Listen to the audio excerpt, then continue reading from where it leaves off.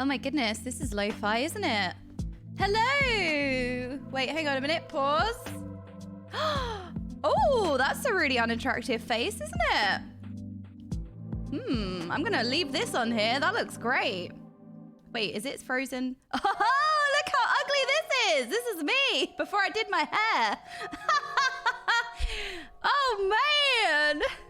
Oh, I look great. I'm just gonna leave this on screen. It's beautiful. Look at the squint. I don't even have my glasses on. I was like, oh, I can't see anything.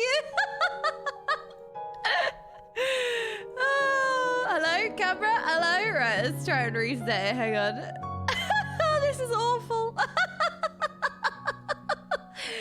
Oh my gosh. I have such a... That is so funny. That is so great. Oh, that's hysterical.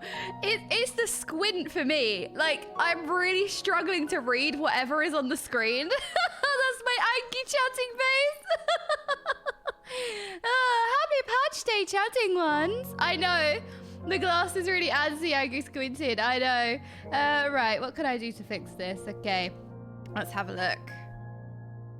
I love technical malfunctions, don't you? I am doing the sus IRL. It's just, I'm so blind, honestly, and I refuse to wear my glasses. 3.5 hours until I get to enjoy the patch content. Happy patch day, chatting ones. Happy patch day. Yeah, 2 seconds in, you lot already being angied. I know, right? Unbelievable.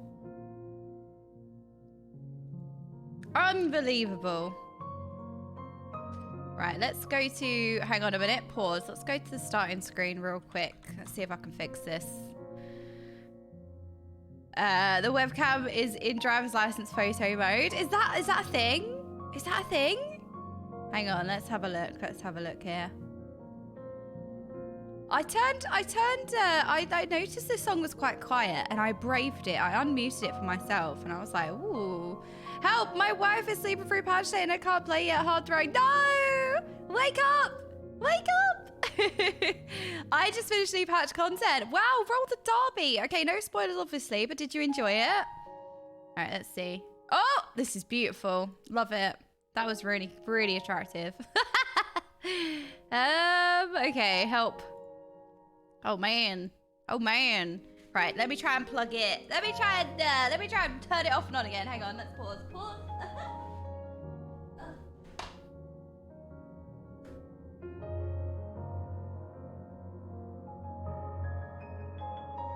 Okay. I did a thing. I turned it off and on again. Oh my goodness. Ugh. I can't escape it. I know. I feel like I should have that as a chat cover, honestly. I did. I've spent the entire morning crafting the new battle gear, rolling in Jill. You unhand Jill right now. I still have another 8 hours before I end work, so no patch for me until then. Oh, so how long has it been since the last patch? Right, let's see. Wow, I turned it off and on again, and it's still not working. Wow, it's still holding this image. Isn't that beautiful? I'm so fast when I saw the notification. Oh, welcome. Welcome, Alice. You are very, very quick indeed. Okay, well, camera's not working, so what do we do? The new crafted caster and healer. The new crafted caster and healer gear has a big cozy woolen cardigan. I'm in love with it. Oh, a cozy woolen cardigan. That sounds wonderful. I'm actively trying not to look at the screen to my right, otherwise I'll get spoiled. Oh, what's happening on your screen to the right? Amorias, thank you so much for the sub. I really appreciate that. And Ghastly Ghoulman in the loading screen. Thank you so much for the sub as well. Okay, what do we do to fix this? All right, let's have a look. Let's see if this will happen. I'm what's happening to Roctus is right. Oh, right. Sorry, Neentog. Okay, so Roctus and Neentog, you're both together, but you're both at different points. I might have a solution. I might have a fix. Hang on a minute. Hang on. I might have a fix. Might have a fix.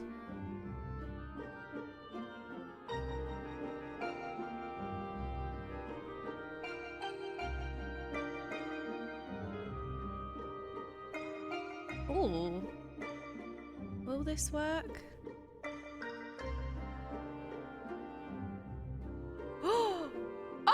goodness, it kind of works. Okay, I've got something. I've got a thing. Got to resize it. So pause. Hang on.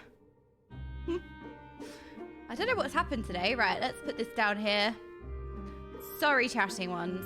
Unbelievable, actually. Right, let's resize this. Where does that go? There, and then, ooh. And then that'll do. Does that work? Are we back? Oh my goodness, we're saved. Let me move. Oh my goodness, Juggernaut, thank you so much for the sub. I really appreciate that. Wait, what am I moving there? What is that? Ah, that's that. Okay, hang on. Let's move it over a smidge. Move it over a smidge. So it's a little bit more central. Right, that'll do. Okay, we've got a makeshift fix. Anyway, hello. Brainbots, no thoughts. I know, like technology, right? It just malfunctions randomly. This is the problem. Just randomly malfunctions. Daniel, thank you so much for the sub. Thank you. 4 months of stalling. Let's go. I am a professional staller. Professional over here. I'm stalling with the camera today, actually. That's what I'm doing. Funky, thank you so much. Did you have a 0 pass? I was like, bottles laying on the floor. You got me. You got me. What do you mean? Oh, you mean in-game? I was like, hang on a minute. I was meant to throw those bottles away. I thought you meant in real life. But, yeah, no, we had bonding. No. Like a friendly meetup. I know, stalling.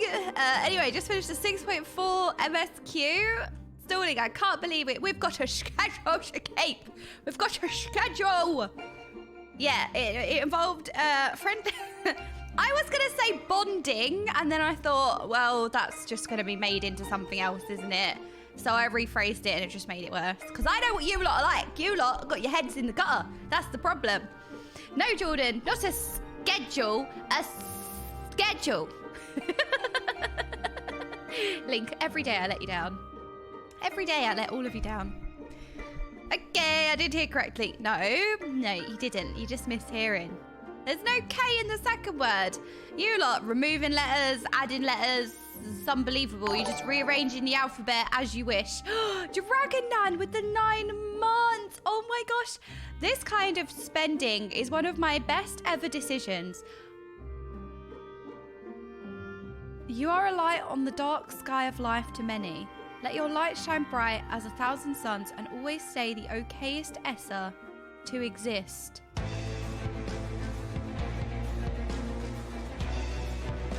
That is so nice, Dragon Dad. Thank you so much. That is such a lovely message. Thank you. Damn, the music drop. Oh, I can't hear it. The music just got intense. Okay, I was going to change it to in-game music, but shall I leave it? Because it's good. Okay, after this song then, tell me when this song is over and we can put on the in-game sound. Was it like an epic drop the mic moment? The Kuja, thank you so much for the sub. You are wonderful. Thank you. It's epic boss music. Okay, makes sense. How are you doing today, Volba? It was on cue. Oh, I love it when the music has your back. My timing couldn't have been better. The moment you finish that inspirational message, oh my God, the music comes in like boom, drop the mic. Okay, noted. Good timing. 5 minutes past 20 past. Surely I have enough time to go to the Golden Saucer and make the gate. We just wrote an ungodly amount of pages for our group project paper today. Massive W. Oh my goodness, Tosmo, that's great. Tell me, what's the group project? What were you writing? So yeah, how is everybody doing today in general? Are we excited for patch day? I noticed a lot of you posting queue times in the Discord. I had a queue time of 30. I don't know if I got lucky or if I just logged in at a good time, or it's because I'm on like a newbie server. Patch day is lovely. Okay, so I have to tell you as well. Oh, we can't get the 1, 2, 3, but we could get the 7, 8, 9. Yes, let's go. So Mulcor lovingly made me a spoiler-free version of the patch notes. And the patch notes are for the patch that's come out just now, right? That was what the live letter was for, right? You logged in after the patch went live and before people came home from work. Okay, that makes sense. That makes sense. All right. I see. This one.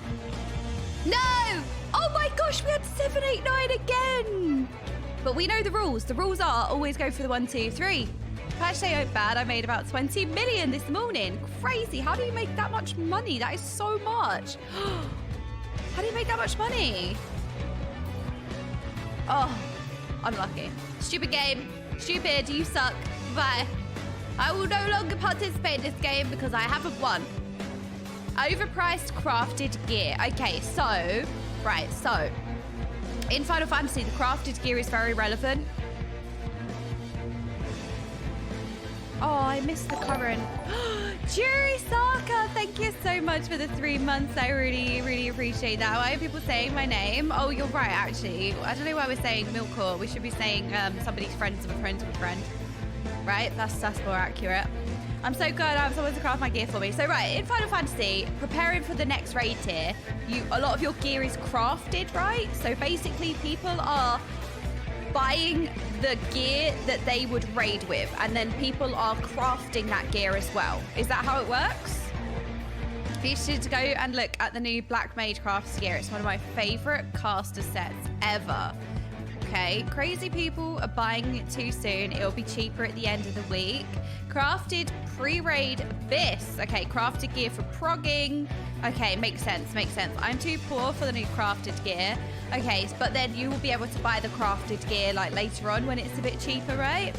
Only right at the start of the tier, it's really good. Okay, right now crafted gear is about 2 to 3 million a piece. Woo! Oh, that's expensive. Okay, so crafters. Does it take a lot of time to actually craft it? Because surely that's just free money, no? But does it take a lot of resources to craft it? Can you just endlessly craft it? Or easy Jills? Exactly, easy Jill. I don't know why anyone is buying it already. Yeah, but that always happens, doesn't it? People just get really excited. They get caught up in the moment. You always get people panic buying. Look at COVID. Look at lockdown. People were just buying out toilet rolls for no reason. There wasn't a shortage of anything, but because people panic buy, there was like lack of toilet roll in the shelves. Like, it's just, I don't know, it's just the way humans are sometimes. It takes resources and time. The gathering is the hard part. I spent most of last week prepping. It took an hour to gather the new stuff this morning, maybe 20 minutes to get rotation sorted. Easy money. All right. Makes sense. Hello, Sassy Small One. How are you today? How am I liking Stormblood so far? Oh no, as I'm aware, I am in the Golden Saucer. I love Stormblood. No, I do. I've only done a couple of quests, so I am not too impressionable yet, but I like the theme. You know, we're in Big Alamigo. I like Big Alamigo. I also love the character arc of Lise. I really tried. I was saying Lise over and over again. There you go. Lise, Lychee, yep. Yep, Lise, there we go. I'm learning. I'm enjoying more developed character development of her, especially as she's kind of being her own person now. So, but I'm very early in, so new augmented gear sold 20 million this morning because it comes with 5 materia slots. So materia slots are like gem slots, right? Little trouble in Big Alamigo. Exactly. There's a little bit of trouble in Big Alamigo. Lycee Disney. Oh, I read it as Lycee again. I don't know if that's ever going to stop. I'm really trying. Yeah, I know, Lice. Oh no. 25 item of upgrade on the new crafted item compared to my last round of crafted gear. Okay, it makes sense. So material like gems. Ah, sort of like gems. All right. I feel like you guys are lacking I'm lacking critical information. No, Lice. No, Lice is correct. She's definitely a parasite. Ratskire! Oh my goodness, poor Lycee. I mean, Lice. I really... Yeah, no, but we haven't had any gems yet. which is the whole slight edge. 5 gem slots compared to 3 and 5 items and some things. I mean, that is huge, right? Is that huge? I don't know. Like in WoW, that would be massive, but I don't think gear is as, like, gear is, how do I phrase this? Because I'm gonna get, actually gear matters in every game. So I'm trying to phrase this in a way that like you guys understand what I mean. Gear is really, I really want to say gear is especially important in WoW, but everyone's gonna be like, yeah, but gear is really important in every game. But you know what I mean? The content is heavily based around the gear, as in other MMOs. I don't think it's as not important, but you know what I mean, right? I know all about gear, let me tell you. All right, Copper Cameron, mentor splaining. It's a much bigger deal in WoW. There you go, there you go, there you go. We're in zone music now. Oh, me.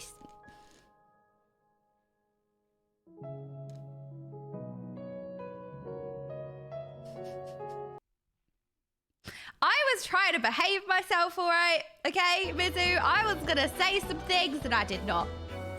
And I'm making that sound more sus than it actually was. Anyway, Mizu, how are you doing today? I don't know what's wrong with me. No, nothing was said on this day.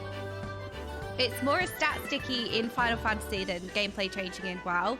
So only rarely worth in week 1 prodding teams. The music also ended. Thank you, Barry Beyond Paradise Gaming. Gear here doesn't have the effects that exist in WoW. Yeah, I feel like gear in WoW is very, very prominent. It's just very impactful, you know? And I think in other MMOs, especially going off of what Preach would say, that it's not as, you know, prominent in other MMOs. It seems like in Guild Wars 2, it's sort of the same, right? Also, look how much Bandiville gold saucer points I've saved up. I got 600k gold saucer points. Is that a lot? I feel like that's a lot. I don't know what I'm saving for, but I'm saving for something. Not poor. Oh my goodness, I'm not a poor. Hello, Antoria, how are you? I've been up since 5:30 a.m. No, why me? I keep saying Misha. Why do I keep saying Misha? Mizu. Anyway, I was going to say, Mizu, that you take beautiful G poses. I saw Rain's cat. Rain's cat had a beautiful G pose under the tree. But I was like, I feel shy of everything that I say because everyone's going to take everything out of context and make it weird, all right? So I'm like, when I say, ooh, G pose, ooh, that's what the chatting ones are going to do. Oh, G pose, ooh, ooh, ooh. I don't know, I was being weird. I just say for the MGP for a rainy day. Ooh, exactly, there you go. G pose. Sure, I've never clipped anything out of context. Yeah, I know, right? Well done, Bulk. I'm sure not. Because I do not need the craft gear. I'm not clearing in week 1. Okay, so how viable is...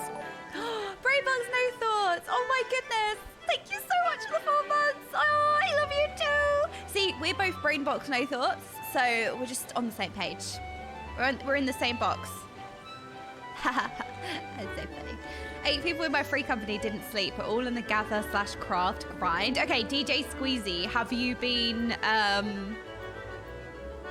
on the crafting? Yeah, the gather or crafter grind. Have you made a lot of money then? Yeah, okay, we're all being a kettle then. You can clear the tier in full crafted gear if you're good enough at the time. So, week 1 clearing. So in WoW, week 1 clearing would probably be the Race to World First Guild. So like, generally most guilds, even good guilds, are not really going to clear in week 1. So, you know, I would say like top 50 guilds would take like a week, couple of weeks maybe. Race to World First guilds, very rarely before reset, but often in the second reset. I heard there was a storm of blood up in here. Yeah, we're coughing off a storm of blood. I'm actually waiting for Leap of Faith. I actually like Leap of Faith. See, when the schedule gives you nothing but Leap of Faith, you end up loving it. I want to play. I want to play Leap of Faith. I'm ready. I love how the driver's license photo keeps showing up on your cam randomly. Wait, does it? That's really strange. Does it really? I've like disabled it. Wait, is it gonna come up now? Hey, look at this photo. Oh my God, it's so gross. Does it keep showing up randomly? That's really strange. I've seen it flash a couple of times. Really? That is so weird. What is going on with my camera? What photo? Well, something's wrong with my camera today. I don't really know what it is, but it kind of froze on an image. Yeah, the driver's license. You look so sleepy in that. Did you wake up then? No, I'm not sleepy. I just don't have my glasses on, so I'm like squinting at the screen while having like 6 chins out. I just couldn't see. I'm not sleepy. I was just trying to read without my glasses on because I hate wearing them. So, yeah. Yep, that was me. Exactly, Aqua Slime Girl. Exactly, that was me. Wait, hang on. Let me flash it again. Where is it? Look at this. Oh, I'm literally like, I don't know. I look like a freaking grandma because of the color distortion. It makes my hair, like, I look like a freaking grandma. Splits is the most insane thing I've ever heard of. Okay, so with splits, like, splits are basically preparing your characters, right? So you basically stockpile a raid up of people. So, you know, to get the maximum amount of drops, let's say, you stack it up with, let's say, I think it's more like 30 people, right? And then you have a couple of key mains in the run that the gear would go to.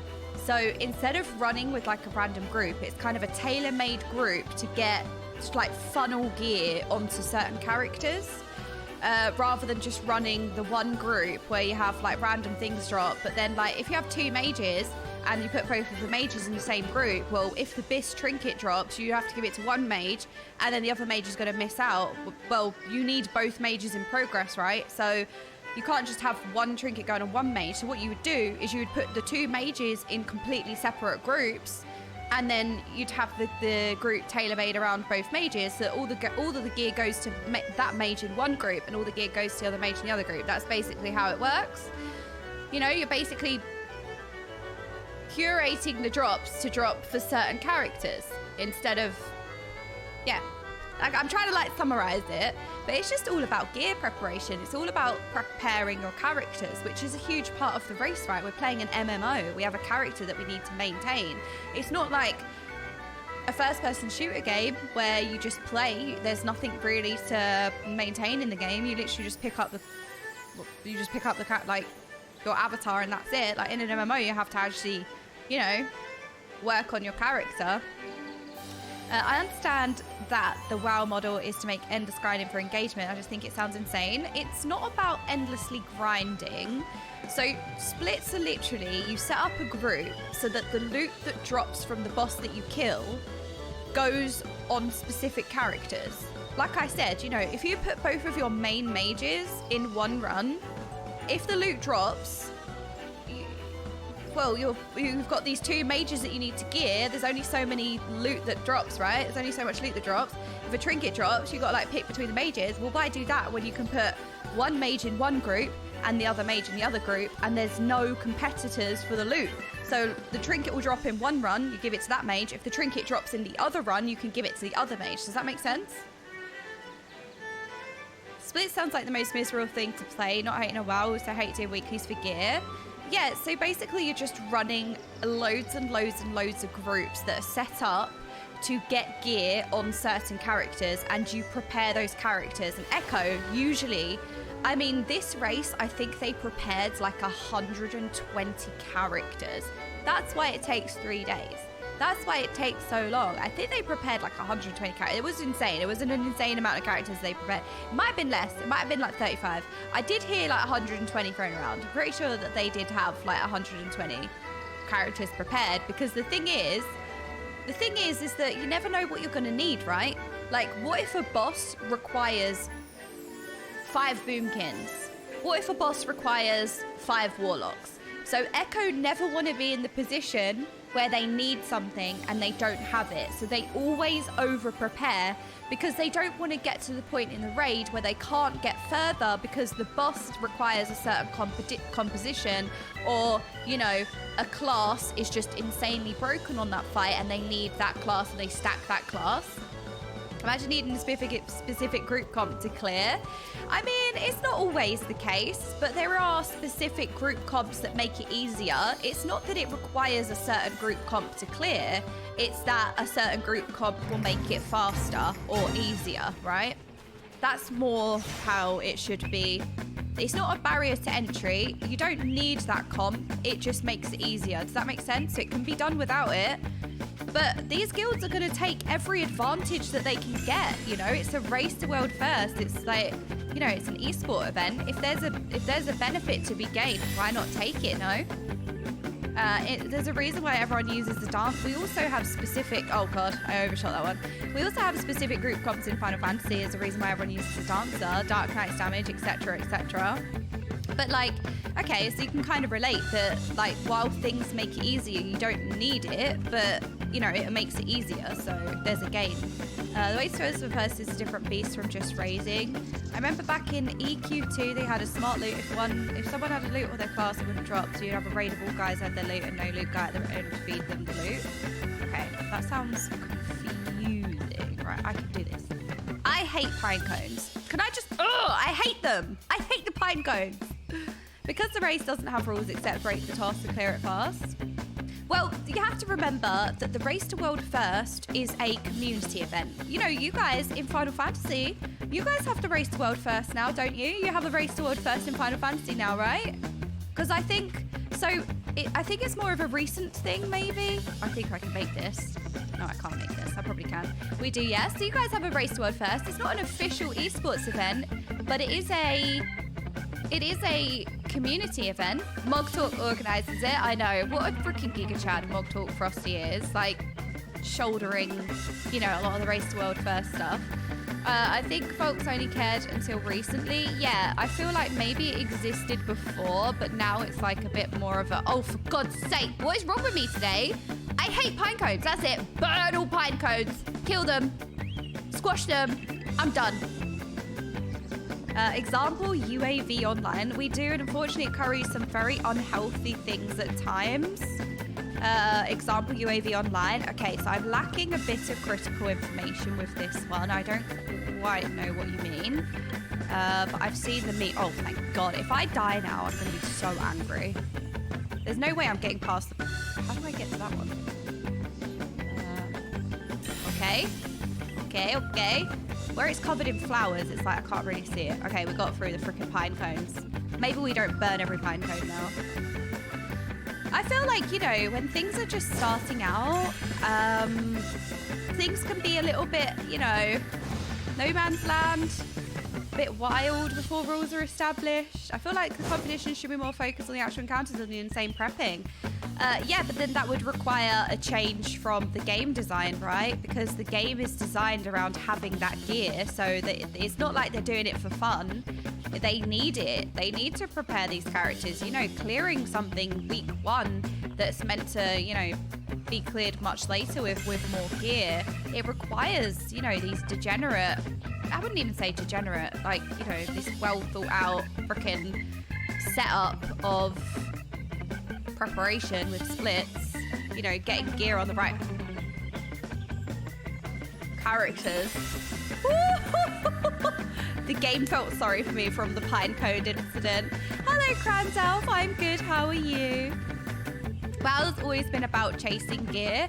Yeah, but it's been about, yeah, because gear is so impactful in WoW, right? So, you know, everything's designed so heavily around the gear. So where it's tuned so heavily around the gear, it makes it such an absolute requirement, right? Oh, I thought I jumped too late then. I think maybe Blizzard... Yeah, I mean, you know... Oh, no! I jumped too far! Oh, no! Oh, the distance gets me... Oh, God, actually, the pine cones again. But the golden WoW and the problems with WoW aren't... Oh, yes, decisions definitely actually an economic system problem. Oh, I missed the first part of that statement. I apologise. I missed the first bit of that.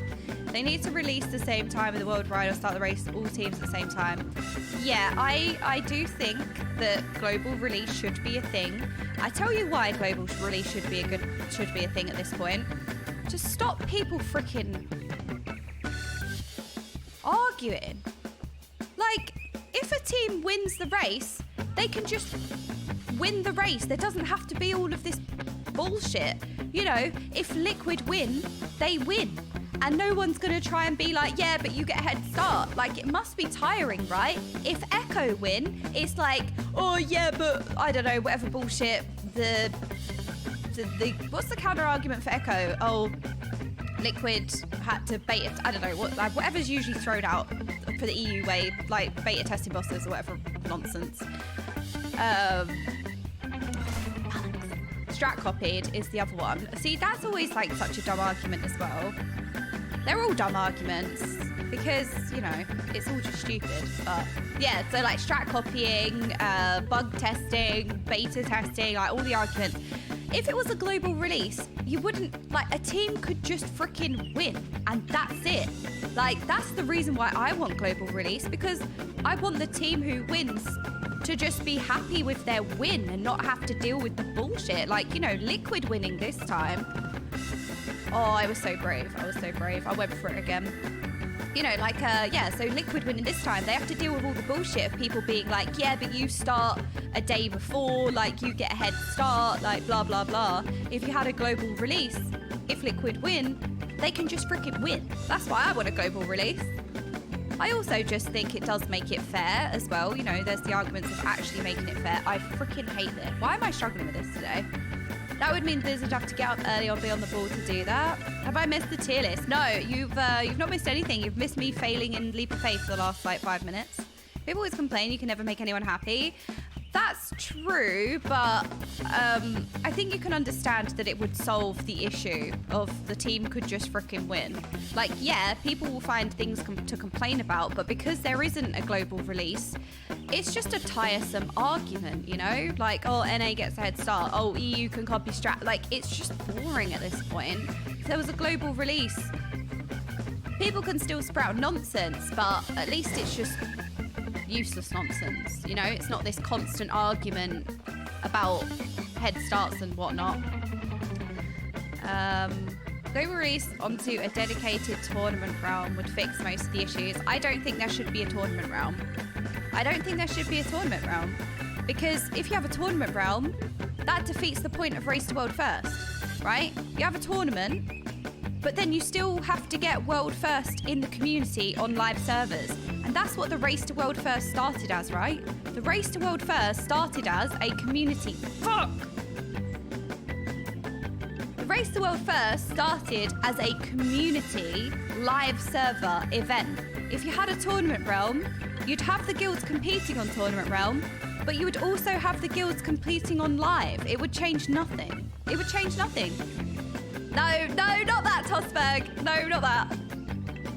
No, not that. No. It's because I died. I fell off the edge of Leap. No, not that. No. Not that. No. Esports and playing MMOs is no good. I actually quite disagree with that. I like esports.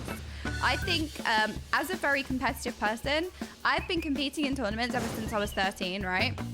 And I love the fact that there are esports and competitions within World of Warcraft. Like, the reason why I play WoW is because of the Mythic Plus competition aspect in terms of, like, the score. I also enjoy logs. Again, I'm not somebody who's going to int the pool for logs. Like, I'm not going to sacrifice mechanics. I'm not going to be a selfish arsehole because of logs, because, you know, if you're good, you can do both. I think people that need to sacrifice, like, play and cheese mechanics to get a good pass are just bad. They need those plaster fixes, because a good player can do both. But yeah, those competitive aspects of why I play the game, I love that in WoW. Like, to be fair, playing Final Fantasy is a little bit different because, you know, I enjoy a lot of the non-competitive content, and I think that, oh my god, if I fell, I was going to be so mad. I enjoy a lot of the non-competitive content in Final Fantasy XIV, but I do really like the competitive content, and I would not want to see it gone at all. I think it's a really, really good thing. I think it keeps MMOs relevant, you know? I do. I think it keeps MMOs relevant. League esports versus actual league, is it different? Hello, potato chips. Not the esports debate. Esports pushed over. Is it a debate? Oh, is it a debate? Wait, I'm lacking critical information again. Is it a debate? What's the debate? Or do I not want to open that? Don't worry about it. Okay, okay, don't worry then. I didn't ask. No, I didn't ask, don't worry. It's a reference to the fighting game community. Oh, okay, don't worry then. Don't go. Okay, let's not talk about that then. Let's not talk about that. Real Giga Chad move is winning with the Grey Pass. I mean, actually great. Like, there's nothing wrong with that. Like, what people don't understand is when you're doing the most difficult content, they're progress logs. And progress logs mean nothing because a lot of the time you have to save cooldowns for certain areas of the fight. Like, for example, I don't know if you watched the Race to World First in WoW just gone. There was a fight when, you know, the fire mages would want to line up their cooldowns for when the ads came out because the fire mage's job was kind of to kill the ads so that everybody else could focus on the boss. So that's a weak example, but there are many other examples where you hold, you know, onto your cooldowns so you have them for the right times, for the right parts of the fight.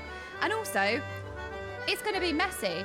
You're also, you know, oh no, something's gone wrong. You need to like save the pool or something. I don't know. You need to run and take that bomb, which means you need to immune, which is going to sacrifice your damage. Like, progress logs mean nothing.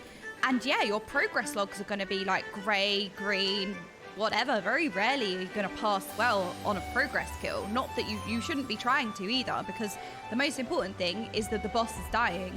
So, you know, progress logs are one thing. Farm logs are completely different. Farm logs, the fights become patchwork because you learn them, you get more gear, you become better at playing the fight. So farm logs are going to be where you get your spicy, I don't know, 99s, 100s, whatever. But you're not going to get that on progress. Progress is like a lot about holding cooldowns and actually progressing the fight. Phase push, yeah, sometimes you have to hold DPS. That's been a thing in the past as well, especially, right? A grey pass means the boss died. However, when it's still grey with 20 kills, that's another issue. No, I disagree. Because there's a lot of times when you have a job on a fight and you always have to int your damage for it. If there are fights where you get a mechanic, so the last boss of the Race to World First, in phase 3 of Sarkareth, the people with the meteor, the black hole, were sacrificing themselves, right? They would run out and die. How are they going to log well if you're sacrificing people? If you're always the person to run and die, you're not going to get a good log, but you need to run and die for the sake of the fight. So, you know, there are occasions when, like, it doesn't mean anything. Like, people are genuinely, like, I don't know.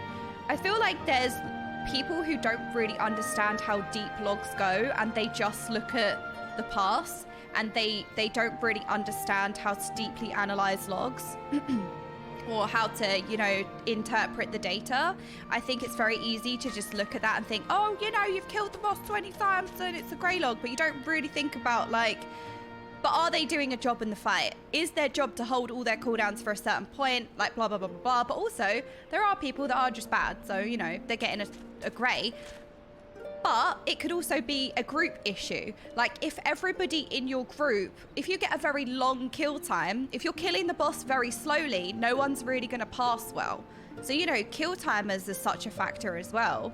Hello, Biggie. How are you? If your strat is safe to make sure people get throwing mechanics to detriment output that makes sure you got your kill. Majority of people look at logs like that. Yeah, but that's just because people don't really know how to interpret logs. People don't really understand them. They just kind of look at the pass and think that that means something. You know, it takes a lot to be able to deeply analyze logs and know what you're looking for and what you should be looking at, and knowing that on that fight the boomkin always gets sacrificed, knowing that fight the fire mage is always going to hold their cooldowns. There's always going to be like fights where certain things are happening. Like, for example, when I was a fire mage in Nyalothra in BFA in the last raid, I was always on the Psychus duty. So my cooldowns and the way that I played the fight was scuffed because I always had to just solo the Psychus. And I think it was the first Psychus. So if the fire mage who was combusting the first Psychus would mean that the cooldown lineups for the rest of the fight were just cursed and it never lined up well. But that was my job. But then if you look at the logs from the rest of the raid, like, there's just the one fight where I always pass though, and it's like, oh, that person's just really terrible at the fight. It's like, no, because that person has a job on that fight. I just see purple or orange heroic logs and just smile. Yeah, but it's also a question of like, yeah, but it's heroic, you know? Like, I think heroic logs can be an indication of knowing your rotation, sure. I think so. I think heroics can somewhat hold merit. I think it can show that somebody knows their rotation. But I guess it doesn't show if they're put in a difficult situation, are they still able to execute their rotation well? And like, you know, there's a lot more depth to logs sometimes.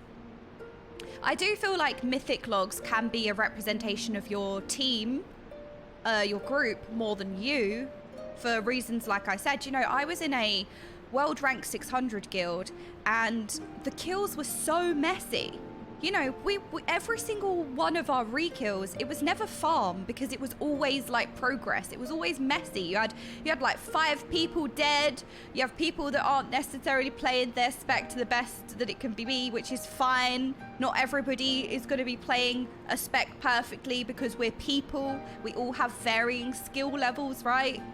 For multiple different reasons. Some of us are slower learners. Some of us struggle with certain things. Like, we're people, we're not robots. So, you know, sometimes it's hard, depending on what group you're in, to get a good log because the boss is just freaking messy.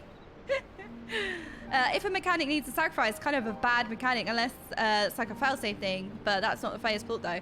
Yeah, exactly. So, you know, judging somebody because they always grey past that fight and they've killed it 20 times is like, don't you think that you should probably work out why? You know, are they just terrible? Or is it a case of the team they're in is just not very strong and they have very, very long boss kills and nobody in their team is really pulling through well? Because also you have to bear in mind that the top teams, they have the best players in the world, they have the best gear, and they also have they're also able to execute very, very cheesy strats. You know, for example, Shriekwing in Castle Nafria had an intermission. So very, very, very, very strong groups could kill Shriekwing before the intermission. So their passes are going to be freaking insane compared to people that had an intermission, because in the intermission you're doing nothing. You're running around, you're hiding behind pillars, you're not actually DPSing. So if you have an intermission, that's going to significantly lower your damage in comparison to people that are killing it before the intermission. You know, there's so much more to logs rather than just like, do you know what I mean? Like, there's a lot more to the data than just the pass. I passed brown logs. Okay, we will wish we could be as good as you. The Shriekwing intermission. I know, right? So, you know, if you're killing Shriekwing before the intermission, if you're not killing Shriekwing before the intermission, how on earth are you expected to compete with people in these massive, huge Giga Blaster groups? How are you going to compete with that? I pass grade because I choose to. It's a choice. Hello, Rain. Hello. Oh no, Rain. Oh my gosh. Hope you have a beautiful day. Rain, that is so lovely. Thank you so much. Rain, I was actually talking about you earlier because you got a beautiful picture of your cat under a tree. I remember seeing it on Twitter. It was so beautiful. I really, really like that. I have a 99 on an alliance raid. I'm so good. Well, you know, we take those. We take those, Nano. We take those.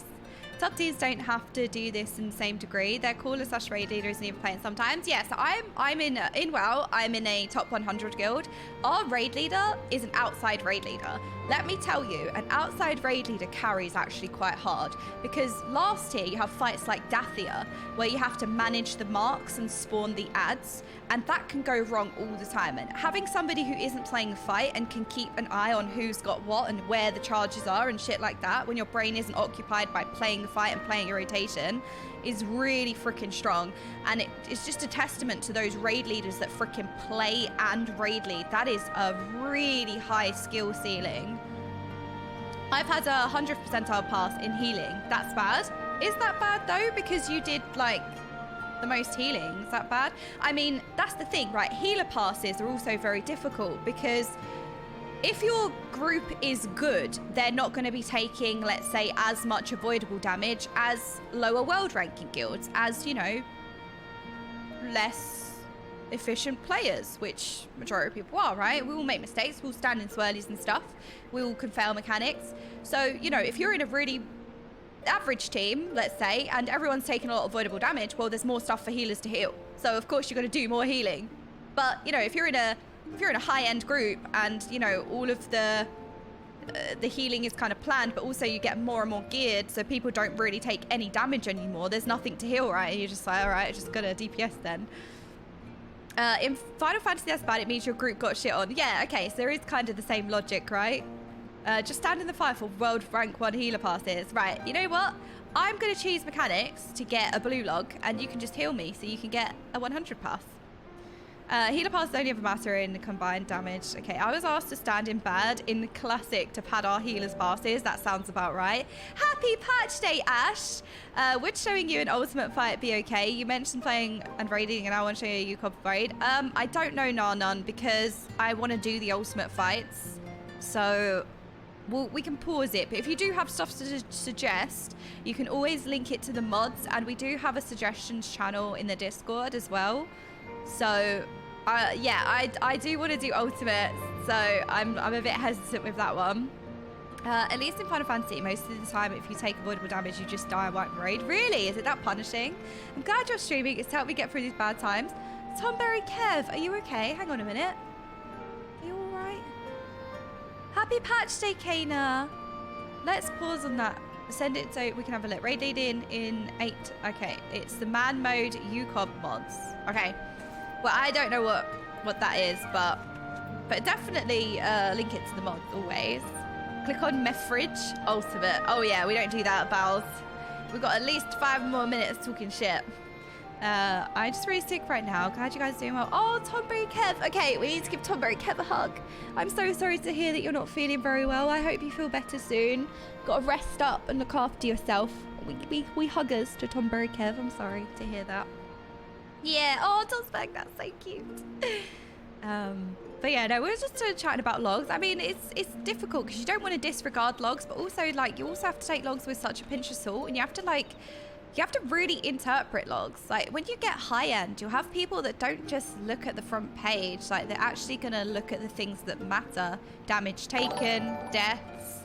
You know, there's so many more things in logs that mean more than your rotation, right? Because when you're recruiting somebody, especially high end, Carwin, thank you so much for the prime. I really appreciate that. That's really really kind.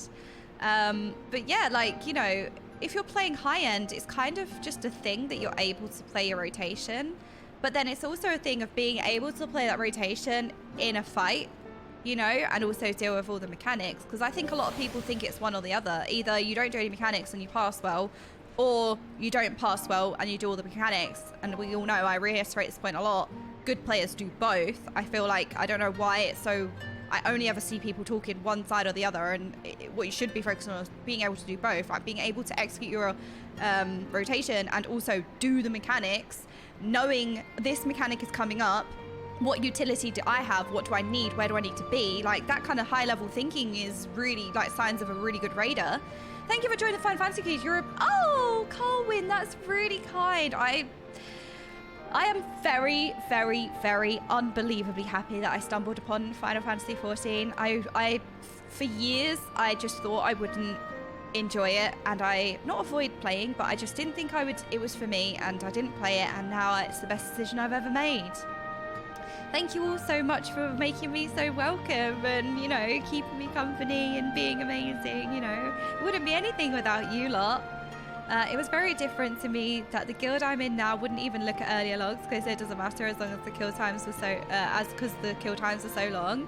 Yeah, there's so many more factors that go into it, especially Mythic. Like, Mythic logs are probably the least reliable by looking at it on paper. Like, Mythic logs is where you kind of need to delve into, okay, did they fail mechanics? How many times did they die? How much damage did they take? Like, that's what you would look at in Mythic logs. Because either you're in a team that can freaking blast the bosses like they're farm, or they are farm, and you pass really well because of, like, you know, killing the boss before it hits intermission and all your damage goes down because you're just standing there. Or, you know, they're going to be progress logs, and your progress logs are not going to be good because you're sacrificing, you know, you're holding on to cooldowns for certain areas, or, you know, you're doing all these tactics that you need to do in order to kill the boss. So yeah, they're either progress logs or they're farm logs, and both of those can be a little bit And then you have the argument for heroic logs. I don't know what the equivalent is in Final Fantasy. I think mythic is savage, no? And then what's the step down from savage raiding? Jamie, hello! So, quick question, why are we in a onesie? It's roasting. I'm cold. I'm cold, Jamie. I haven't been outside, right? I don't have any sunshine. Extreme. Never, Jamie. I've had this onesie since I was like 10. I'm never grown up, all right? I'm Peter Pan. Extreme. Okay, so you have savage, extreme. You just seem so happy. It's a joy for us to have a grand day. Oh, Colin, thank you. I am, honestly, I am still 10 mentally, Jamie. I don't know why you're asking me that. I don't know how you haven't realised that by now.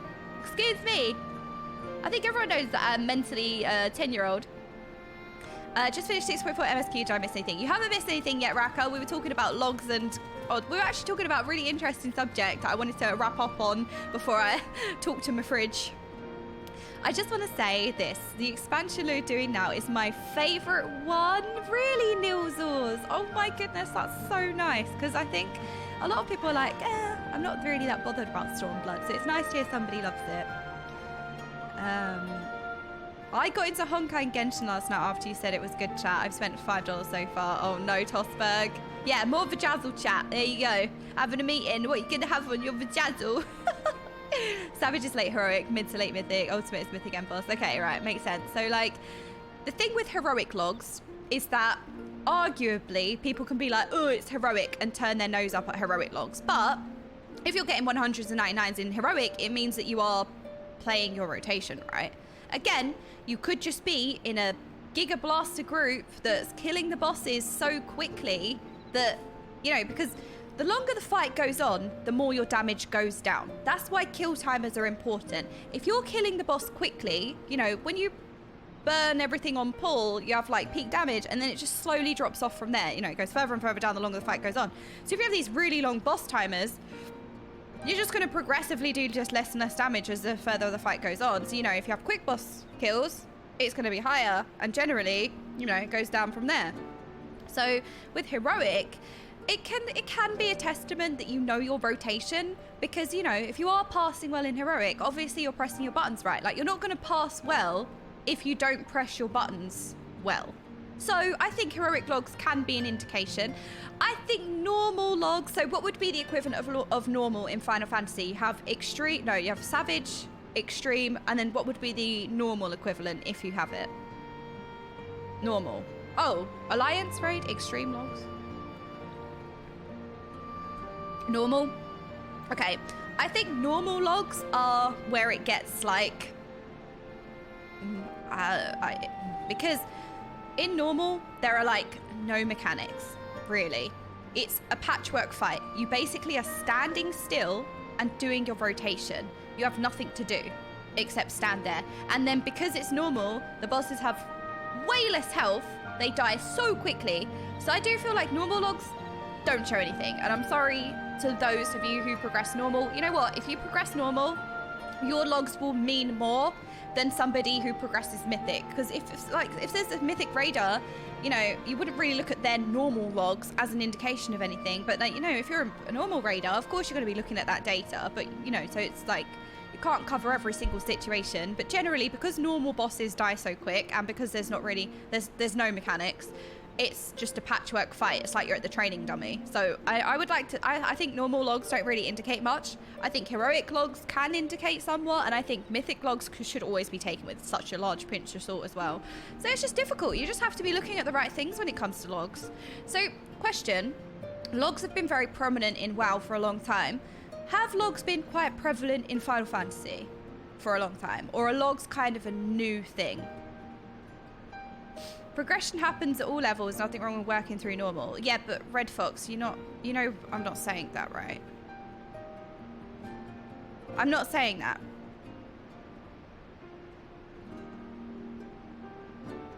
That's not my point.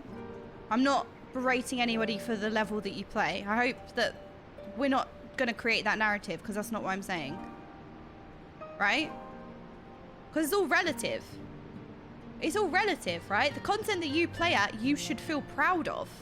Whatever level you play at, whether you're progressing LFR or whatever you're doing, you should feel proud of that. It's a massive achievement. I'm not saying that normal... I I don't like to spin this narrative because that's not what I was saying. They have for years, but we don't discuss, so casual player base doesn't know as much as WoW does. Okay, almost no one cares about them. Technically, they are not allowed. Okay, I think with Final Fantasy, I feel like logs are such a powerful analytic tool. I think because people generally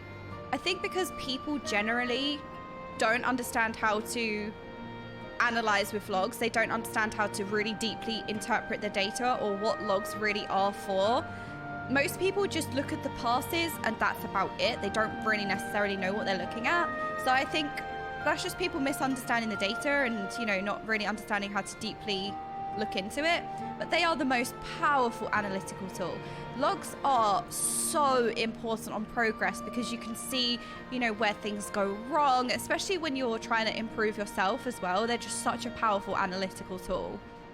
So I can imagine in Final Fantasy, regardless of pass, the logs themselves being such a powerful analytical tool, I can imagine proves useful anyway, right? Final Fantasy logs has so much info for what mechanic kill to suppress. Yes, it is. It is an extremely powerful progression tool. These days, if you plug any extreme or savage content, you're most likely getting logged because at least one person is running it. Yeah, it makes sense. Because it's such a powerful analytical tool. You know, like when I start looking... So, for example, in WoW, people would link me their log of a fight they did, and I would go into it to help them improve as a player because they'd be like, look, I play a Frost Mage. I want to get better. Like, can you help me? So I would go into their logs and, like, deep dive. And sometimes I would show on screen... And people are like, wow, you can do this in logs. And I'm like, how do you not? Because most people just look at the passes and think that's it. It's like, there is so much depth to logs. Like, the deep level analysis is crazy. They're so good. Like, I can see the direction you're facing. I can see how long you paused. I can see everything in a log. I can see where you're standing. It's so powerful. Devilman, hello, how are you? So yeah, it's a powerful analytical tool which can go a long way in progress. Wait, that 14.3 WoW Close log reports last year versus 16.9 Final Fantasy log reports? That is absolutely insane. Does that mean that the Final Fantasy raiding scene is much bigger than WoW? Okaymage logs. Yeah, exactly. So that's right. People just focus on hard solo, see what goes into them. Yeah. I'd say most people look at passes to see where they match up, which is huge for newbies. People like Zeno will analyze the logs themselves.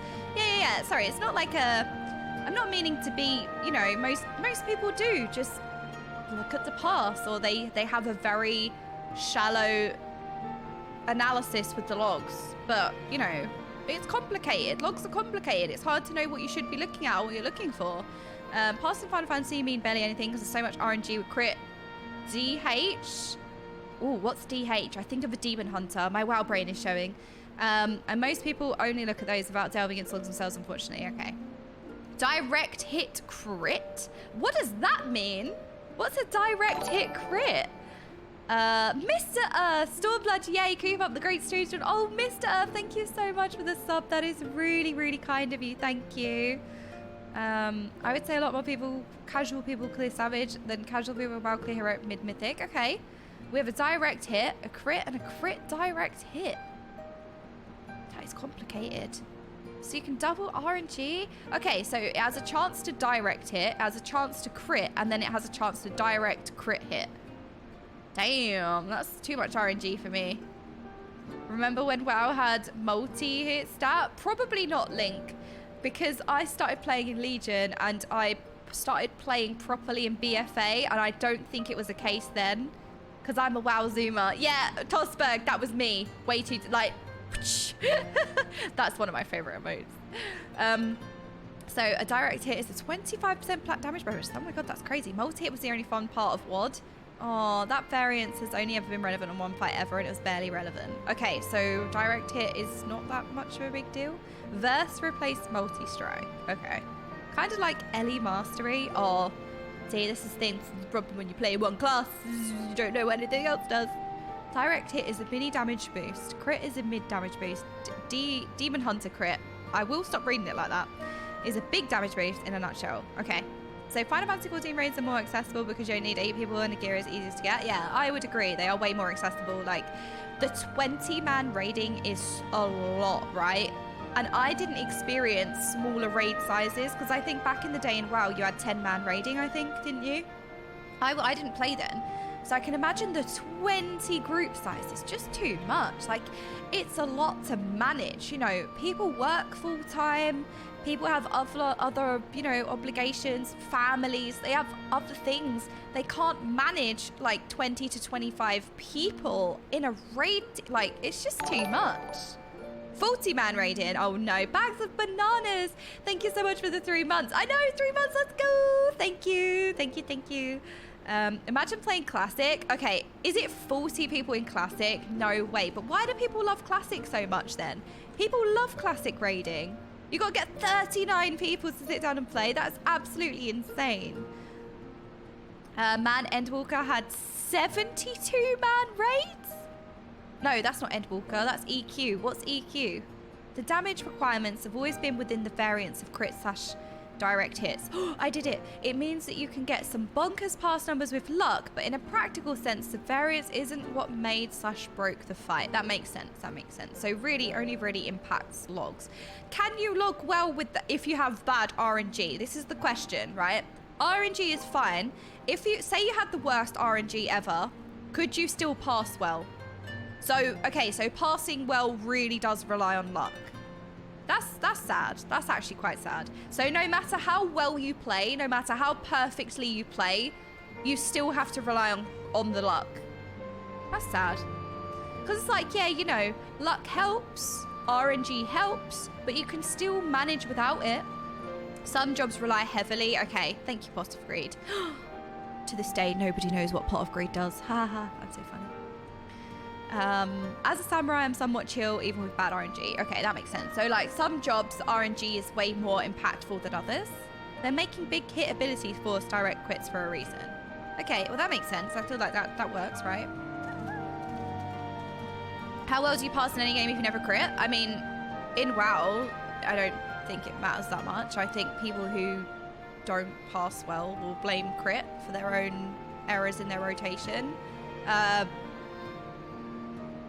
Yeah, I don't know. I don't think crits will make or break your pass in WoW, but I could be wrong. I don't think I am. It's kind of like a low-end player mentality to just blame like crit or RNG, because it's like if you play your rotation well, then that will carry your log. Dance RNG makes you either a god or the saddest person in the game. Okay, Yu-Gi-Oh! Stream when? I have an unhealthy obsession with Pharaoh. I can't talk about Yu-Gi-Oh! I bloody love Yu-Gi-Oh! Dancer, for example, is a huge RNG of some abilities nesting behind multi-levels. Okay. Oh no, Mr. Earth. Okay, I'm hydrating. So as Black Mage, you have Xenoglossy. If that never hit or direct hit or crit during a fight, you will do less damage on average than somebody who had all of theirs crit. Even if your crit direct hit is the same percent as that person. Okay, maintaining a perfect rotation in WoW is way different than Final Fantasy. It's much easier to manage your rotation in Final Fantasy, but it's also less important to be perfect in WoW. Okay, noted. Okay, that makes sense. Yeah, no, so just to kind of, yeah, I mean, I don't know, I've never really looked at crit as like, oh, that crit would have made me, I don't know. No, I just think blaming crits is, in WoW, it's like a, if you're relying on crits to carry, you're not playing your rotation right. Does that make sense? People are really over-explaining that crits are random and not critting your hardest ability sucks. Okay, makes sense. Take passing tips from blue passers. Always, all right? Blue passers is the real Giga Chads. Actually, Giga Chad is grey, so you should always listen to your grey passers, clearly. Imagine if as a fire mage your crit's super mattered. Yeah, I mean any, right? Any. If your crits RNG, exactly. Giga Chad pass. There you go. If your crit RNG was what made your pass good, I think that would be awful. I think that low-end players can blame RNG, but generally, if you play well, you can carry your own pass. Your class knowledge and encounter knowledge will carry a lot more than relying on a crit. But it seems like it's a bit different in Final Fantasy. As a Shadow Priest, I blame my spec, not RNG. Right, Shadow Priests are blasted at the moment, actually, though. Have you seen? Crit RNG is the only difference between a 95 and 100 passes. I mean, so that's actually quite substantial, right? Okay, so your rotation knowledge can carry you to like a 95 pass. Okay. But to go from the 95 to say 100 or higher, you kind of have to rely on crits. Okay. It only matters if you're chasing 100 passes. That's sad. That's kind of sad. I mean, RNG kind of... I suppose RNG kind of always is a factor, but yeah, in WoW, it's I don't know, I've never really thought about it. The only pass that matters is the pass in Golden Saucer. Yeah, let me tell you, Tomberry Kev, I played appallingly in the last Leap of Faith. I think the gap is larger than 95 to 100, but rotation in gear is much more important than RNG. In WoW, yes, absolutely. Absolutely, rotation in gear is much more important. Encounter knowledge, your group, gear, class knowledge, spec knowledge. Definitely a huge factor. The only pass that matters is the pass on a kill. If it's 1 or 100, doesn't matter. It matters you cleared. Yeah, there you go. Right. The most important thing is that the boss dies, right? That's really the thing. Streamy got mail. Oh, I do have mail, and I tell you what the mail is. I gave up. I gave in, and I bought the glow stick dance. That's what my mail is. I bought the glow stick dance because there was a couple of times when I did just want to go, like, jump up and down on the spot, and I gave in and I bought it. I know, no, but I was linked. I was linked directly. I'm scared to browse the store. I'm scared to browse the store because of spoilers. So I had a direct link to Dote, which I eventually did buy. So I got Dote and I had a direct link to the glow stick dance so that I didn't get spoiled in the shop. Thank you. Take all, there we go. So I got the glow stick dances this time. Use.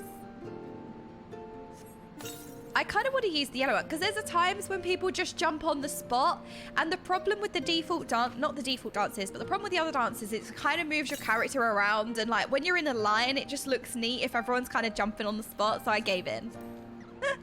The true ERP queen, thank you. I'm ready. You know what? We've been talking about logs. I'm ready for my extreme raid progression. I'm ready for my grey passes. Yeah.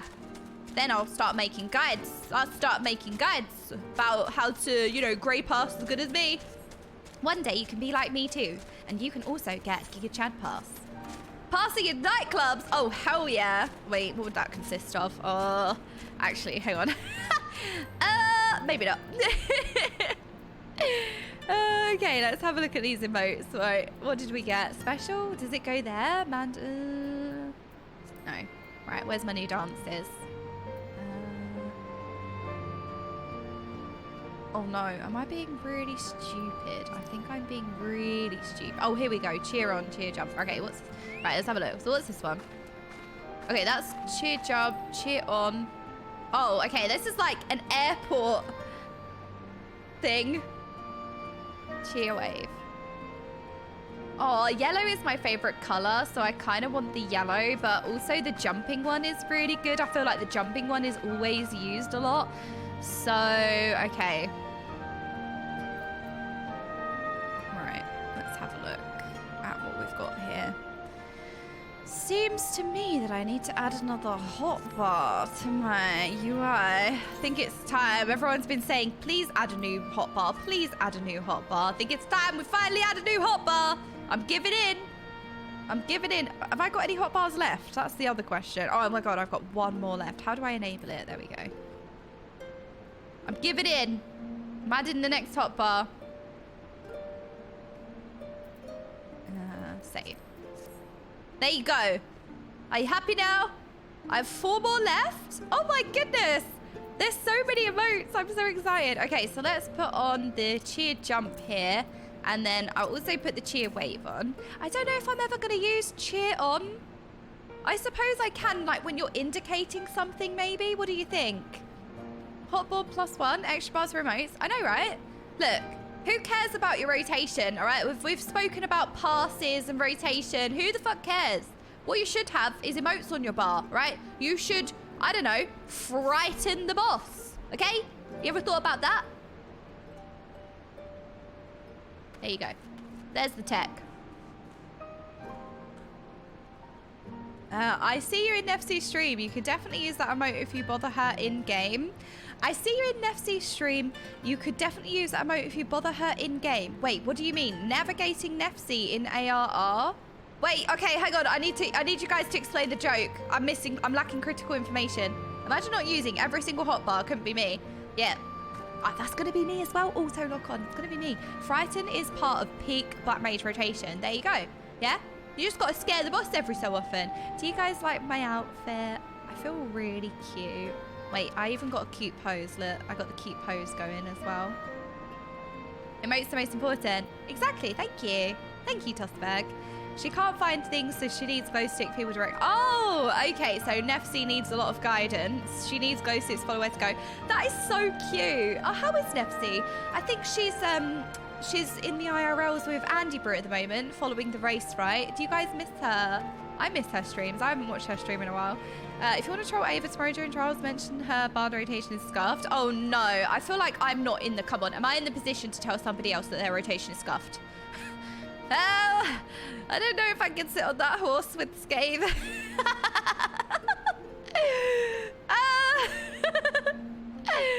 Let's not go there, okay? I will preach the Scathe propaganda. All right, the best spell in the game.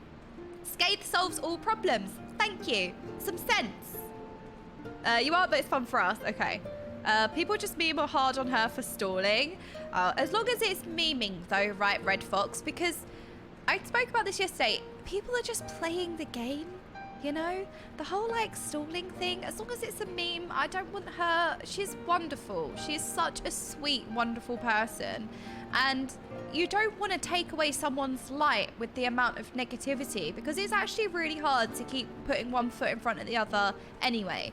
And you know what? It's really hard to keep up yourself. Like when you're naturally just a happy-go-lucky, like bright person, it's hard when you constantly now have a lot of people who are trying to drain your light, and you've got a lot of people who are trying to drain you all the time and just have their like shitty. Okay, it's 100% a meme. Okay. Dash of Prep is trying to convey a message. Yeah, I agree.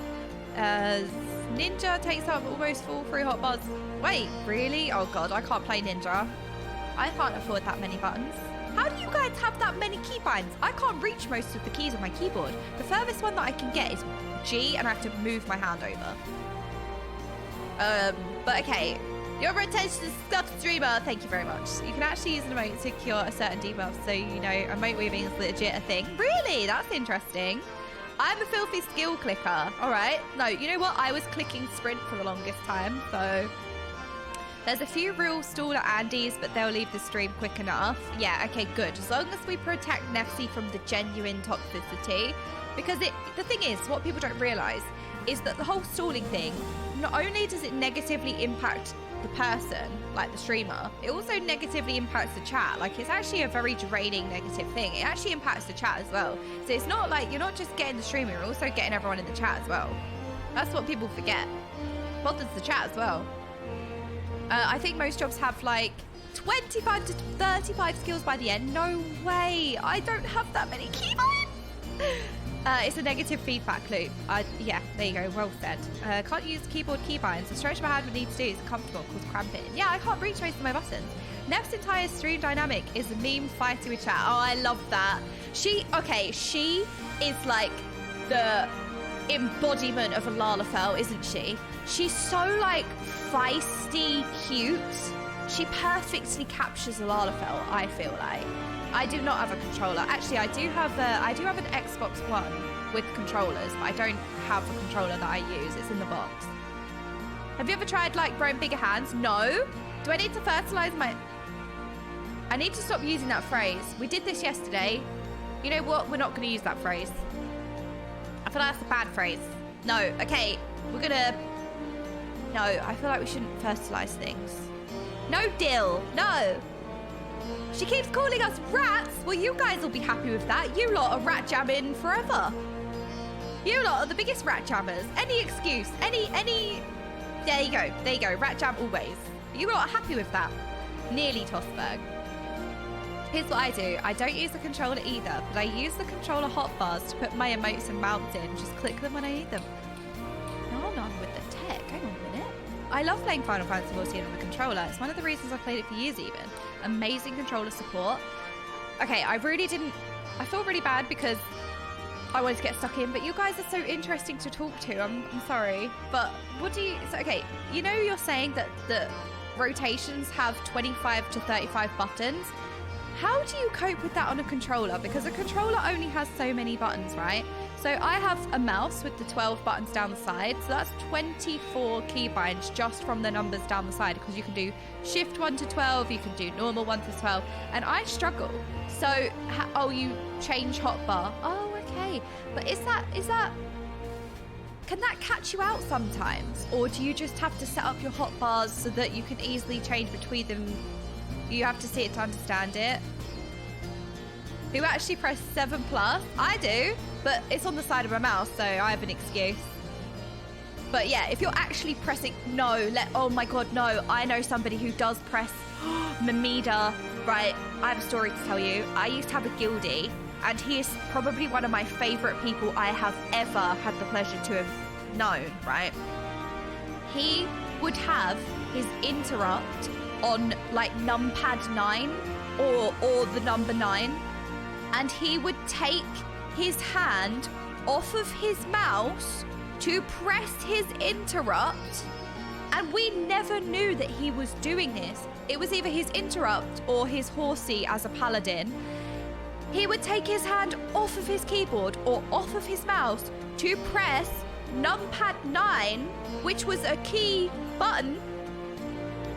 And we never knew that he was doing this until we watched his stream and we saw him taking, in the middle of a boss fight, as a melee when there's so much going on, take his hand off of the mouse and press this button. It's like, oh my God, that's scary. Why do we need to move? No, I mean, each to their own, but I could never do that. That would be like, the game is way too intense to take. It's like, imagine driving a car and like to change gear, you have to take your hands off of the steering wheel to change the gear with 2 hands and then put your hands back on the steering wheel. That's how it is. It's like, what? What do you mean you're taking your hands off of the mouse? Then again, I was born when games didn't have mouse support. Okay. I press 1, 5, Q, E, R, T, F, Shift and Alt for separate hotbars. That makes sense. See, your name is Brainbots No Thoughts. I think you have many thoughts, actually. I think the name is a lie. Just steer with your knees. All right. Okay then, Mizu. All right. Look, what if your knees don't quite reach the steering wheel?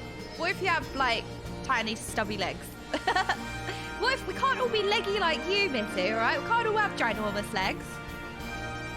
You do take your hand off the wheel, though.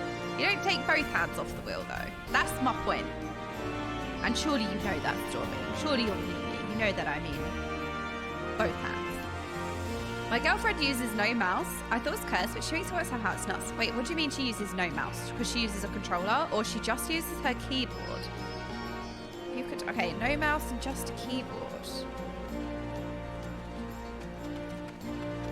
But then how would you press, like, I don't know how that would work. I mean, people get used to very cursed setups, right? People play relatively well. Even though there's like an efficient way to play, people do grow accustomed to the way that they play. I used to play League of Legends on a trackpad on a laptop. So who am I to judge, all right? I used to play mid lane on a trackpad.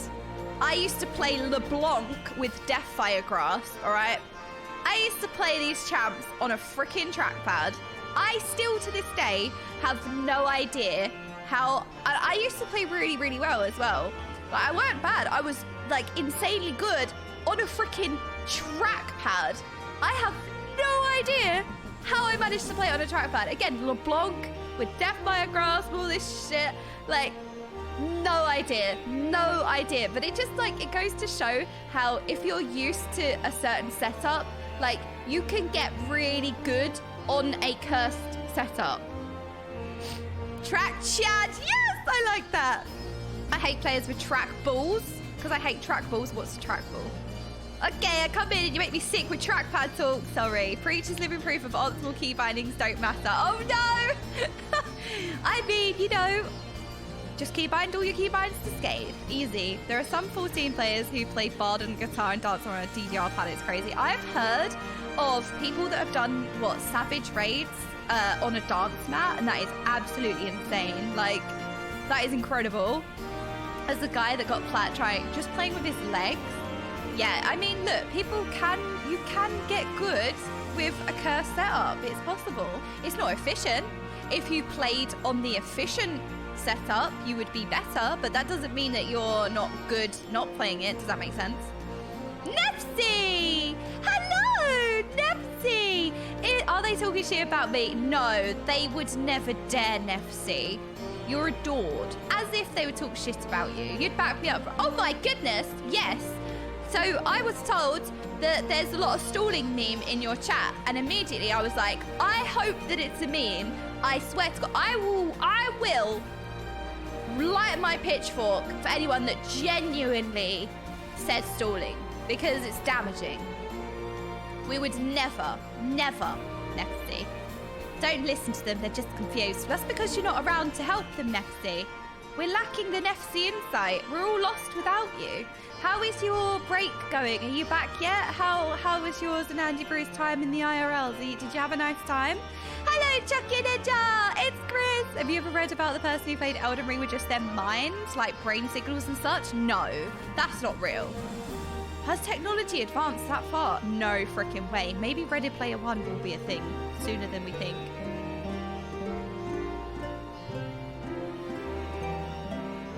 My friend just showed me her prom dress and wanted my opinion on it. Oh, is it beautiful?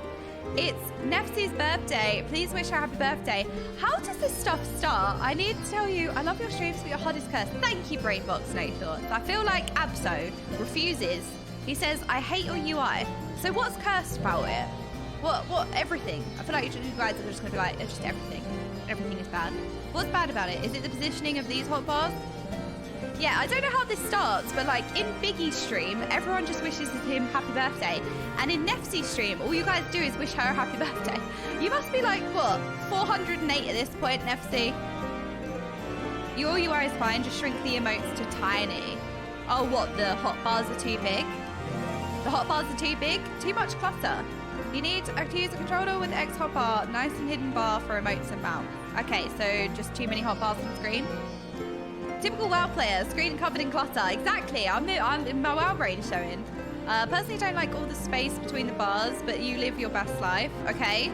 So the space like here, you just need to reshape the bars, and the bars are too big. Okay. Also hide the empty slots. Well, I need to fill them up. That's the thing, monitors, I'll have to fill them up. You could make a macro controlled hotbar layout, okay? If Nefsy reaches sub-goal this week, she's going to buy her first ever bed for her room. Nefsy, you have a bed that you sleep in, please. Are we sleeping on the floor? I mean, that could be comfy. We all know that Nefsy is a Lalafell IRL and she sleeps on the Fat Cat plushie big cushion. I even have some bars just to show cooldown skills as a makeshift time mod. Ah. Okay, well the thing is that I'm leveling, so for now, it's fine. She can't get in her room anyway. Oh, oh Nefsy, what's happening? Is this a scam? Forget the hotbar, how's the inventory? Oh, bam! Oh my goodness, I actually have quite a lot of free space. Yes, get flashbanged, oh yeah.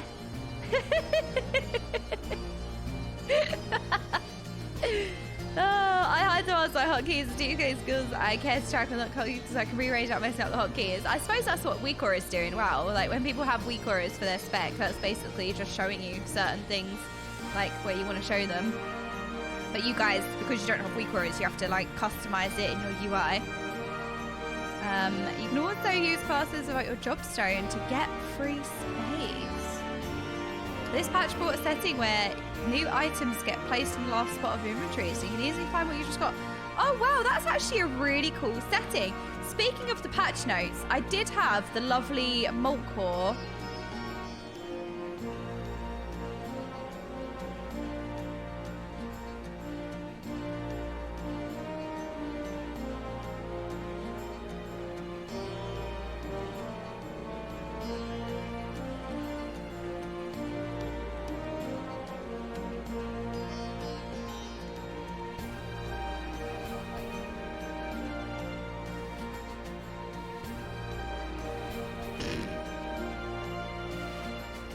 I just got linked, sorry. I just got linked a really spicy tweet.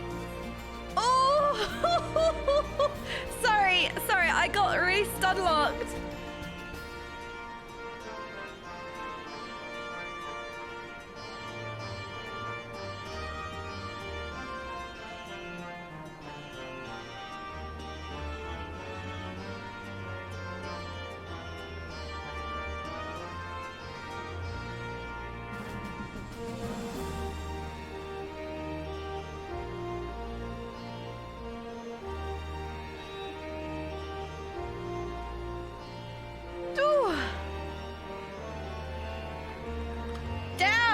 Sorry, I was stun locked. I just got like a really spicy tweet. Holy shit. I don't really want to give traction to it because I don't really want to contribute, but what damn.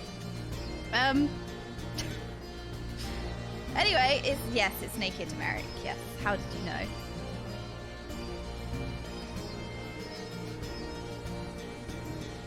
Well, it's okay, somebody had a take and then somebody rinsed the person for the take, and the take was bad. But this tweet just ended the whole man's career. Captain Mal, thank you so much for the 3 bars. I don't really want to incite, like, I don't really want to contribute negativity or dogpiling or like harassment. It was a bad take, but this tweet is spicy. Holy shit. Yes, it was a tweet about +10s. That's exactly what it was. Okay, I mean, I suppose we could talk about it in a non-incenting negativity way.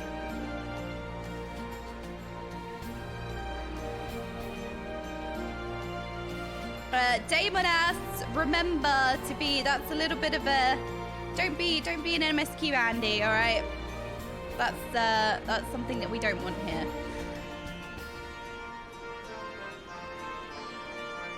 Otherwise, you're not welcome. That's it. You add negativity to not only me, but also the chat, and we don't like those vibes. I think we could do this in a respectful way. I don't owe you anything, Damon, unfortunately. I'm gonna stream, and that's it. Yeah, MSQ Andy's out. Respectfully. Don't think you can tell somebody what they can and can't do. Okay, let's have a look at this then. Yeah, it's a little bit spicy. So the original take, oh, the tweet was deleted. No way. Oh, he deleted the tweet. It was a bad take. It was a bad take. No, it was a, no, the tweet. Okay, so this is the tweet that I got linked. I just wanted to show you the original tweet though. I wanted to show you the original comment and then respectfully talk about it. But the tweet was deleted by the tweet author. Okay, so the original tweet, again, I don't want to we'll talk about this respectfully. Everybody's gonna have different opinions, right? The original tweet said, don't sign up to my +10, and a +10 is a really, okay. Every single key level is relative, okay? Somebody's +10 is going to be somebody else's +30, right? every single key level, every single bit of content that you play, you should be proud of yourself for. Whether you're doing the easiest difficulty or the hardest difficulty, whatever level you play at, you should be proud of, right? It's all relative. If you are a normal progressing guild, then, you know, your normal is going to feel like somebody else's mythic. And also, somebody that just does, say, LFR is going to be like, wow, they're progressing normal, you know? So it's all relative, just making that comment clear and out of the way. Was the tweet deleted? Oh. I mean, it was a bad take. It was a really bad take.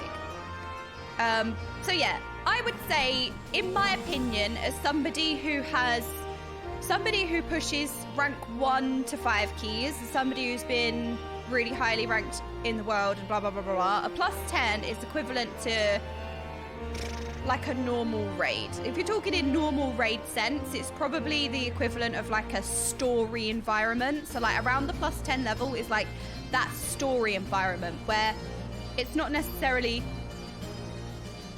well, it kind of is. Okay, maybe like higher than normal. It's hard to like comprehend and put it into different boxes.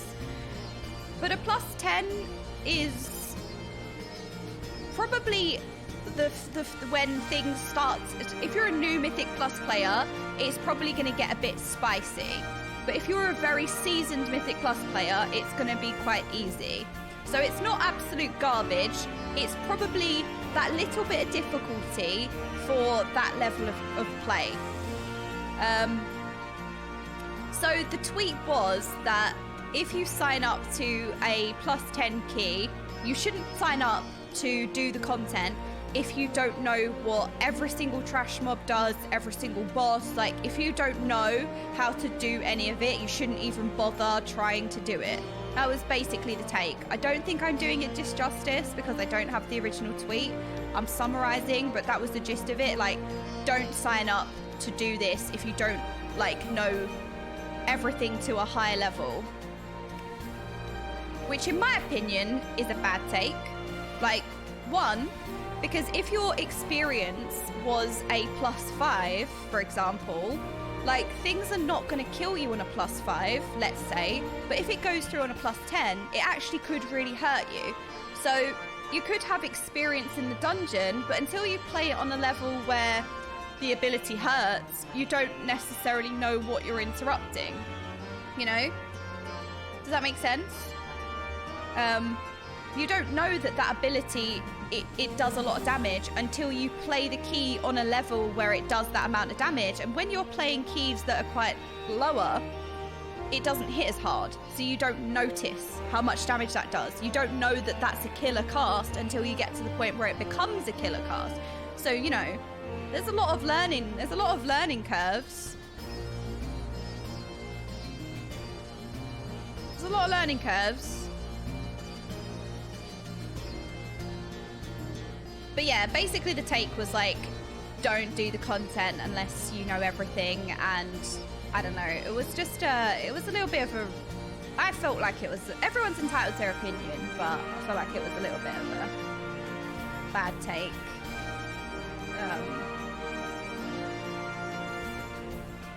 Hold on, I'm trying to find a screenshot so I know exactly what was said because I don't want to take it.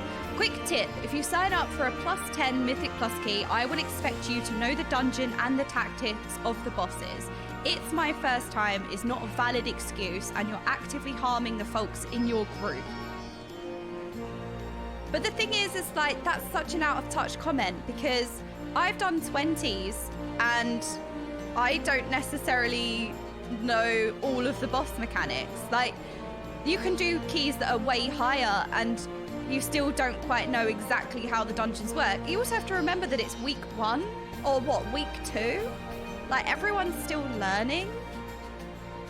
Like, I would do the keys on a 20 and still not know everything there is to know because you have to do the key on a high enough level to know the mechanic. Like, you know, if you're killing the bosses really quickly on a lower key, the bosses die really quick. You don't necessarily see all of the mechanics because the bosses are dying much quicker.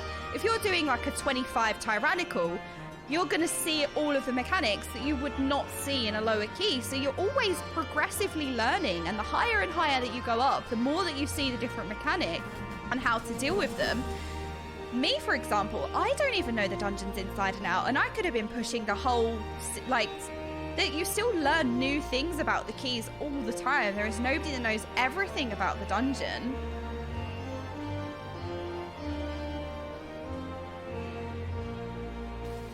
I think that all stems from Blizzard design that encourages toxicity. I think people are always going to be pissed if someone tanks their key and they get a depleto. Yeah, but the thing is that sometimes people know the mechanics, but they still fail them. That's also the issue. Like, you know, we all have boss guides. So when we go into the raiding scene in WoW, we have boss guides from PTR. We know exactly what the bosses do. So why isn't it a one-shot for everyone? We know what the bosses do. We know the tactics. Why isn't it a one-shot? Why do we even progress? Why does it take 100 pulls? You see the logic? It's like, you might know what to do. That doesn't necessarily mean anything. Because people still make mistakes. Even the Race to World First guilds, they know how to do these fights. Why do they not one-shot it? You know? Human execution. In Mythic Plus, everyone that wants to do keys higher than chill keys expects you to read up on it. Mythic Plus can be horrible if you get groups like that, which is why I hate plugging Mythic Plus. How are we going to learn if we aren't given a chance? The min-max is theory craft stocks and quickly, so the tactics are already given up by the time the new season rolls out. That's the new problem with everyone needs to know everything beforehand. But it's just like, even me as like a seasoned key pusher, even I would be doing like 20s or like 24s or whatever, and I still wouldn't know every single thing. There's still things that you learn. But yeah, everybody's like, this is not a dogpiling thing. Everybody's entitled to their own opinion, right? Everybody's entitled to say, you know what? You should take the effort to research because you're wasting my time. Like, I'm not here to teach you the game, and you're holding everybody in this key hostage because you didn't put in the effort to learn. Maybe that's kind of what he was getting at. Maybe. And if that's kind of what he's getting at, I just feel like the plus 10 level is just a little bit unfair. You can watch all the videos in the world and read as many guides that exist, but really, to understand something, you need to experience it. Exactly. The whole know it all before you do it mentality is silly. I agree. In a 20, insta-die if you fuck up. I mean, not always, but yeah, most of the time. In a plus 10, people burn the healer for not out healing extra damage. I mean, in a plus 10, everyone's taking avoidable damage. Can't imagine being a healer in the lower keys because people are more inexperienced or people are less, I don't know, slower reactions, human skill. There's loads and loads of factors, right? And people are going to make mistakes, and then they're not going to interrupt things. They're going to be clunky with the interrupts, or things are going to go through. Everyone's taking so much more damage than they would be in a higher key. Like in a higher key, there's actually probably no healing. But in lower keys, where there's everything going through and there's loads of damage being taken, there's going to be so much heal. It's going to be well stressful. The new Mythic Plus storyteller dungeon rotation means if I didn't play during that expansion, it may in fact be new to me even at a 10. Healing a 10 to 15 can be miserable in pugs. Yeah, because, you know, people are... It's a skill thing, it's a experience thing, I mean, experience goes a long way for comfort, right? People get really nervous in a Mythic Plus, so that makes you make more mistakes.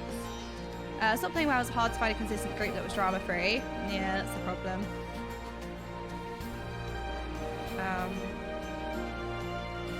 Yeah, I used to tank raids in WoW, watch all the guides, watch all the videos. Simply isn't possible to make no mistakes 100% of the time. Like, all of the Race to World First guilds know the tactics. So, why is everything not one shot, you know? That can only go so far. Hello, Zentiax, I'm good. In almost every key I've done these last 2 weeks, people have been very understanding that it's the first few weeks and new dungeons and people are still learning. Yeah, I think it's very hard. I think it's quite harsh to gatekeep a plus 10 because, like I said, people are doing 20s, 24s, and they're still learning stuff. And they're doing some of the best keys right now, and they're still learning. They're like, oh shit, that does that, or, you know, you have to actually care about the mechanics when you get to that level because they become killer mechanics, and you have so much health on the bosses. You're in those phases more.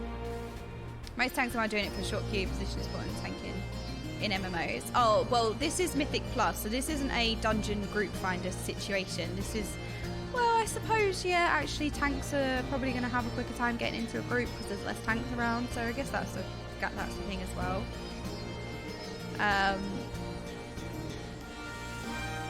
But yeah, I don't know. That was the original take. And then there was a tweet from the Golden Guardians. Oh, the spicy tweet that got linked. If you're not good enough to play in high keys, except you'll be playing with other people who aren't as good either. I mean, that's a good point. It's perfectly reasonable to learn the game at low keys. And I agree with that. If someone's gatekeeping your +10, they're the problem. Tell them GG WoW says fuck you. Oh my god.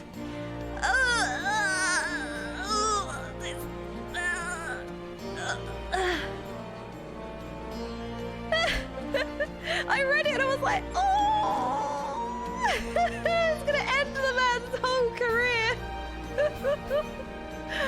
It's so spicy. Sorry, that's what stun locked me. That's what stun locked me because I opened the tweet and I was like, oh. I mean, yeah, it's kind of a thing of like, don't sit on your high horse and gatekeep. You know, like you could have rank 1 players that would not gatekeep people from a +10 because they don't have much experience. I always feel like there's a certain bracket that just are so like elitist, and they're more elitist than the actual like top rated players. Like I think most people think that the top rated players are going to be the most elitist. I've found, and I'm not saying that Kexman is, by the way, this isn't Kexman, I'm just saying what I've noticed in the community in general. I always feel like it's that average or slightly above average bracket that is the most elitist and toxic bracket because they're doing slightly better content than the majority of the community, and they just get this really inflated ego, but they're also not necessarily doing content that's like the best or the best themselves. You know, I always feel like that key bracket is the most toxic. I don't know what you guys think, but it is that kind of average, slightly above average bracket that's just so elitist. I think it stems from lack of knowledge of the game because, you know, in that key bracket, people will refuse you from keys because they think they need stuff. Like to compensate for the lack of skill, knowledge, or whatever it is, they need plaster fixes. They need the rank 1 team's exact comp copy pasted in their content. They need these things, like they need a battle res. Like, no, you're not getting invited. Like, you're not getting invited to this +10, even though you've done it on a 23 because no, we need Bloodlust. Like, it makes it easier, but you don't need it, especially not on this key level. As it happened in Final Fantasy as well, just above average players probably most likely to be 20 to 16 to 20 years as well, most toxic age rate. I don't know about that.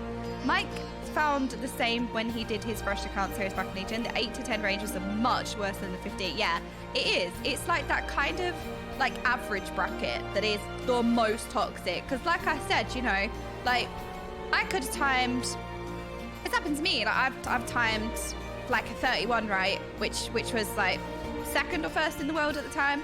And then I'll apply to like a 15 and it's like, no, you're not, like, they need a DPS, and then it's like, I'm playing Frost or something, and they're like, no, you're playing a Frost mage, you can't time this with Frost. It's like, it's crazy. It's like, what are you talking about? Sarah, thank you so much for the 3 months. Declines as 12 out of 12 Mythic Raider because their spec is off meta. Yes. So Wildy is one of the rank 1 mages, and he is 12 out of 12 Mythic, and he is getting declined from that key bracket, even though he's one of the best mages in the world, because, oh no, sorry, we want a rep paladin. Like, there's no reason to demand these specs. People don't even know why they're asking for these specs, but they watch streamers or they watch these things and they don't know enough about the game that they just like hold on to that, and they're like, no, untimeable, unplayable without this exact thing. LeChuck, thank you so much for the sub as well, 4 months. That's because WoW culture is, the spec shame is so insufferable. I agree with that, which is why I played Frost Mage and I was like the Frost Mage representation, because I wanted to show people that meta and off meta isn't always defined by damage. Most of the time it's defined by other things, and like what is best in the rank 1 keys is not going to be best in your key level bracket. what the level that you are playing at, other things are actually so much stronger. And some of these things are actually quite weak in your key level bracket. But that requires deep knowledge of the game. That requires deep knowledge of specs and dungeons to know that, which is what most people aren't gonna know. Most people work full time. Thorox Lionheart, thank you so much for the sub as well. I know a guy, he plays Guardian Druid every season, he plays 20, no problem. Yeah, because, you know, every spec is capable of doing the best content. That's how I always, that's just a fact, but people gatekeep really badly. And I also think that, like, you know, like I said, when I've been one of those high-end key pushers, which is not this season, because I haven't played much this season, I could also not know everything about the dungeon, and I'd still be timing like keys on a really high level and I don't know everything. So, you know, saying that in a plus 10 you need to know everything is kind of like, but there are people who are doing, say, 20s or higher who don't know everything, and I feel like on a 10 it doesn't matter as much. It always makes me laugh how the entire player base looks at the top end play and assumes that any other spec is troll play. Yeah, but again, it's lack of knowledge. It's lack of knowledge. That's the problem.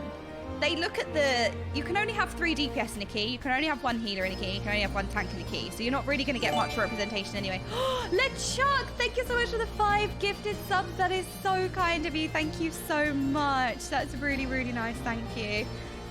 So yeah, this tweet is quite spicy. Again, there's merit to the, you don't want to walk in blind. Like, I do think that there's some merit to the point of, it depends who you're playing with, right? If you're playing with experienced players, right, who don't have time to teach somebody new, then you expecting everybody else to carry you can brush up that person the wrong way. Oh no, the thing's broken. There we go, reset that. I suppose there's like kind of merit to that kind of point, you know what I'm trying to say? Of, is it selfish to sign up for a key where you know nothing about it, you're not put in, but should you have to know everything about it? It's a hard one, isn't it? Lack of knowledge, but lack of knowledge is hurting the player base every day. I agree. That's because people only consume content through watching the rank 1 streams, and it just trickles down the community, right? Queuing blind to prog is not the same as expecting to get carried through. Carried though. But if you don't put the time in to learn, what do you expect everyone else? That is kind of like, if you've never done the key, how do you expect to perform well? Or maybe not. Maybe that's not the case. It's difficult because I've never been in that position, so it's difficult to know the perspective. You really think people can't do it blind? That's not what I was saying.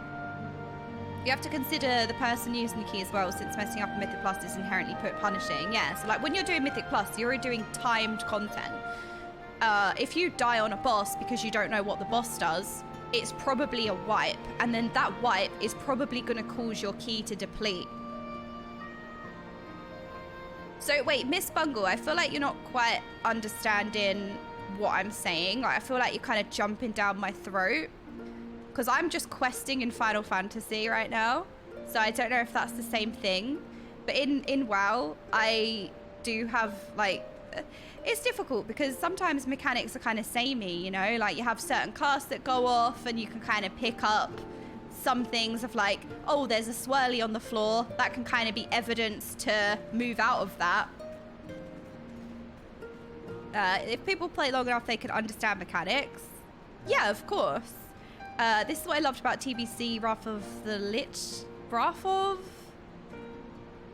the Lich King, I think. Days where you had one world first movie about a fight and you had to figure it out or explain with how.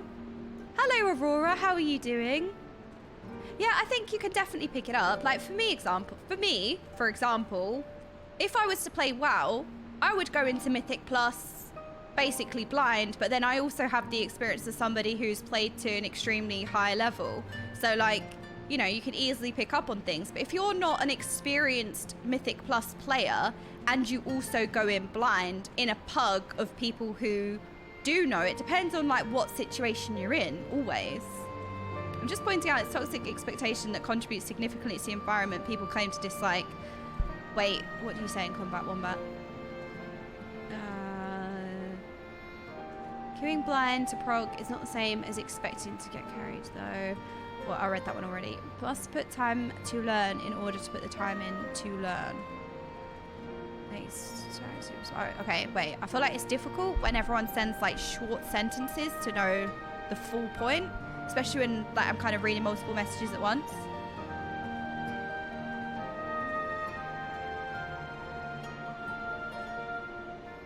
I think it just depends who you're playing with, like always.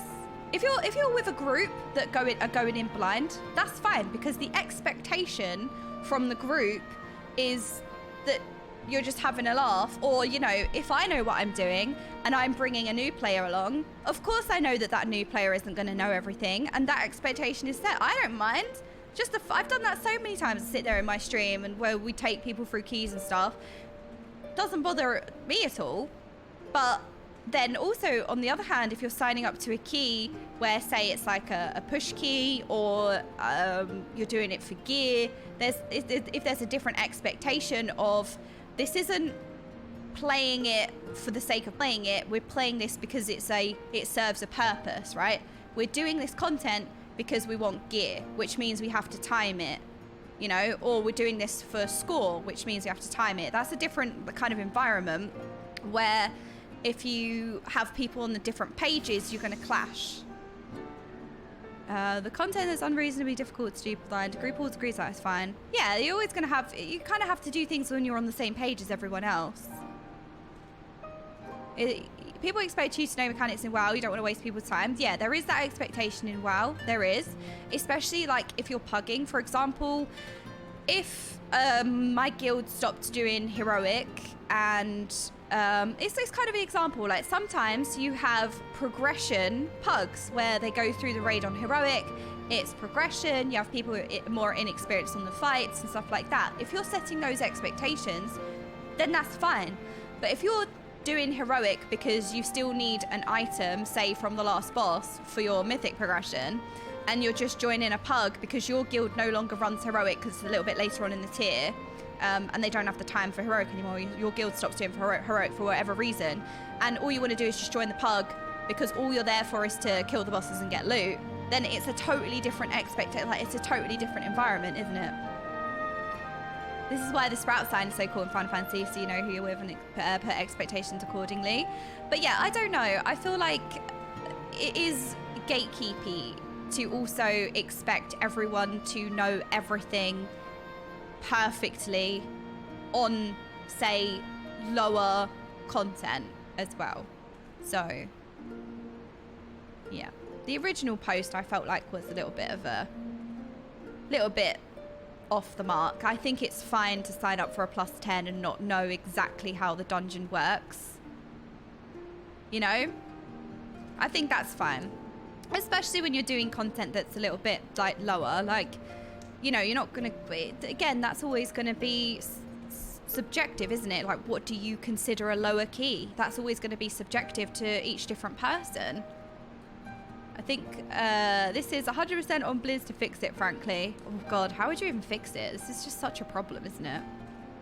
WoW is set up to punish players overly so, when if you fail, the key is gone, which encourages anger between players as well. Yeah, the thing is WoW is extremely punishing because that mistake has severe impact on the rest of your group. So because it has severe impact, it makes people less tolerant, right? Remove punishments and toxicity would lower. I feel like too many players in WoW have a mindset that other players are NPCs and exist only, and if they mess up, it's just something that stops them from progressing. A lot of this mindset is driven by the fact that they don't like the content, they just want the rewards. Yeah, that's the problem. The key depletion is a mechanic 100% encourages terrible interactions. Yeah, it's very punishing. Disable key downgrading off the bat would help. Yep, I mean, a lot of people would argue. I wouldn't. I think, does your key need to degrade? No, that is overly harsh punishment. The key could only increase, because it's like, it is a video game. Does it have to be this really sweaty, try-hard content? you know, that can kind of come from when you're doing the higher keys. There's no reason to punish everybody. You know, in the lower keys that are not necessarily playing the game that sweaty or are quite inexperienced or new, do they need to be punished for these mistakes? Mythic Plus next here, permadeath. Yeah. It's a video game, not a job, I agree. So I think that making keys not downgrade would be a good solution, because then if people make mistakes, it's not timed, you still get loot, but you're not severely impacted by those mistakes. I think that would be a really nice fix. They could make keys not downgrade from 10 levels below the max of the dungeon. What do you mean, Hubba? They don't downgrade 10 levels below the max of the dungeon. That was only going from one season to the next. The 10 level downgrade, which always happens because you get a free key that is much higher than what you should be doing at the start of the expansion, and you can just like spend hours depleting in it for like free gear. That was only going from one patch to the next. Oh, you see, right, I see what you're saying. So it stops downgrading at 21. Or it starts downgrading at 21, you mean? So that it doesn't punish like the lower keys in the player base. Oh, Aspara, I know. I've been standing next to Mifrid for ages, but you guys just keep bringing up like really interesting conversation I really like talking about. If you only bring players that have done the content, no one new will stick around. It's very much like jobs hiring entry-level experience, 10 years experience. Exactly. I want you fresh out of university, fresh out of education, college degree, and I also think that you should have 10 years of experience, 20 years of experience. 12 is the gap, in my opinion, when you should at least know some bosses and trash here and there. Lower than a 12, I would say it's fine to not know stuff, except maybe some small things like don't stand in swirlies or big AoE damage from bosses. And below 12, I would say it's better to explain, or at least offer explain if you're wiping, so you can make the players learn why they are dying and not just expect them to know everything. Better to know a reason as to why you die than not. I opened up a stream for one MMO I play, and I hear a discussion about the other MMO I play. Yes, Medi! We all know that you're not allowed to play more than one game. That's definitely illegal, right, Medi? Illegal! Excuse me! Playing more than one game? Not allowed. I want you to be retired straight out of college. Hello, Medi. No MSQ, only tier list. Oh, God. We still need to do the tier list. But yeah, I think if WoW was less punishing, those mistakes wouldn't feel so awful if it wasn't so punishing. Those mistakes wouldn't feel so bad, and then it wouldn't make everybody so toxic. Talking about WoW, you've quit Final Fantasy. Oh no, I've been talking about WoW. I got linked to Spicy tweet. But yeah, I just thought the original tweet saying that you absolutely shouldn't even sign up to plus 10 keys unless you know everything about the dungeon was just a bit of a mean take, let's say. I think it's perfectly fine to be less experienced than a plus 10. I don't know. Generally, it's hard to speak for everyone in every single situation. You know, some people's plus 10s, they don't want it to deplete, and they want overqualified people. They don't want it to go wrong, and then they invite somebody that just keeps making mistakes because they don't know what they're doing. And, you know, it's your key, and it's going to be downgraded because that one person doesn't know. Do not, thank you so much. Buckle keys to build it. Oh no, a non-mythic plus enjoyer. Non-enjoyer. How are you doing? Thank you so much for the 14 months. Are you still playing at the moment? The groups more like sit together and so and just keep people who made mistakes start key over.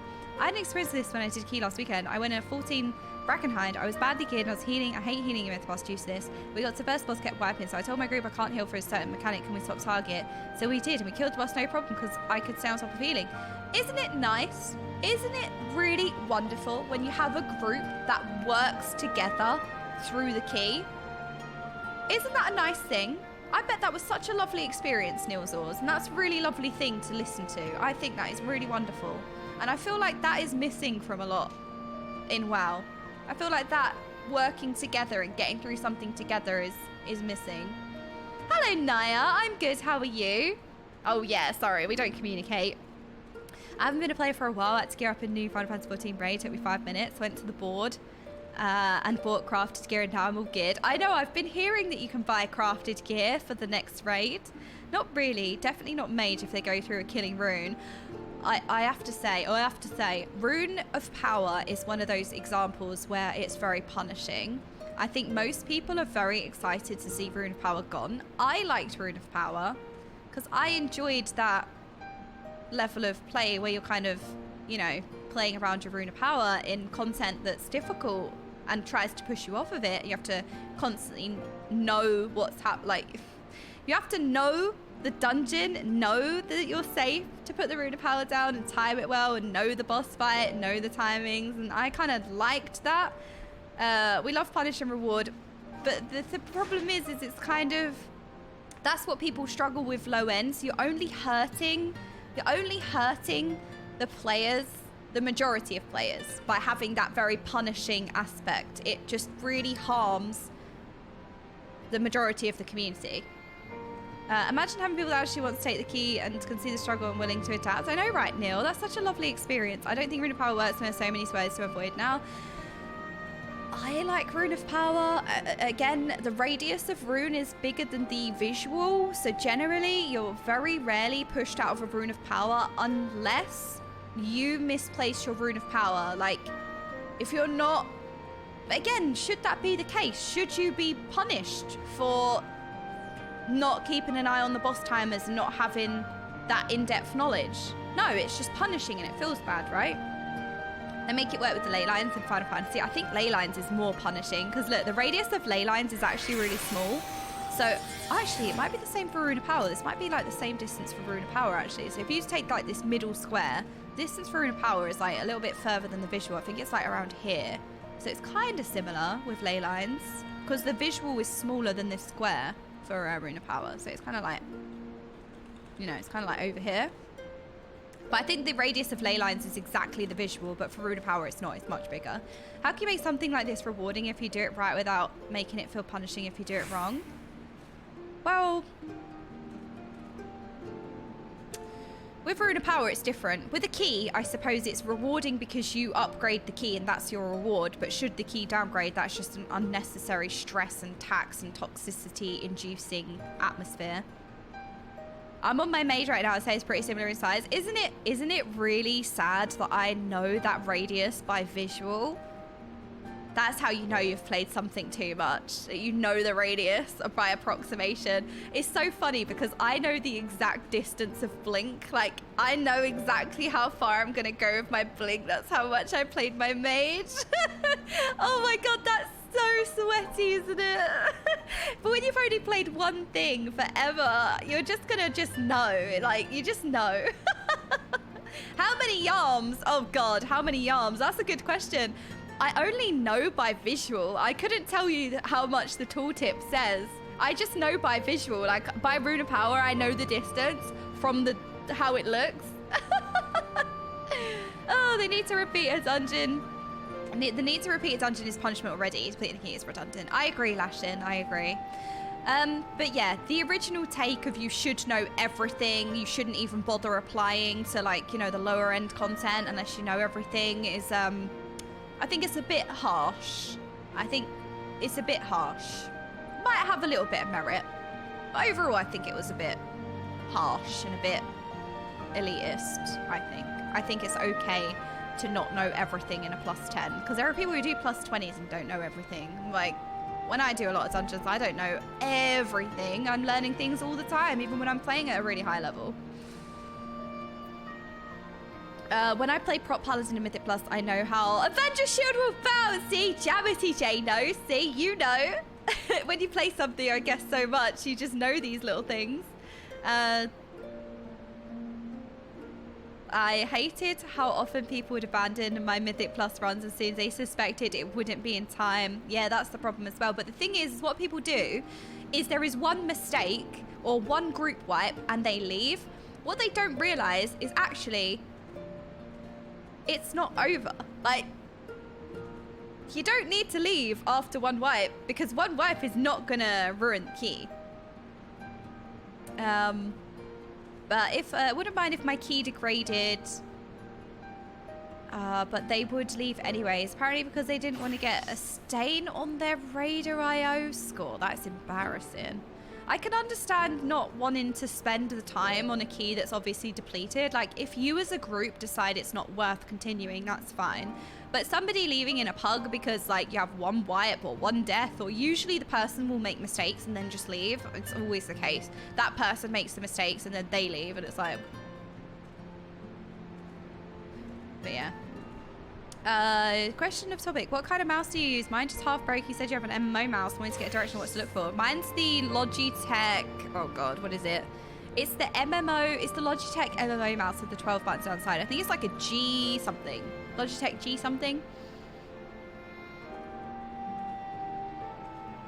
The real problem is there's no alternative dungeon content other than Mythic Plus. I want my easy heroic badge farm back. Oh, what was the heroic badge farm?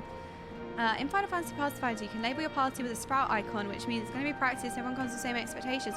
Wait, that is a wonderful feature. I think that would be really good in WoW. I think that's a really lovely feature because then you can set the standard. You know, like when you're joining a pug heroic group, you know that the people are there just to kill stuff and loot, right? And they're all capable of that. Nobody is being carried through because nobody's inexperienced. I mean, look, people can still make mistakes, but generally, the idea is to get loot. The idea is not to learn, or the idea is just to get loot, right? It's a weekly run for mains or alts where the goal is to get loot. But then you also have groups where they're less experienced. They don't know. They're going to learn. Then it's like their first time in the raid or they're new. That's also fine. And I feel like having the option in Group Finder where you can mark your group as like a newbie-friendly group is really wonderful. Back in Wrath, you could run heroics to get badges and you could buy decent gear. It was brain dead but effective. Well, I suppose they have crests now. Do crests count? I suppose we have crests now. Mythic Well's problem is because the speedrun culture always causes problems. It's hello Cammy. Hello, how are you?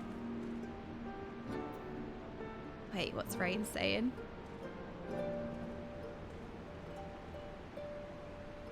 Oh, Kaya, Mulk would never ban you. We'll keep an eye on Mulk. But yeah, communicating expectations, definitely not. I actually like the new gearing system, playing it more because of it. Yeah, I agree. I am also tempted to play because I'm not going to get permanently behind and my character's just going to be garbage, because that's what happened last year. I missed like the first month or so of the expansion and my character was forever behind. Then it felt like garbage to play and I could never catch up. And then because it felt like garbage to play, it didn't incentivize me to play, and then I'd get more behind and it was like a vicious circle. Whereas now, with the new gearing system, gear is much easier to obtain and it's much quicker to catch up, and it incentivized me to actually play the game.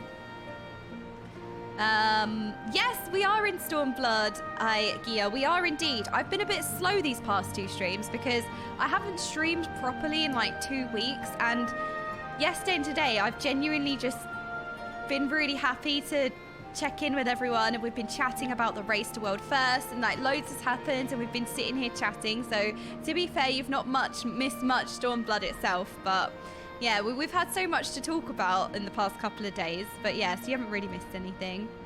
There was still some negativity. I remember Tank wanted to kick a pug who was fresh to right level because of his gear score was too low.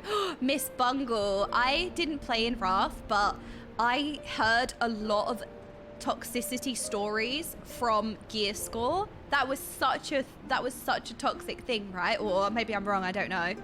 Yeah, gear score despair. Everything that I hear about gear score was just unbelievably like negative and toxic. Time for me to start doing my own MSQ since new patch is out. Oh, Nilsors, I hope you have a wonderful time in the new patch. I appreciate you. That was the era when gear score was made. Yeah, because you have item level now, don't you? You have item level now, which derived from gear score, I think. What a mess. Oh no. Because people used to game gear score, like you'd have healers equipping like a tank trinket to increase their gear score. Like there was some shenanigans going on, wasn't it? Was that true? Mars Blood, thank you so much for the sub. That is very kind of you. Thank you. Gear score was so bad. I remember equipping PvP or tank. See?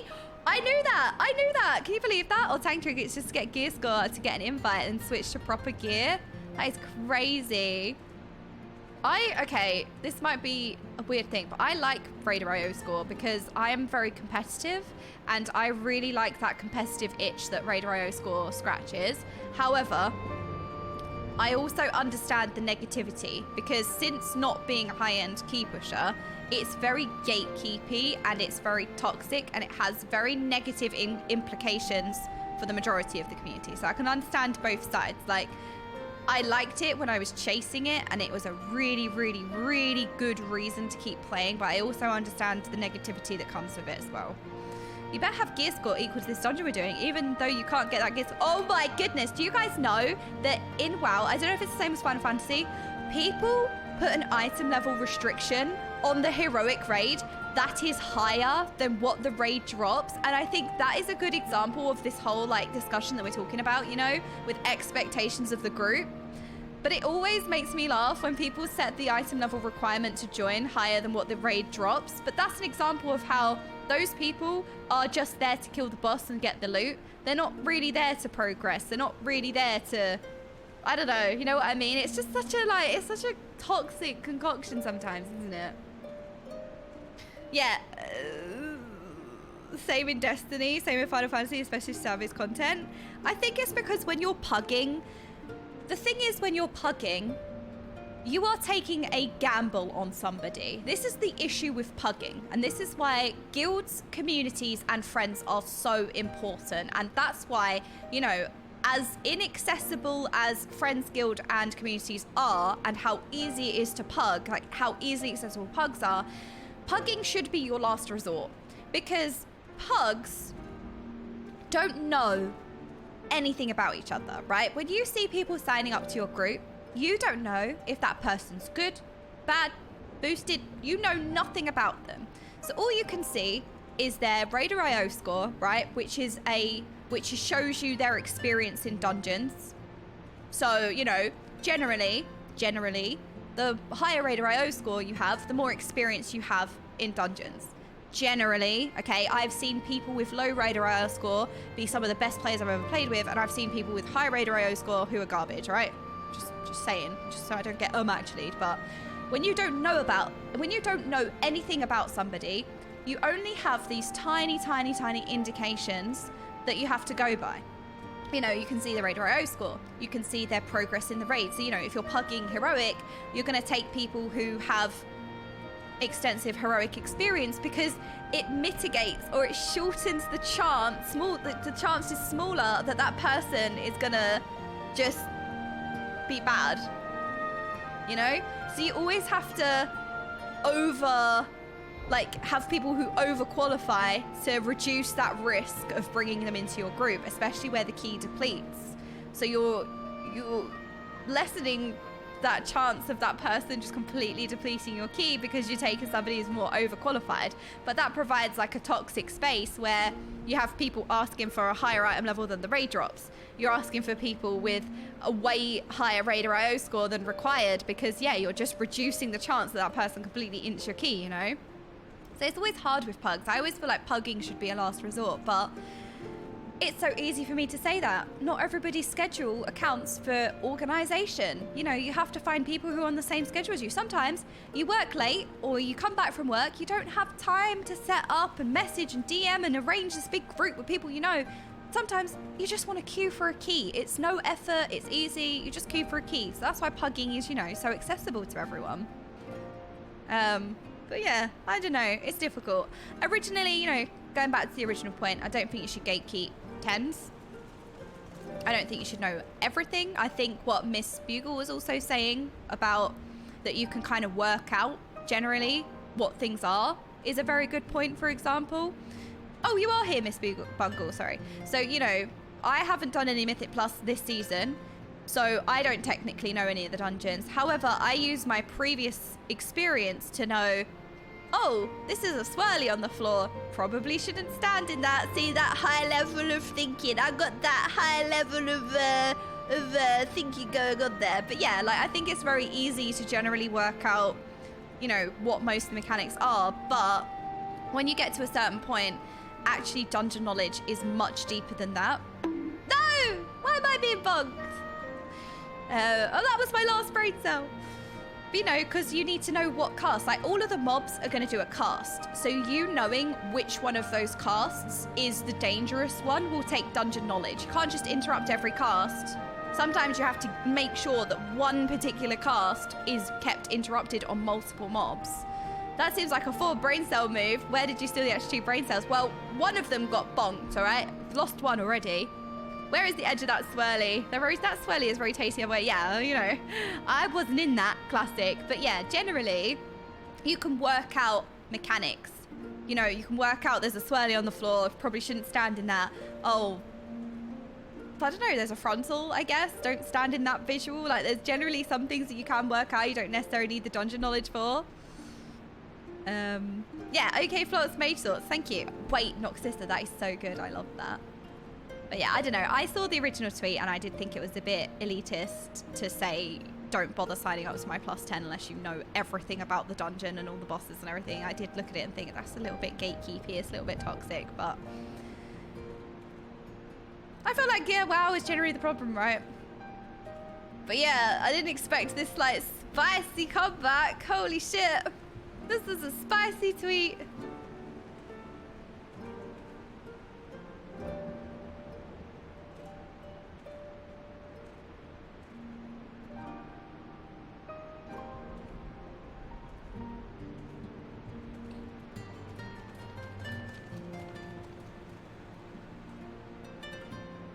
Ooh, people are reacting to this quite badly.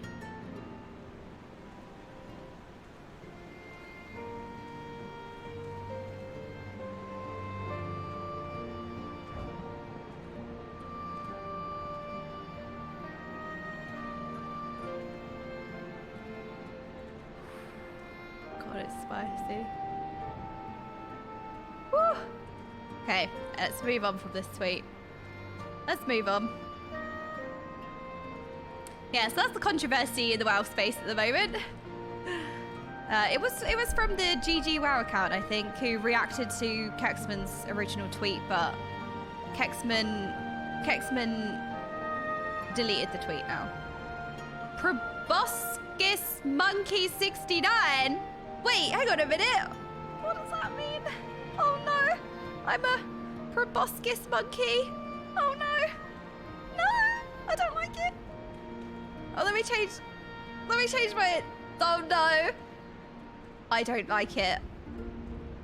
What is this? My Discord name. Okay, let me change it. Disable streamer mode. I'm no longer the giggling gremlin. Oh god, okay, I changed it. There we go. Oh, I did it. Not the proboscis. Speaking of interrupts, this is the first week of new incorporeal affix. Enjoy, everyone. Oh god, the new affix. How did you guys find entangling last week? Or how are you finding incorporeal? The era of gremlins as monkey time is nigh. No, monkeys are cute. There you go. They have big noses. So do I. Can relate. That's me. I can be that. That's me. Right, my fridge. I've been trolling long enough. Talking about these controversial takes. Please get back on it. First of all, allow me to commend you both on a job well done. Though nothing went according to plan, we nevertheless managed to attract some new recruits. And it was your passion and conviction that moved them to join. Thank you. No, thank you for giving me an opportunity. Wait, Ida's voice. Oh, Lisa's voice. No, thank you for giving me an opportunity to find out what our people have been through these past 20 years. It's been humbling. And troubling too. I heard about the skulls, but that was the first time I'd seen them in the flesh. I know you say they're the same as any other Imperial soldiers, and maybe that's how I'll have to think of them myself if our paths ever crossed in the battlefield, but I'm pretty sure she doesn't sound like a chain smoker. We love Lychee. When, not if, that day will come, Lychee. You cannot afford to hesitate when it does. Young, old, conscript, citizen, Garlean, Alamegan, none of that matters. They've all got their reasons, but they're no better than yours, especially when they're bearing down on you, blade in hand. Saying that, I don't want to kill them any more than you do. If I could convince them to lay down their arms, I would. Sadly, I've never been much of a talker myself, but who knows, maybe you could be the one, Lycee. Your father certainly was. Time for more Lychee and Mango. Right then, I'd best begin preparing for these new recruits. Okay, Lychee, it's been a pleasure.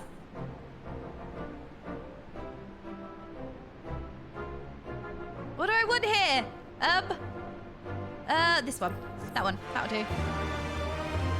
Okay, that's one quest completed. Right, back to whatever we were talking about. What were we talking about? If Jordan wants to adjust strategy, we could talk for hours. I know! I mean, it's not necessarily just a... Oh, Shayla. Wait, Shayla, you're so tiny. Hang on a minute. Shayla, did you Fantasia? Wait. Shayla is no longer a cat. She's a Lalafell. Wait, Shayla, when did you change? Lala Shayla. She was unfertilized. Oh my gosh. What? Shayla, you look so adorable. Yeah, she's me-sized now. Shoes on the table. Just chatting in the sense you go full chemistry to a T. Oh, carrot. I was gonna call you Karen then. I'm so sorry. Kyron. There we go. Yeah, no, sorry. It's just sometimes when we go off on a tangent, I kind of like, it's never planned and we just chat and things just, yeah, I suppose, yeah, I know what you mean. We can literally just not even play the game because it's always the intention to play, but Violence bested me yesterday. What happened, Shayla? You got the cute Fantasia going. Someone put her in the wash and she shrunk. No, who tumble dried you? Shayla, who tumble dried you? You've shrunk. Yeah, it's a tangent about going off on a tangent. Exactly, thank you. The tangentception. Oh. But yeah, it's just never planned, but yeah. I don't know, I just got a link the spicy tweet and I was like, oh shit. Oof. Oh, I don't know. This is why I don't look at Discord because I get distracted. Oh no, I know, Kyron, I know. Just meant to have more occasion to chat. I really do discuss superpower or not. I agree. I really love, that's the thing. You lot are so interesting. It's really nice to just sit and chat. And again, it's never an intention. You know, we just end up talking and it's just really interesting hearing, you know, all the stuff that you guys say. Yeah, stretch break soon. Oh God. Make a cup of tea. A bunch of people in my free company switched to R recently. I'm an Ellison, so I'm the tallest now. Oh my goodness, you're head of the toddlers. Tea break when? What, you lot want tea? Oh, whoops, sorry, I tumble-dried Shayla. No, Shayla, you were tumble-dried.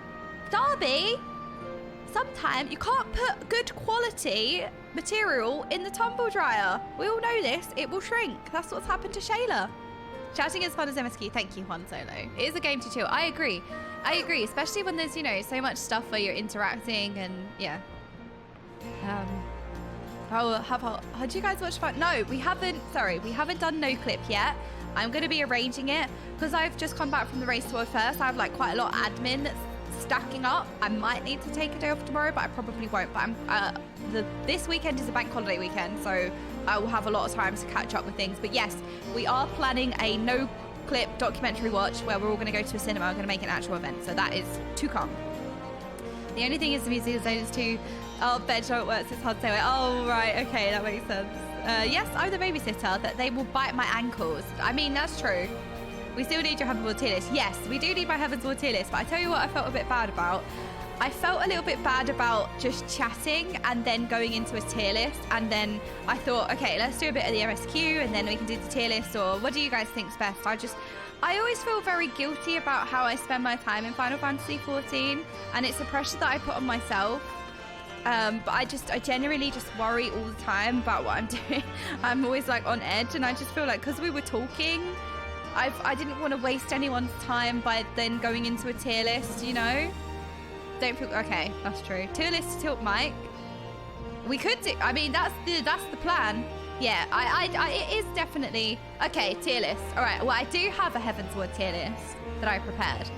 I did want to do it, but yeah, I was just afraid of like, I don't know. I was just afraid. Look, I got this tier list. So, hang on. I think it's got most of the characters, and it's also got the characters named this time. So, I think this had the most characters, this one. Can we just come in like a couple of hours? It'll be time to watch this reaction. Oh, no. Yeah, it's a tier list because it's gonna produce tears from Preach. Do I want to make 10 times of MSQ and do game because tears? Yes. Okay, cool. Yeah, okay, all right.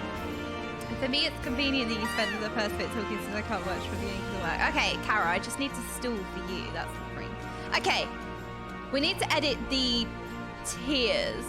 Who Megalol trash? Okay, this is the bin tier. We can leave this as trash, I think. So what were the parameters last time? Absolute Vilf. That's what this tier was called. Absolute Vilf. That's what we had this one as last time. I don't know if we need a Who Megalol tier, but I might forget some characters. Oh yeah, we had a fruit tier. The best character, fruit. And I think it was purple. Pretty sure it was purple. But the fruit tier, and then I think S tier was pink. That doesn't look right. I think S was red. That looks better. I think this is right. Want to know more? Okay, that's a good category. Instead of Who Megalol. Want to know more.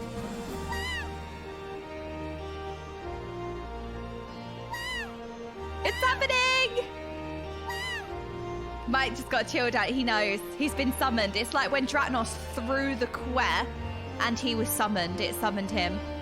Yeah, it seems to be a Shayla. Seems to be a Shayla on screen. Do I go... Last time I did this, I had Papaya playing in the background. Don't know if we need that. I think like the music's quite chilled. I think it's good. Although Shayla should behave herself. Okay, right.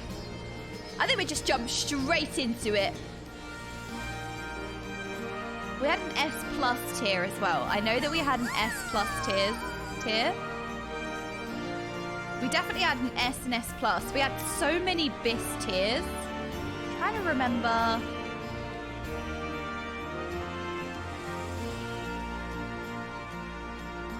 Trying to remember exactly what was on the tiers. Let me have a look. I love how I named this Sprouts Ultra Cursed. We had... Oh, we had... Okay, this looks the same. Although we had an F. We had an absolute Vilf. But we had an F. Will we have an F tier? I never put anyone in the F tier. Okay, we're basically on the same thing. Right. Fruit was reserved for salad. So fruit was reserved for the salad. We don't have a salad here. So I feel like fruit is going to be a non-existent tier this time. So do we delete the fruit tier? I think we delete the fruit tier. That's not going to be applicable this time. So we need to start with Alice. No, I think the salad was just fruit. There you go. That was the only one. I think Ida was the S tier. So starting with Alice, I feel like we got to know Alice way more in Heavensward, and she was so inspiring. I think one of my favorite cutscenes in the game to this date was when we sat, I think it was on what, a cliff edge with Alice, and there was the starry sky in the background, and it was just beautiful, and it was such a beautiful poetic cutscene. She is a really, really, really heroic person, I have to say.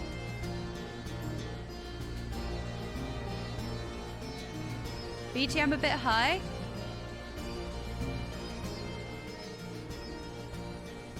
The BGM always stays the same. I think, yeah, it's the cutscene after Gafu. I think it was the cutscene after the Alliance raids. Yes.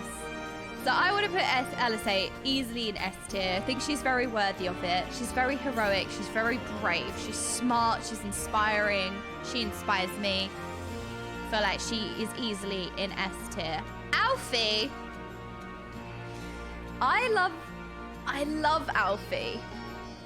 And I feel like, okay, this is probably not a reason to put in, but I loved his voice actor change. Like in A Realm Reborn, he was so sassy, and I loved his sassiness. And then in A Realm in Heavensward, his voice actor's changed, and I just feel like he also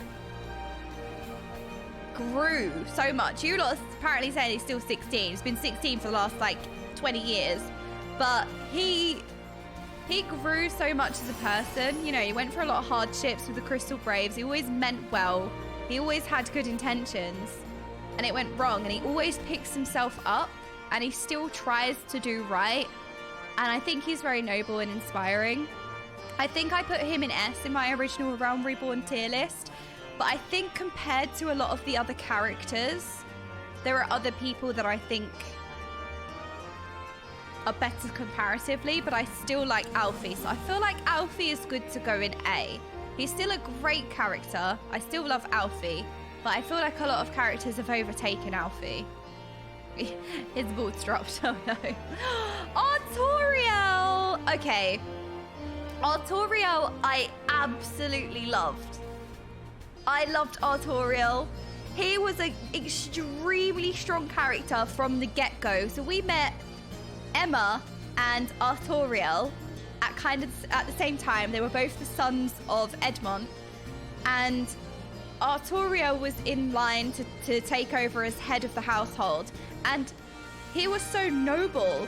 He was so smart, kind, considerate, everything you kind of want in a head of the household.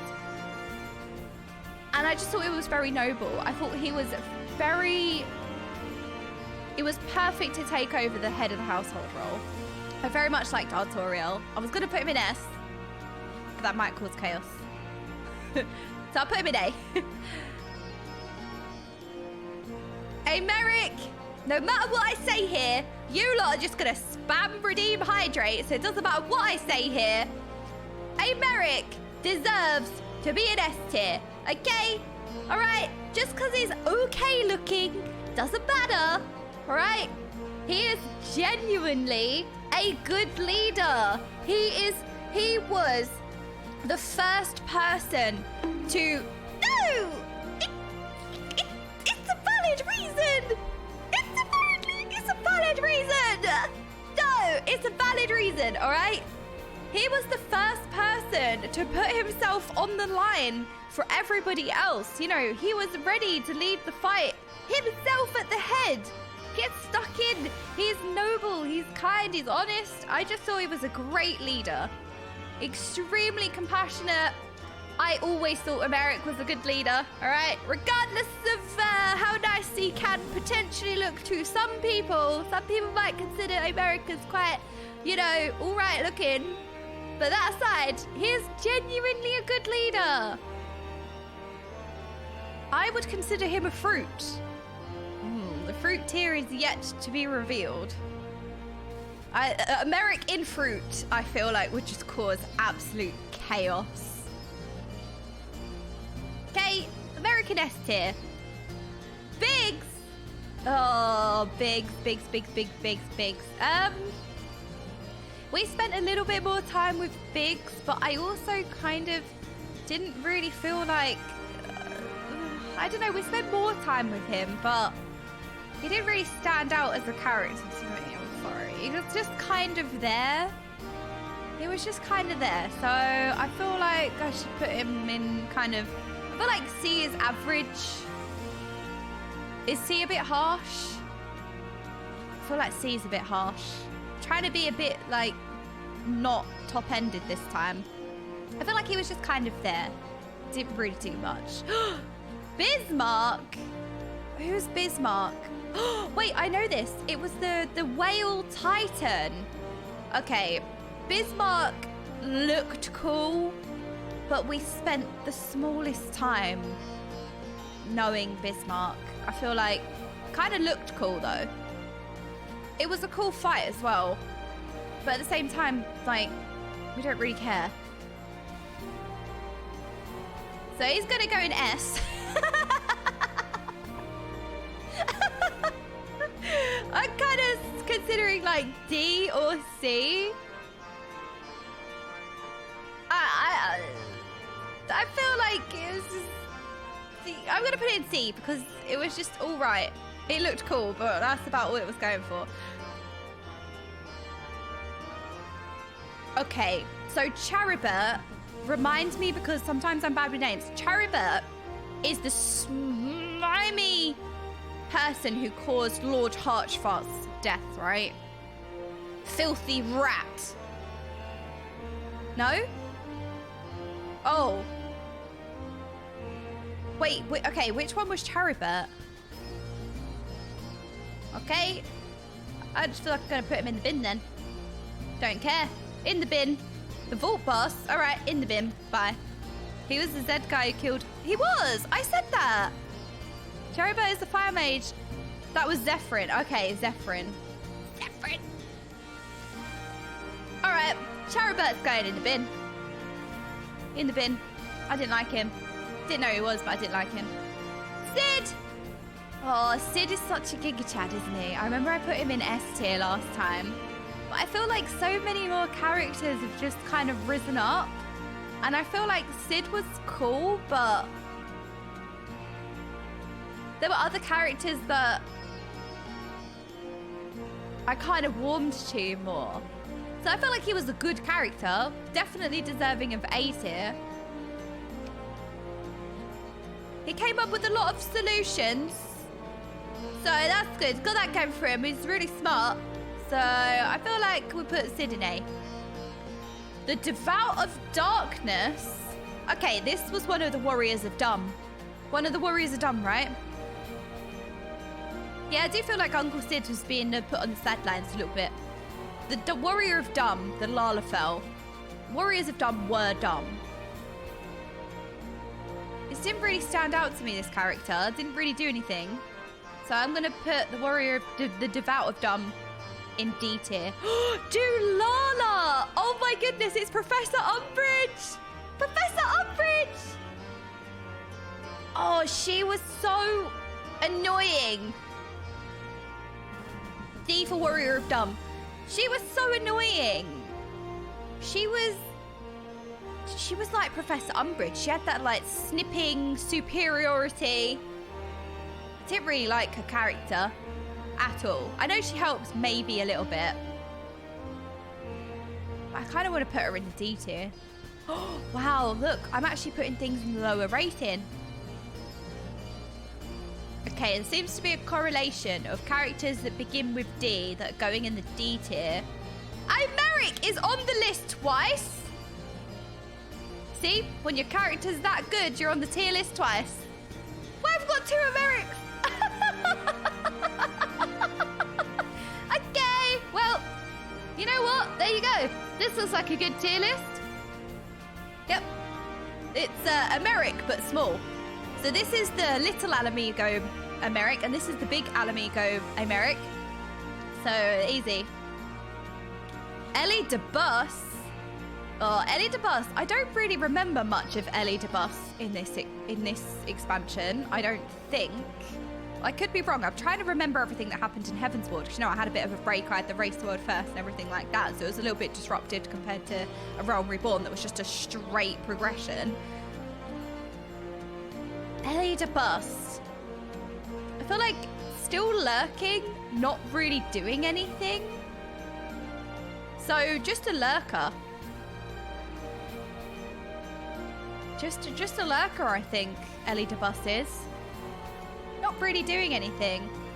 I love how Bismarck... Bismarck! No, you know what? I'm going to leave it. I think this is good. I think this is a good tier list. Elizabeth's kind of just lurking and existing, not really doing anything.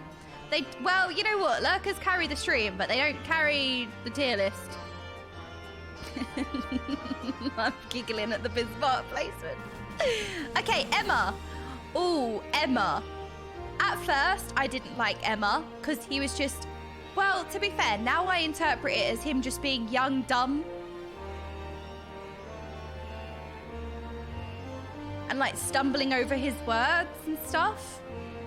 Because he was kind of creepy. Like when we first got introduced to Emma, we went to the Sky Island and he was just being creepy about the woman in charge. It was just like, come on, Emma. It's being weird. It's being weird. And then it kind of progressed. He kind of grew a little bit. Kind of came out of his shell a little bit more. Wasn't as awkward. but then also made some rational decisions because he was desperate to, you know, be important, but not necessarily be important. He was just desperate to help, but he had a lot of immaturity, so it caused him to make very rash decisions. I kind of want to put him in B tier. He was above average. He was quite good. It was quite good, but not on the level of everyone else. Esther9. Okay, Esther9 caused me to become... What did I become in the end? I ended up being Esther9's retainer, okay? I went from main character to sidekick to mascot to Esther9's retainer. All because of Esther9. I was demoted from the main character, all right? The real star of Heavensward was Esther9. So I kind of want to put him in the bin for that.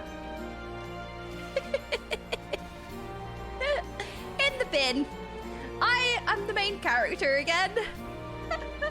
Yeah, I became Esther9's minion perch. No, Esther9 was a great character. He was heroic, sassy.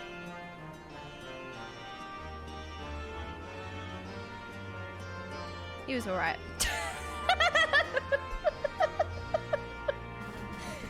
I'm voting because he demoted me as the main character. Okay, he was better than me, so I'm gonna demote him. But he was okay, you know? He was sassy and he was alright, I guess. He was okay.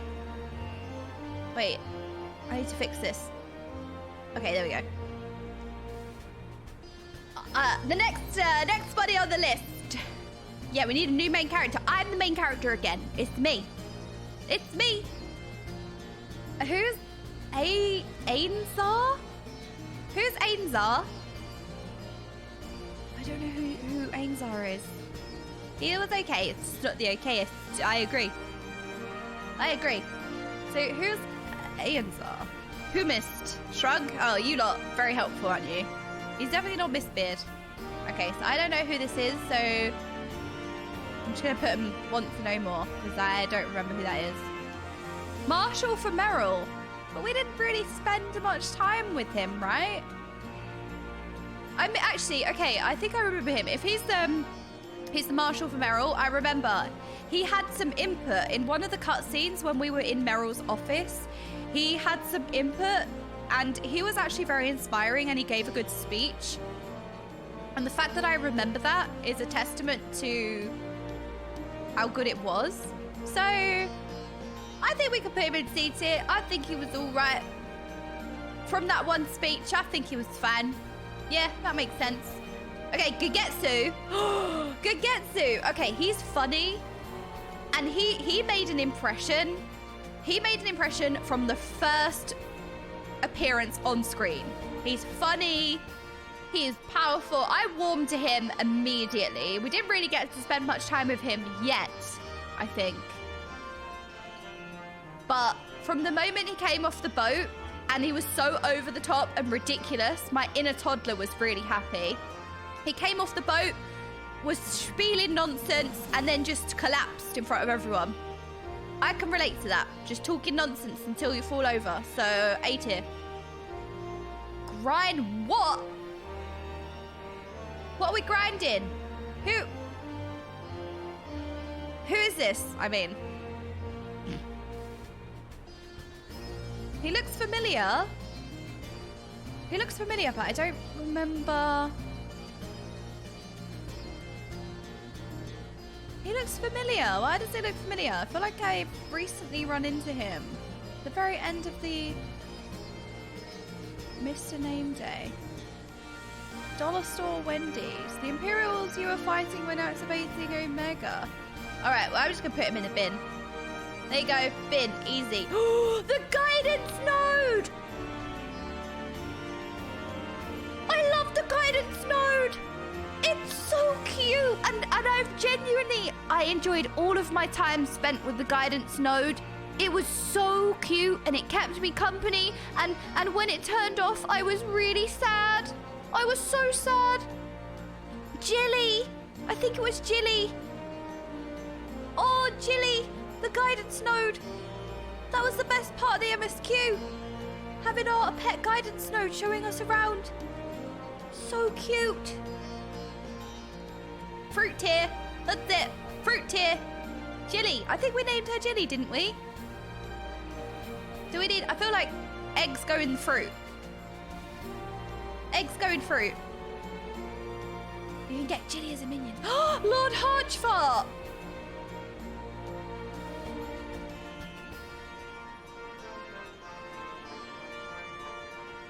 Okay. Lord Harchfart has a special place in my heart because as somebody who's very new to RPGs and as somebody who's very new to caring about characters in a video game or, you know, say fictional characters, right? Yeah, fictional characters. I was like, wait, that's the right way around, isn't it? He is one of the first characters that has genuinely made me feel something. I still, to this day, go to his grave. I still, in-game, go to his grave and sit with him.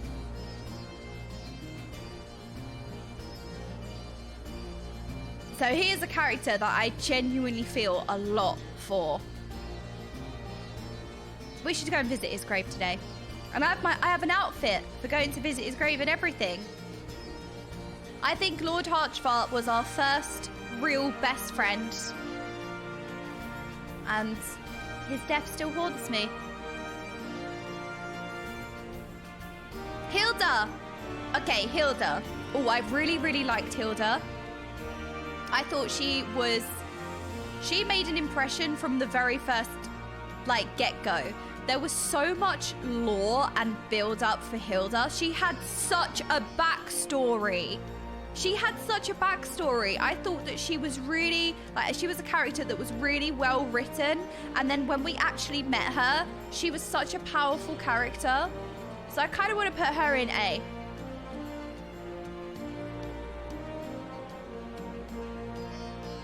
Yeah.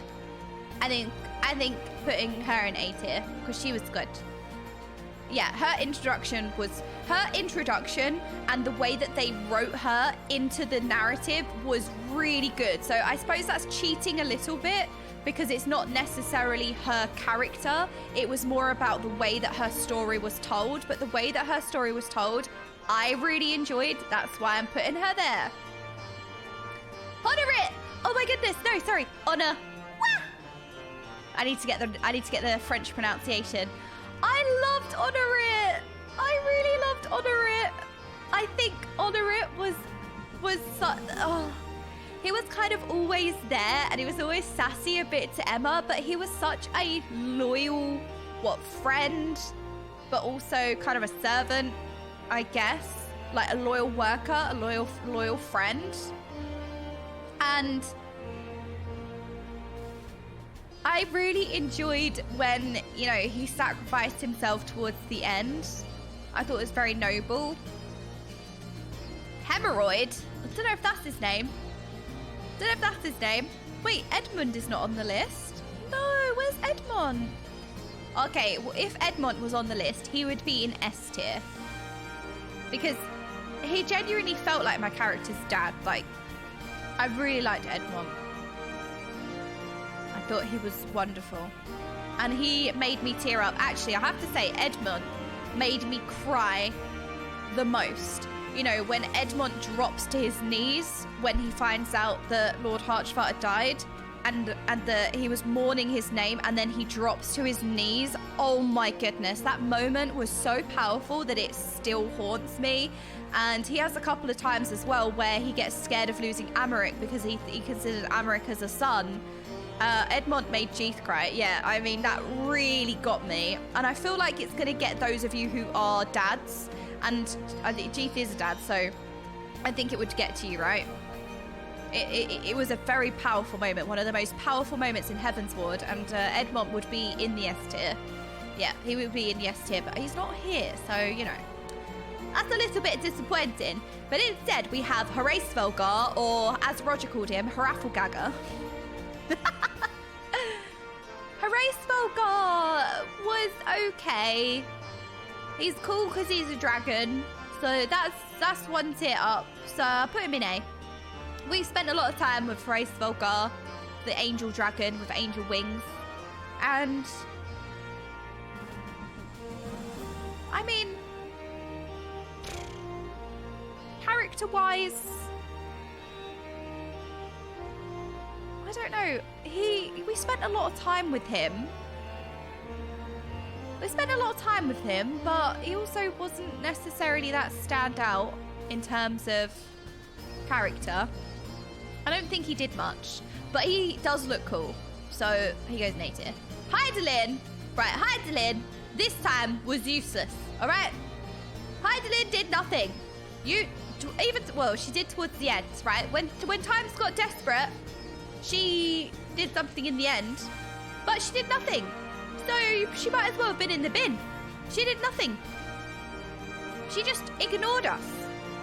She ignored us all of the whole time. We had to fend for ourselves. Our mother abandoned us, so we're resentful. She abandoned us. She did nothing until the end. So should she redeem at the end? Okay. Ignore him. Who's this? Wait, who's this person? Iggy Yorim. How is Iggy Yorim on this, but Lord Edmond isn't? The Lady Asian? The Lady Asian? She didn't abandon you. She threw you in the lake so you should learn to swim.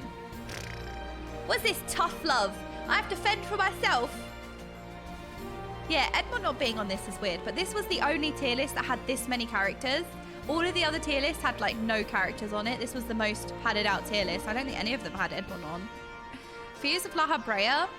Right, I'm gonna put her in D because she's not very memorable. She wasn't really around often, and I feel like we need an F tier because she doesn't really deserve to. Maybe.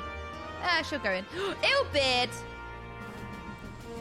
Okay, I was so betrayed by Illbeard in A Realm Reborn that he went in the bin straight away because I was so betrayed. He made me feel so much and I was so upset that I put him in the bin. However, while he is still the bad guy, as the Griffin, he was extremely inspiring and he was very well written. And it's no surprise that a lot of the little Animegans were inspired by him. He was very, very well written. And he was very evil. Like, he as a villain had a very cleverly woven plan. And you have to appreciate the villain's intelligence as well. You know, the fact that he riled everybody up and then he sacrificed all of his own, pretending that they were the Alliance, and then set the Imperial on them as well. I feel like he had a well thought out, intelligent plan, and I don't know, we do have to appreciate our villains as well. Like, we have to rate our villains as we would rate the good guys. In A Realm Reborn, it was too fresh to appreciate his character. In Heaven's Ward, I think we can appreciate him a little bit more. So I think we can put him in A. Okay, Can E Senna. She is the tiniest bit less boring. Sloppy. I forgot about that. I still cannot believe that that is not just some random soundboard thing and that is a real voice line, the sloppy thing. I still can't get over that that is a real voice line in the game. Like a dead serious voice line. Sloppy. I feel like because of the voice line, I kind of want to put him up a tier, but no. Caddy said I was still boring. She had a new voice actress who was a little bit less boring, but she was still boring. So she goes in D for boring. Knight of Darkness. Oh, the Knight of Dumb. Knights of Dumb going in the D tier. He wasn't... I mean, he had a little bit more to him than the other Warriors of Dumb. He actually had a couple of voice lines. He actually seemed quite honorable. He did step in a few times. So I kind of want to put him a little bit above, just Just for the fact he did contribute a little bit. And he did make me feel a little bit as well in that last scene. Krill! Oh my goodness! I loved Krill! Krill was great! Oh, I kind of want to put her either in S tier or above Alfie. Krill! Okay, Krill was incredibly smart, very witty. I enjoyed her every time she was on screen. I thought her character was adorable. She was very smart, quick, witty. I really, really loved her. I'm going to put Krill in S. Yeah, she's the actually. I'm putting her in S tier. La Habrea. Right, La Habrea, again, didn't really have much input. So I'm going to put him in the dunce tier. Dumb. I feel like I'm going to rename this to Dumb. Or do we make another? What's no more? I feel like this should just be Dumb. This is going to be the Dumb tier. You're dumb. You're dumb. You're dumb. There you go. There you go. I think that's better. Lolorito, I also think is dumb. All right, I'm not putting Lolorito in the bin, but he is also dumb. Okay. I feel like Lolorito didn't have as much of a presence in A Realm Reborn as in A Realm Reborn. He did technically save Nanamo. Okay, I guess. All right, you know what? Maybe I'm doing Lolorito a little bit of a disservice. We didn't spend too much time with him in Heavensward. He did save Nanamo with his, you know, outplays, I guess. And he was a bit antagonizing. We have to appreciate our antagonists as well as our heroes. So I don't think maybe he deserves to be in dumb tier because he isn't really dumb. Maybe he can go in C. I feel like he can go in C. He was okay. He was annoying, but we didn't get much screen time of him. And the stuff, okay, quality over quantity, I guess. And I suppose a couple of his moments were quite quality. So I'll probably put him in high C. There you go. Lucia! Oh my goodness. I always loved Lucia. I felt like she was a very powerful, noble character. And we saw that even more in Heavensward, that she is just very... So many of these characters are just inspirational, and that's why I put them so high up. But she was she was always true to her heart. She always wanted to do what was right. And she was always like, you know, I'm not a native to these lands, so I can just go by what I think rather than, you know, any kind of biased loyalty. And I always respected her for that. So I feel like Lucia can go in A. I kind of liked her a little bit more than Alfie. I think I liked her more than Alfie. Maybe she could be in the S tier. She could be in S tier, actually. Maybe I'm being a little bit mean. Maybe.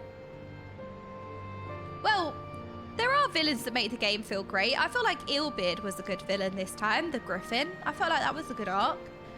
Magus of Darkness is dumb. Right, a wannabe. You're not even worthy of being absolute filth, because that gives you way too much credit. Actually, you know what? Grimwalk can go in dumb as well. But the Magus of Darkness, all right, I've got class envy. Do you guys ever experience that when you're playing a game and somebody plays the same thing as you and there's instant rivalry? That's how I feel. So I'm putting you in the dumb tier because I'm the superior mage, all right? Get out. I'm the okayest mage around here. Matoya. Oh, Matoya. Oh, Matoya. Okay, I loved Sassy Grandma. She was so great. I love Sassy Grandma. I really, really enjoyed Matoya. Like, she provided so much insight. She was so incredibly wise. And she was sassy. And we had tea with her.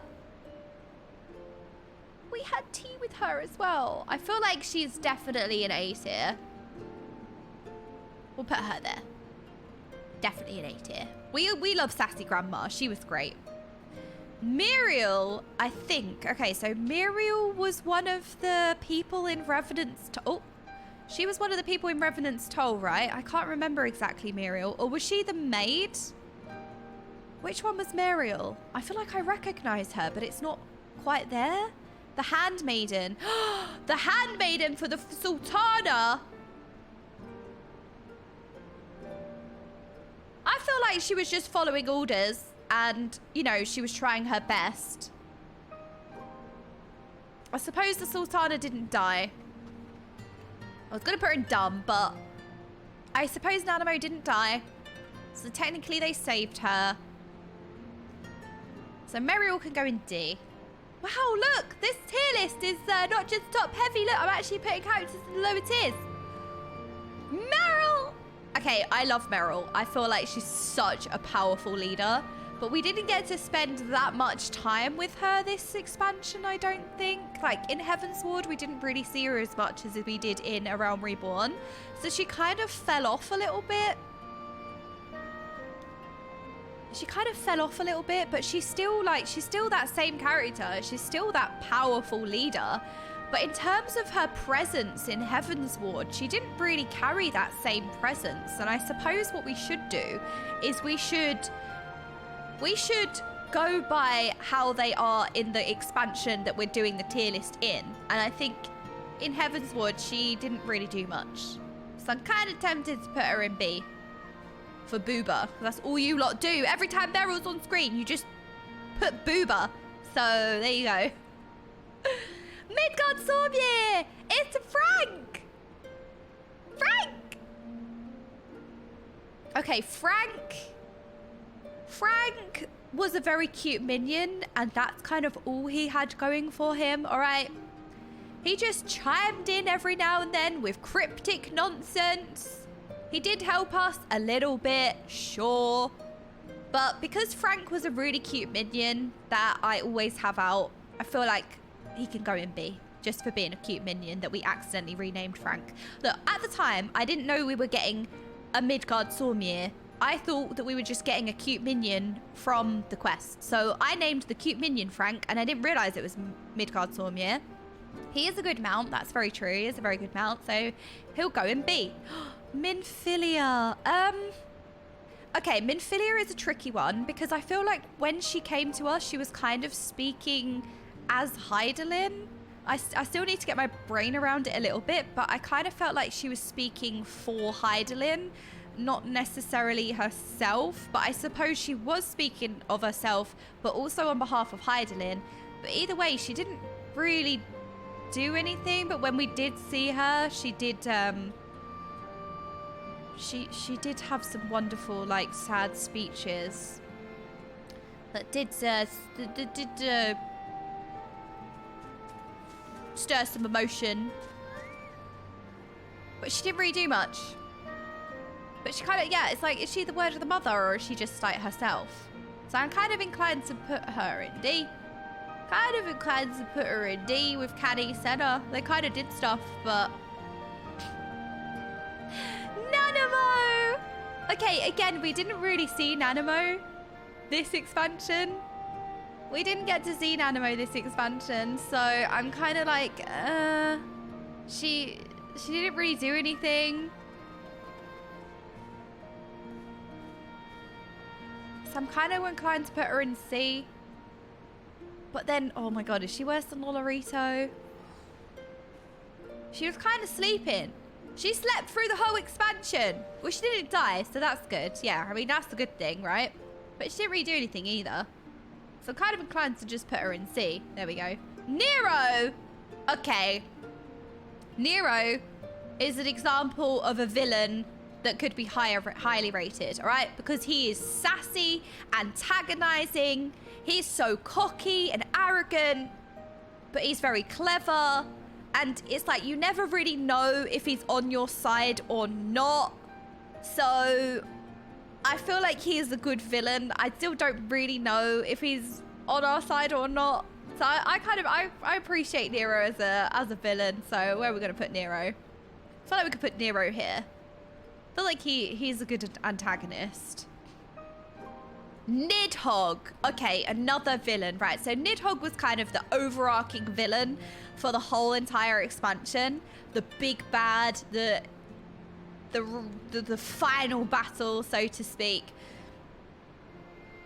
And I feel like he had such an arc of, you could understand how he got to the place that he did. It's still his choice. He still didn't need to get to that point, but it was very well developed and very well thought out, that you could, again, it wasn't just somebody that was like, yep, you know, I was born and I just choose chaos, so, you know, I'm gonna burn the world for no reason. Nidhogg was full of vengeance and you really felt it, and it was just an overarching menace. So I feel like, again, we have to appreciate our villains as well. So we should probably put Nidhogg maybe like here. Villain with proper motivation and very well written. See, I can appreciate villains. See, look, not all villains going in the bin, all right? Okay, this time we're not putting all the villains in the bin. Papa Lamo. Oh, so Papa Lamo would probably be kind of in the okay tier, kind of with Biggs, where he didn't really do anything. But the fact that he sacrificed himself promotes him. Like, he sacrificed himself to save everyone else. And that noble act is worthy of acknowledgement. So I feel like Papa Lamo, just because of that one act, can probably go in the middle of B tier. Pippin! I liked Pippin. I thought Pippin was a great character. Okay? Pippin was the example of how you can be a Giga Chad no matter what height you are, alright? Because Pippin commanded the screen. Pippin was a very, very, very, very, very good character. We didn't see him that often, but he was just strong and noble. Justice is what he stood for. So, I think A tier. But where in A tier? Probably here. Kind of like Artorial more than Sid. Okay, the Ranger of Darkness going in the bin. She tried to kill Alisaie. Enough said, right? She tried to kill Alisaie, so she goes in the bin. But she was also pretty good as a villain. She was very... She had this big smirk. She was so arrogant, and she was a pretty good villain. She did get your blood boiling, and I do feel like we should appreciate her for her villainry, but she also tried to kill Alisaie, so you go in the bin. Raoban! Raoban is also still... I think before I rated him like S, but... I don't know, I feel like a lot of the Realm Reborn characters, we spent obviously less time with them. But... Okay, going in the bin then. Alright, the chatting ones. Alright, fine. Raoban goes in the bin. No, I think Raoban goes in A. I think, again, good character. Didn't get to see him as much. But... I mean, he's just as great as he was, so... Kind of stays the same. Ravana! This was such a good primal fight. This was such a good fight. It had such good music. I really enjoyed the mechanics of this fight. I thought Ravana was a great primal fight, and it looked cool as well. What, General Grievous? With his like 4 lightsaber things going on. I think Ravana was a really, really good fight. So I kind of want to put it in A because it was a very memorable encounter. Yeah, you know what? Let's put Ravana in A because he looked cool. Yeah, that's good enough for me. Regular. Okay, who was regular? Regular.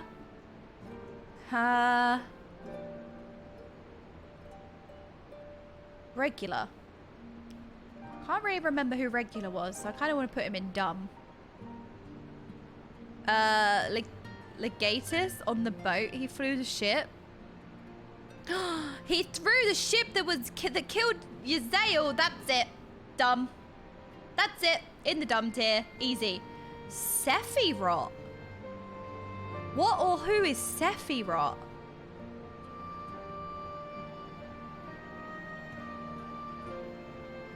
Skip, you don't know? Okay. Alright, well, we just leave this down here then. Skippers. Okay. The trial series. Oh, yeah, so sorry, just saying, with the trial series, I'm going to be doing it. So Miss Ava thought it would be a nice idea if we did the trial series together. So me, Ava, and Daisy are going to do the trial series together, but we try to plan a day when we're all around, which I think is either tomorrow or the day after. So yeah, we're going to be doing those together. I haven't done them yet.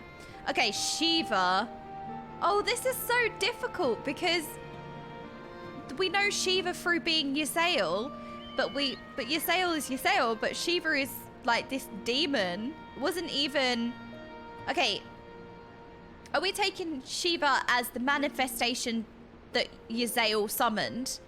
Or are we taking Shiva as the actual Shiva who, with Hraesvelgar, kind of made peace between Elazin and the...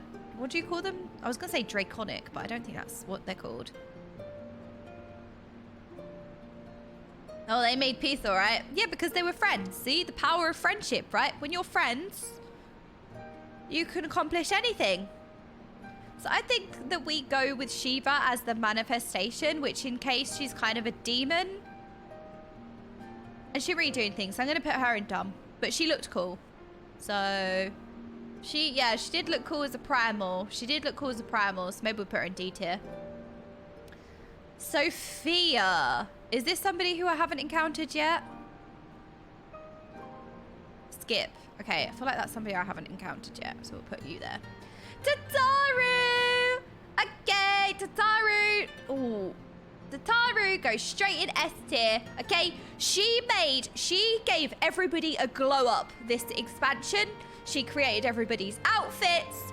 We love Tataru. We love her spelunky, plucky attitude. Okay, Tataru is straight at the top of tier list, but not quite better than the guidance node, all right? Jilly was precious.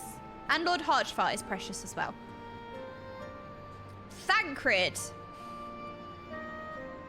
Okay. Thancred redeemed himself a little bit this time. Because he was just a little bit of a fuckboy in A Realm Reborn. All he was doing was chasing maidens and chatting up maidens.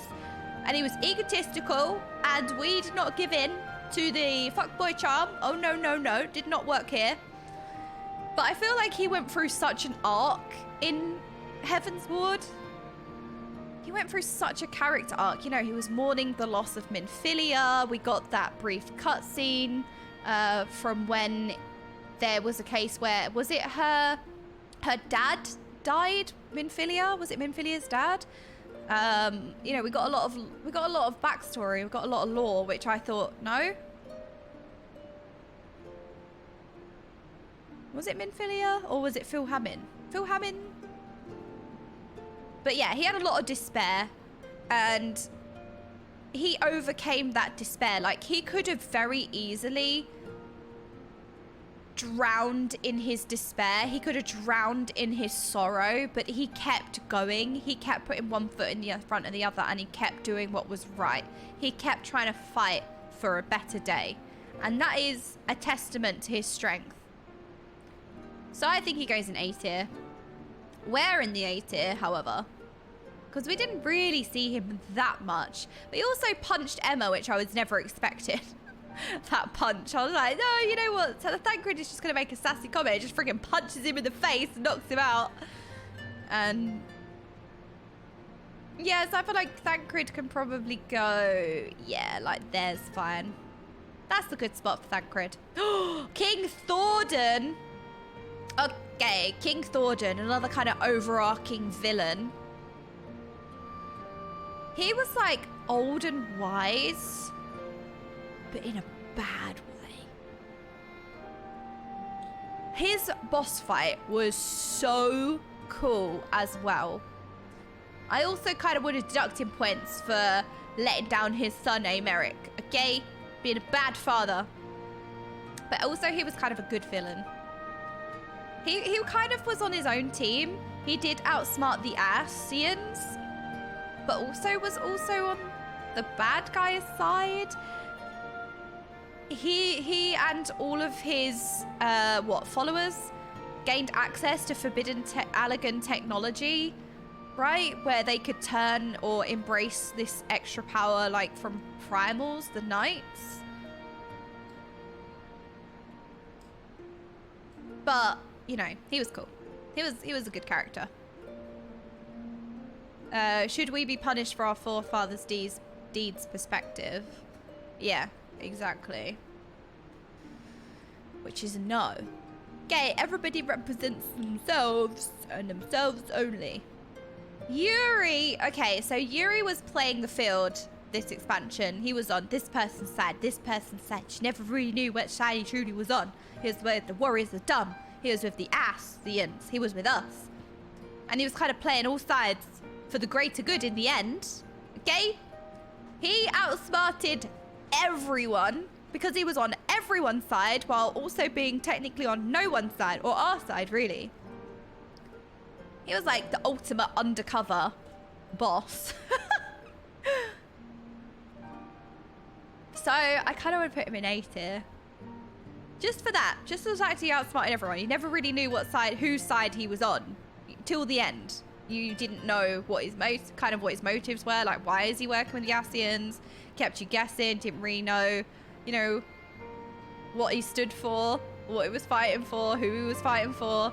And he did, in the end, save everyone, right? It paid off, you know, kind of going undercover, kind of being on the bad guy side and for the greater good. It reminds me a bit of Snape in Harry Potter. You know, we don't really know whose side he's on, but in the end, he was on the side of, like, the heroes.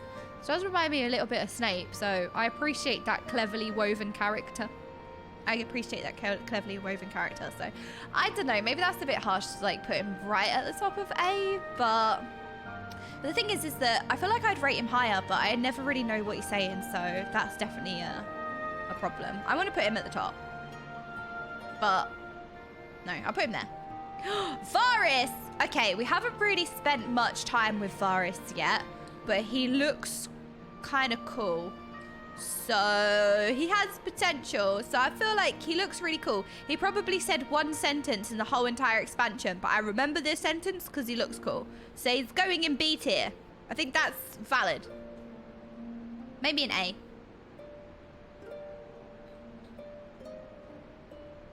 You know what? B will do for now. He looks cool. And that's good enough for me. Okay, Vidofnir. I liked Vidofnir. She was a good character. You know, she was open-minded. She embraced moving forward by being, you know, united and striving for a better tomorrow. She was almost murdered. She was almost assassinated. She was okay. I thought I would put her in B tier. Kind of went to put her in C, but she was almost murdered, so we have to respect that. Oh, the Warrior of Darkness. Okay, this guy trying to worm in as the main character, just trying to be me. Okay, clearly I'm the main character, right? This guy, I feel like we need to give him a lot of credit because he really was fighting. It was the classic, like, doing bad things for good. It was the tragedy. Like, he was a hero, but he was doing bad things. And his voice actor, oh my goodness, yeah, his voice actor was pretty good. And he was just very passionate. And he wanted to save his people. He wanted to save his world, and he was willing to do that, whatever the cost. Even if it cost Eorzea, he wanted to save his people. He wanted to save his world. And what was the saying at the end? They did everything right. They did everything right. They saved everyone. They fought for justice. They fought for what was right. And still it came to this. Yeah. Oh, and still it came to this. And it was so tragic. And it was a dynamic that I've not really experienced before. And it was really, really clever. And it was really, really, really, really well written. And I understand why Heavensward won so many awards. So not that the Warrior of Darkness kind of represents the entirety of Heavensward, but I feel like because of that depth, he deserves to go in S tier for the whole plot line. The whole multi-dimensional character of doing everything right and still it was bad, doing bad for good. You know, all of those things. Sometimes the heroes don't win. And I felt like it was so, so powerful that he can go in S tier. Ida! Oh my goodness, Ida! Ida! Oh, she goes right at the top. Okay, Ida is my spirit animal.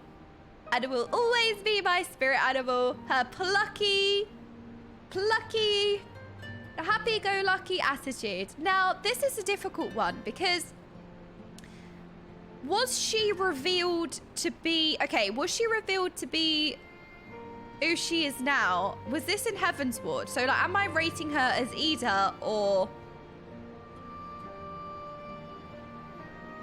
Wait, yes. I'm rating her as Ida. The reveal was at the very end. Right. The reason why I say this is because Lise, Lychee, her character is very different to Ida. They are the same person. I am aware they are the same person. We got to know the same person. But the reason why I loved Ida was because she was so like preppy. She was so peppy, happy-go-lucky, plucky. Like, she was literally just my spirit animal, and I loved her. And I feel like now she's gotten like very serious. Like, she's had like a whole change, you know? She's had a whole shift in personality. So the person that we're getting to know now, even though it's the same person, it's not necessarily OG Ida that we kind of grew up with, you know? So she's had like a total change in character arc. She's like, because I feel like, you know, she wasn't really necessarily forefront in A Realm Reborn, but now she's getting some significant backstory. Now her character is getting, you know, with Papa Lamo sacrificing himself, like now she's getting some like serious things happening to her, and her character is now developing. So it's like I'm trying not to base it off of that. So I'm trying to like keep a pin on it, because I feel like that character arc has only just started and she's very different at the moment. So I'm going to just base her on being the preppy, plucky, happy-go-lucky Ida with her lovely voice. Here's it's going to be highest rated. Okay, Giselle. I love Giselle. She was doing bad for what was right, and she sacrificed herself in the end. She always fought for a better tomorrow. She just wanted peace, and she wanted peace no matter the cost. She always fought for her ideals. I think she deserves to be up here. I think she deserves to be high up on the S tier, because in the end, she even sacrificed herself to save everybody. I like Giselle. I really, really like Giselle. I think she deserves a spot up there. Okay, Y'shtola!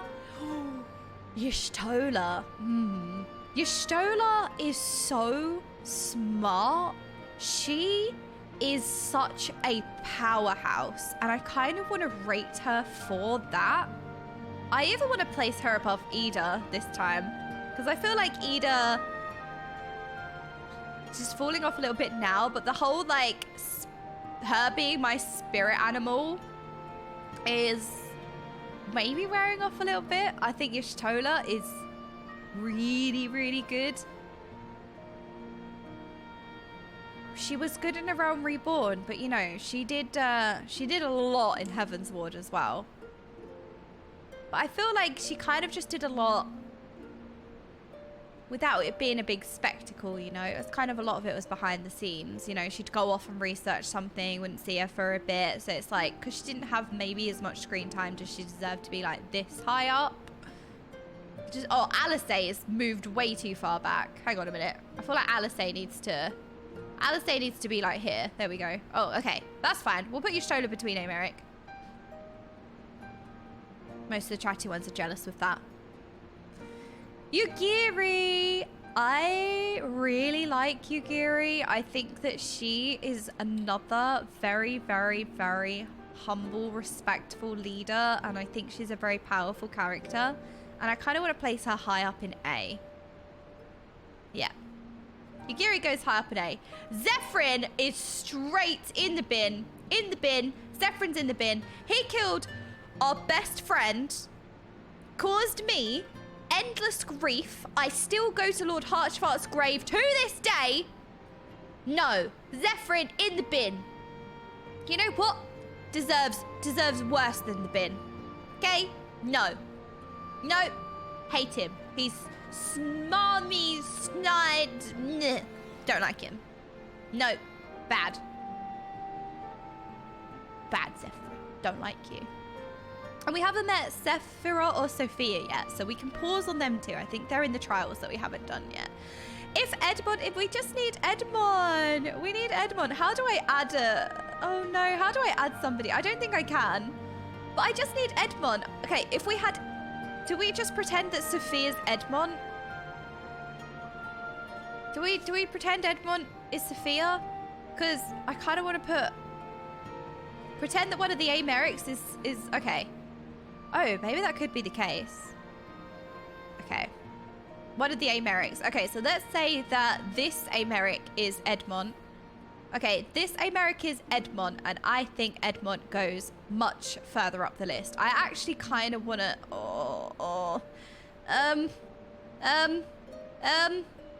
Edmond. Oh. Because we didn't spend as much time with Harchfart, it's kind of Harchfart's legacy, you know? Whereas we spent a lot of time with Edmond, and he made us feel the most. Right, that's it. Edmond goes that high in the S tier. He had some of the most heart-wrenching moments that still haunt me, and I think a lot of you, it will still get you. Like, when he collapses to the floor, that moment still is like, especially if you are a parent, you know, it can really hit deep, I think. The guidance knows is better than everyone. I don't know why that's up for dispute, all right? Jilly was the best. Yeah, every time that moment is like, just hits you, right? Would I change anything in hindsight? No, I think this looks good. I think this is good. I think this is fine. Okay, what do we think? I think this looks good. I think there's nothing wrong with this tier list. I think this looks great. I think that there's actually some characters that are in the lower end. There are some characters that are in the lower end, so that's good. Not too bad. Yay! It's time for a peer review. Look how evil this guy looks. Deserves to be in the bin. I like this list. I think we're good. Nope, I'm happy with that. That's it. Clip and ship. Sorted. Not bad. The bell curve seems a bit off. I don't know. I think... Wait, Shayla? What? Who fertilized Shayla? Shayla's grown. Shayla, you've grown. What happened? Hang on a minute. Shayla?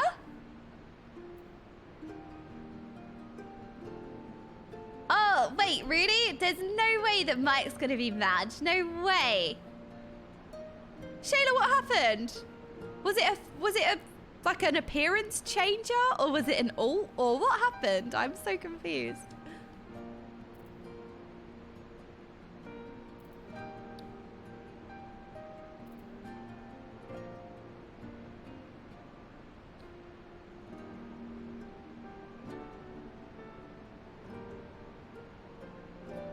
Drowning the Fantasia? That was just 2 Fantasias? What? 2 Fantasias? That was like a Lalafell for 5 minutes.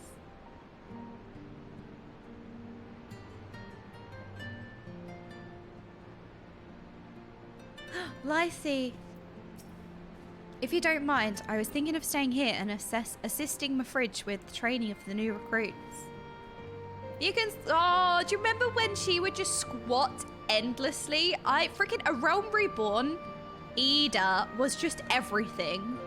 She's so serious now. That's what grief does to you. See? She's in grief.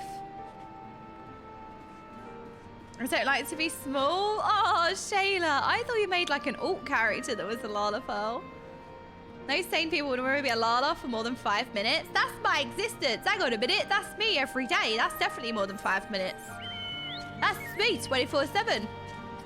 So if any of you experienced the new patch, how are you guys getting on with it? Is it exciting?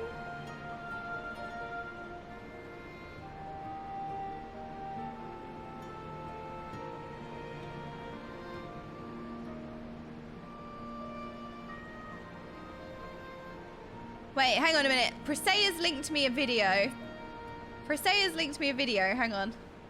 We need to watch this together. Hang on a minute. Pause. Presea has linked me this. Oh, flashbang! Flashbang!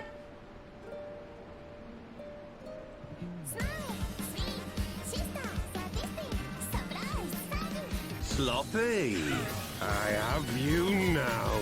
How'd you like this? For Alamigo! Yeah. Oh, my pain, my longing. You shall have it all! Wait, hang on a minute.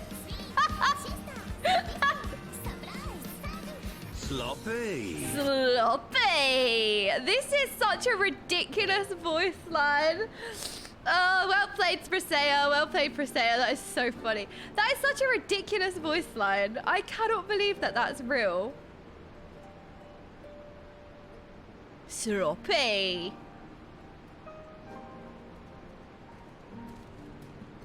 Oh, that is so funny. Papa Lamo. Oh, Papa Lamo. For Alamigo. For little Alamigo. The crafting the new sets is killing me. Is it really? I thought it would be mad because small. That's me. Oh, sorry. Did you want the link? Sorry, you're right. I forgot to link. I'm sorry. Was that Terrabellum? Wait, what do you mean was that Terrabellum? What, the video I just showed? Sorry, I forgot to link it. I'm terrible. It's Manago. And Alice! Oh, we didn't have... Oh, yeah, because we're in a different expansion. Alice! Let us defer to Manago with regards to the route. We've got mango and lychee. While we could just as easily head back the way we came, there could be any number of reasons why we should not. Do you think that there's a correlation between the fact that I had a salad tier and the amount of salad in this expansion already? Seems to be a correlation between having a salad tier and providing us with... Sorry, having a fruit tier. There was a correlation between having a fruit tier on the tier list and now some fruit appearing in game. Oh, it was Terrabellum. Okay, well played, Terrabellum. Got everything you need? Good. Then let us be off. Let's go, Manago. Yeah, salad is fruit. If you... Yeah, that makes sense. That checks out. Exactly. I'm glad that we're all on the same page. There you go. Fruit salad. Exactly. See? Checks out. Checks out. Salad is banana. Yeah, exactly. I'm glad that you, you know, it takes a lot of brain cells to process that knowledge. Dust. Dana. Cheese is the fruit. Fruit is the salad. There you go. Checks out. It's just science, guys. It's just con science. Okay? It's just facts. All right? I'm glad that we can educate ourselves on this day. Oh, no. Again, I'm not bothered by spiders, but that spider model bothers me. Does that bother anyone else? It really bothers me. I hate it. Burn it. Burn it. Manago. Quiet. Hear that? That was ceruleum engine backfiring. Imperials. Ye gods, you have preternatural senses. I didn't hear a thing. Yeah, con science, exactly. Hello, Sovex. When you grow up hunting in these lands, you learn to discern the sounds that could mean life and death, be they of a predator or a patrol. From what I'm hearing, we have a 7-man patrol augmented with a single Magitech armor. Wide search pattern. Divided in 2. No, 3 teams. I don't think they know we're here. It's risky, but we should split up and try to take them all by surprise at the same time. We don't want them calling reinforcements. 3 teams, 3 of us. Nothing for it then. Where are they? Head north. You should see them long before they see you. I'll deal with the ones to the south. The armor should just be to the west. OK's best equipped to deal with that. Oh yeah, that's me. We attack in 5. That should be enough time to get into position. Rendezvous on the west bank after. Any questions? No? Then good luck.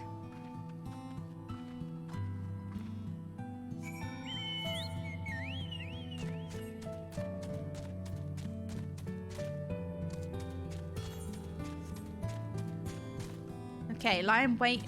Oh, we're looking drinking. Oh no. There's sludge. Oh no, we're feeding the chatting ones sludge. Okay. Eating. No. No, there's sludge. There's sludge for the chatting ones. Oh my goodness. No. Oh, there's no stopping you. No stopping you from eating the sludge. Very happy. We haven't had some sludge in ages. That's probably why you're all the right way up. That's probably why you're most of you the right way up. We haven't had any sludgy incidents in a while. Oh. Oh.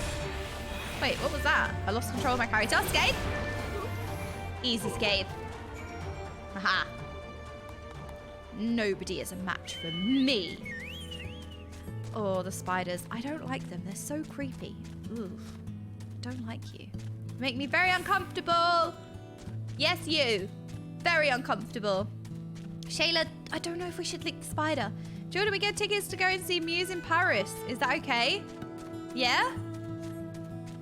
Yeah, of course. You know what? No. Send the tickets back. I said no. Mango! It looks like everything went to plan. Not that I'm surprised. The 3 soldiers I faced didn't put up much of a fight. Most of the Imperials we get out here are conscripts from other provinces, with little training and even less conviction. It's grim work, killing men and women like that. But don't doubt that they'd do the same to you if the roles were reversed.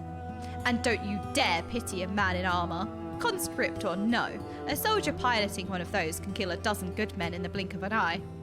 Not that I need to tell you that, after what happened at the wall. Too soon. What? None of these? No, none of them. Ooh, that looks good. I suppose I can take that for ninja. Alizé, Mango, and OK Girls trip in the desert. Oh yeah. Perfect. Abso! Thank you. 31 months. Oh my goodness, you haven't have stinky cheese next to your name now. All that time, and you have grown into moldy cheese. Thank you so much, Abso. How was work? Right, I believe we've rested long enough. We should resume our journey before someone notices they're missing patrol. Oh. Oh no! Well, at least we've got bank holiday weekend.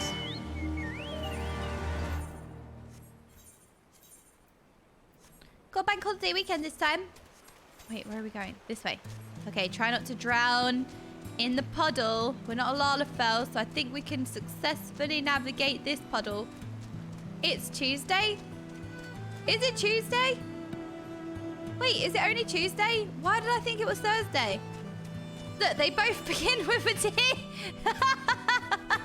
What day is it? Is it? It's only Tuesday. Why is this week taking forever? It's been Tuesday for the last like 5 days. Why is this week going so slow?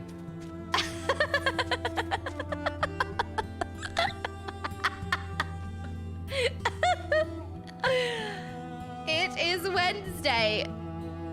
No, I mean, these streams on the weekend, that's why. Oh, yeah, probably. It's confusing because the WoW patch comes on Wednesday. Yeah, exactly. There's some logic here, right? There's some logic that can be taken from all this nonsense. Tuesday, innit? It's Tuesday. We're clear. Only Alliance patrols ahead. You said the forces at Castrum Oriens were under the command of the Flame General Ralban Alden, did you not? It's fucking Tuesday. Oops. Excuse me, Abso. No swearing in my audiobook, please. By Rauga, the Bull of Alamigo himself. I never dreamed I'd have a chance to meet the legend.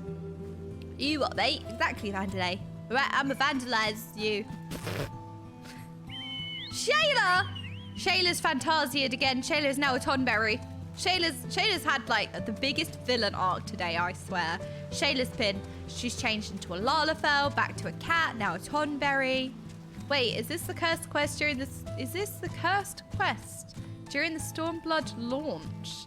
Well, I do not know. I would not be the one to answer that. I never did figure out Tuesdays. I feel like Tuesday's the worst day of the week. Yeah, I said it. Worse than Monday. Okay, Tuesday's the worst day of the week because, you know, Monday has expectations. It's like, you know it's Monday. So you know that the week started and it's like, okay, whatever. Okay, we just take Monday for what it is. But Tuesday has no excuse. Tuesday feels as bad as Monday, but worse because there's no expectation or, you know, like acceptance. Every day of the week is the worst day of the week. Oh, okay. I mean, that could be true. I also don't like Sundays because, you know, Monday is coming. That's true. Monday 2.0, exactly. Tuesday is the budget Walmart version of Monday. All right, so it just feels worse. Monday is so bad it affects mood on Sunday. Yeah, see, a couple of people have said that actually. Ooh, I mean, that's true. Monday is great. It'll only get as bad as Monday. Unless you're Tuesday, which is worse than Monday, all right? Tuesday is the worst it gets. And then Wednesday is my favorite day of the week. For no reason. It just is. That's just how it be sometimes. Tuesday is we've got Monday at home. Oh my God, exactly. Tuesdays are busy for me because I work payroll. Wednesday's the worst because you're in between Monday and Sunday. I mean, it is the middle of the week. I love a Tuesday. I love a Wednesday, sorry. Guys, Tuesday this week is the best day of the week because they got the patch, of course. I mean, that's true. Today is patch day. Tuesday, people stop bugging me. Monday, everyone needs me. I know, everybody's like, you know, it gets to Friday and you're like, who even works on Fridays? And then the work just piles up and you come back to Monday and you're like, well, shit. I love Saturday and Sunday. Every other day I want to die. Oh no. I can't believe it was I can't believe it's not Thursday. Now, this is important. Which day is your pizza day? Oh, that is a good question. I feel like takeaway pizza, takeaway in general is like a Friday or Saturday angle. Although I feel like most Brits have the Chinese on the Saturday, right? What about Thursday? Thursday's all right. Monday's the worst because the next Monday is only a week away. Oh, despair. Oh, the despair. Saturday is a geek chat. Okay, well, what day is pizza day then? For some reason, when I was growing up, we would only have takeaways on a very rare occasion, and it was a treat, so it would be the weekend. So, like, during the week, it's always just normal meals, and every time I think of a takeaway, it would just be the weekend. Like, even as an adult, I always consider, like, a takeaway on the weekend. I don't know if I'd ever order a pizza in the middle of the week. Isn't that weird? That's a weird thing when you think about it, right? Friday is when I do a takeaway if I have one. Strawberry is terrible because you know it's only like 6 months until winter. No, Vandalay. It's not even begun to get hot yet. We can't think of winter already. Tuesday night is pizza. Oh, Tuesday night pizza is so good though. I mean, that is a good way to make your Tuesday good. Because I feel like Domino's do 2 for Tuesday, don't they? You get buy one, get one free and stuff on a Tuesday. So, you know, Taco Tuesday is a thing.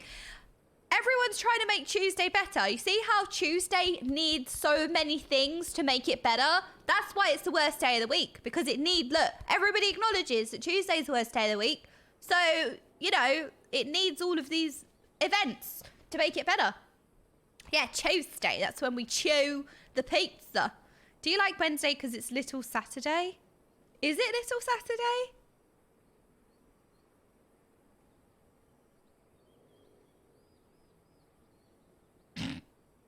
Wednesday is pizza night. Monday is by far the worst day of the week. Right, that's it. That's final. Maybe tacos are attracted to Tuesday naturally because it's so great. No. What are you talking about? I'm sweating my tits off.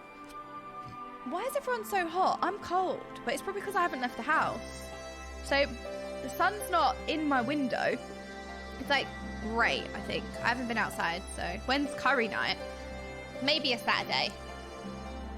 Winter is 5 to 6 months long. It's usually too close. I feel like in a lot of places, you have the majority of your year dark, right? Absolutely is just hot in all ways. Oh, there you go. It's a meat locker in my condo, just how I like it. Nice and cozy, that's what it is. At least on Monday you have something to talk about after the weekend. Tuesday for sure is the worst. Thank you, Sobin. See, I knew it. Some people are intellectuals and saying that Tuesday is the worst day. We don't like opinions here, only facts. Sunday is tied with Tuesday as the worst day. Nothing is open here on Sunday, and Tuesday is just a bastard. I agree, Tuesday is a bastard. Darkest part of winter can have about 4 to 5 hours of sunlight. So what time does the sun come up, and then what time does the sun go down? That's so depressing. Monday Chinese, Tuesday taco, Wednesday Chinese, Thursday curry, Friday Chinese, Saturday pizza, Sunday Chinese.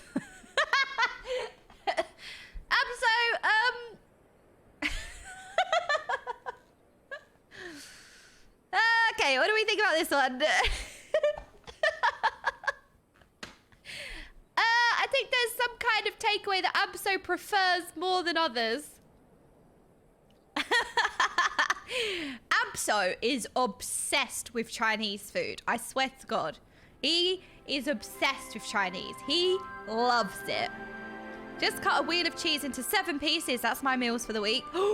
Cheese every day, all day. I agree. Just have cheese every day. I made a bowl of tuna today. So, you know, like tuna mayo. And then I grated cheese into it. And it was so nice. That's actually really nice on a jacket potato. Tuna, jacket potato, tuna, cheese. Lovely. Cheese and tuna. Mayo. Yeah, tuna mayo and grated cheese. Cheese is like the Tuesday of foods. I can't believe you've said this, Vandalay. Sloppy. Right, that's it, Vandalay. Vandalay's going in jail. That's it, jail, Vandalay.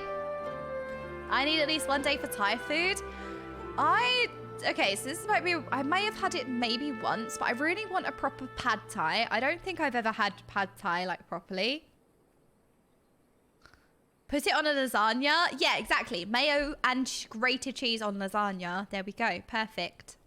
Does it count if you cook the Chinese /Thai yourself? Yeah, but Abso just loves the takeaway Chinese. Like full, fatty, takeaway deliciousness. Pad Thai inside lasagna. Now we're talking. What do we think of that, Abso? Pad Thai in lasagna with mayo on it?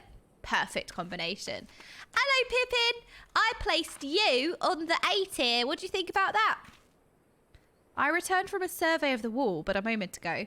We have yet to recover Papalemo's personal effects. I'm sorry to say, but you may rest assured that we will notify you and yours the moment we do. Okay, do we think Papalemo... Okay, I'm just going to cook for a second. Do we actually think that Papalemo is dead? Because I'm kind of leaning towards that he's not actually dead. I don't care that the spell sacrifices you, okay? I think...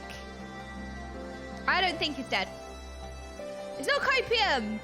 No, I did not order a copium shipment from Daisy Stream, okay? Daisy's not signing for this copium shipment, alright? No, I don't think he's dead. Jordan, can you not have cursed food opinions for once in your life? That is an impossible challenge, Treyon. That is an impossible standard that I shall not set for myself. Okay, I think Papaleno is still alive. That's my opinion of the matter. My very well-formed opinion based on the factual evidence and the conscience. Oh yeah, we had to go back to the Alliance leaders to inform them of everything that's happened. Oh my god, my cat looks so cute. Look at her, It is little good cowboy. to see you again, my friends. I hope you are here to tell me you have made contact with the Resistance. Voice acting! We are, General.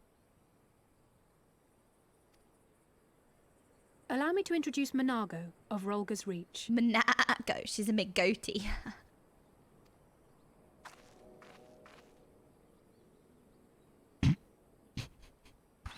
At your service, sir. And may I say what an absolute honour it is to stand before the Bull of Alamigo. Why is everyone northern? There's a significant disproportion between southerners and northerners in this game. These are not the blood sands, girl. You and I are but soldiers on a battlefield fighting for the same cause.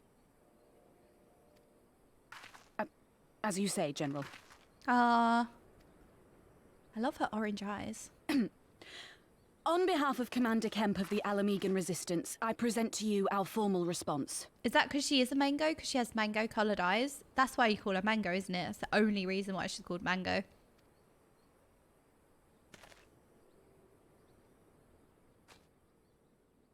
Ooh, parchment. Good. I'm glad we've reached an accord. Though I was not aware you had suffered such losses. Rawan doesn't sound as old. I wonder why. Aye.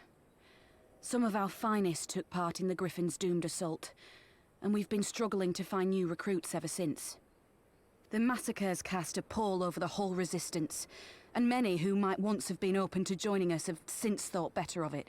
Okay, again, me pointing out the subtle things. The fact that Alice, I think she was looking at Raoban, and then she starts looking at Monago. at a certain part in her like dialogue was quite powerful. I feel ridiculous for pointing things like that out, but they could have just have Alice just looking at Ralvar, like just being, you know, a background NPC.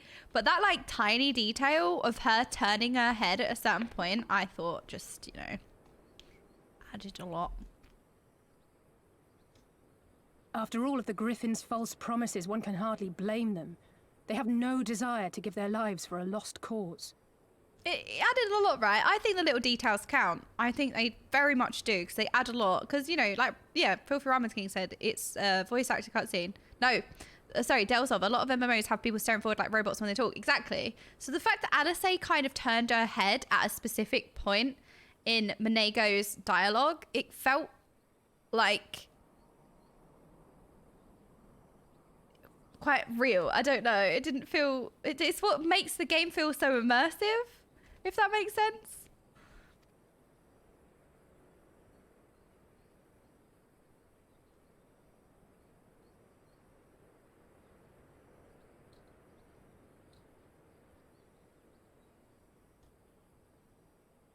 Epic We will stare not off. lie to them. This is war, and lives will be lost. Yet what we offer is not the fever dream of a madman, but true hope. The people need proof of this, Father. Let us show it to them. I say we stand shoulder to shoulder with our new allies and engage the Garleans in open warfare. The Resistance must demonstrate that they can hold their own against Imperial regulars. And with our assistance, I am confident they can do just that. Go on, Pippin! If we can achieve even a token victory, I believe it will serve to rekindle the hope of the Alamegan people and inspire them to rise up once more. Aye. Aye. Once word spread that we'd won a battle against the Garleans, I'd wager we'd have new recruits flocking to us from miles around. The question is, when and where do we strike? I'm glad you asked. I have a plan. Oh, for some reason he sounded really different there. Oh, what's the plan? Oh?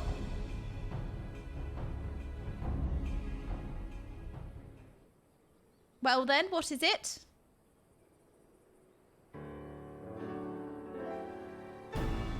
Our scouts recently informed me of an interesting development at Castellum Veledina. Namely, the arrival of a shipment rumoured to have come from the research and development facilities near the capital, containing prototype Magitech armour. Shelley! It's our assessment that this armour is to be field tested here, most likely against Alliance forces, mayhap before the day is out. Damn it all, more Magitech weapons, that's the last thing we need. Your concern is not unwarranted, but we needn't despair just yet. Uh-oh. The shipment is thought to have contained a single heavy unit and 1 or 2 support units. With a well-laid ambush, we are confident we can destroy them all, hindering their development and delaying future deployment. And should we carry out this as a joint endeavour with the Resistance, they will have their rallying cry.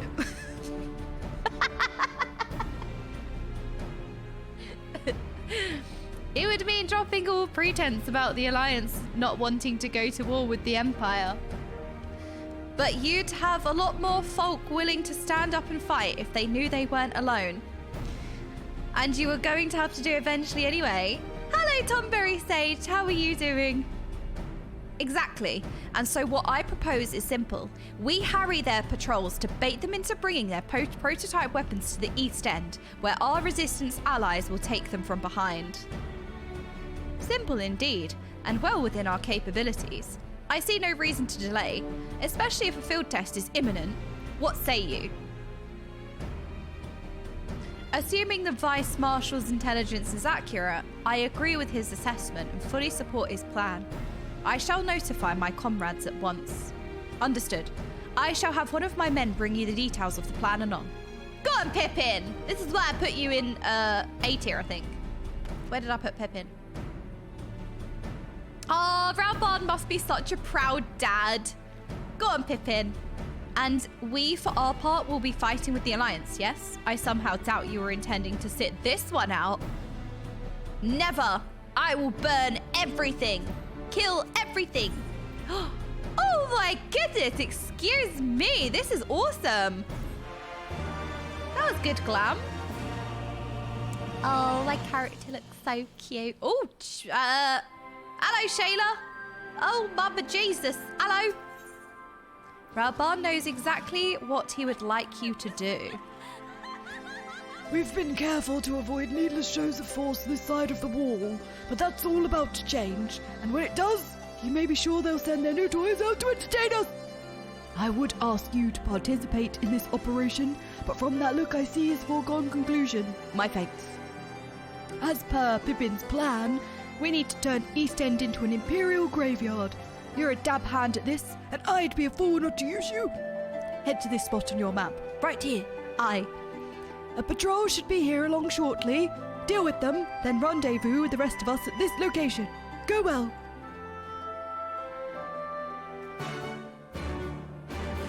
Da-da-da, da-da-da, da-da-da. I think Raban sounds great, honestly. I think he sounds wonderful. Shayla, you're using so much Fantasia. There's a Tonberry on the loose. Watch out. Oh, there's a tree. Hello, Leshy. Hello, Leshy. How you doing? Oh, you got eyeballs. Oh, sorry, cheese. Oh, I like the strings, the violin. Ooh.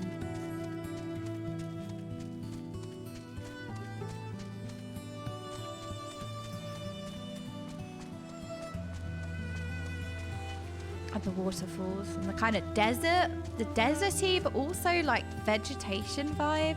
Got like leafy green trees, but also desert.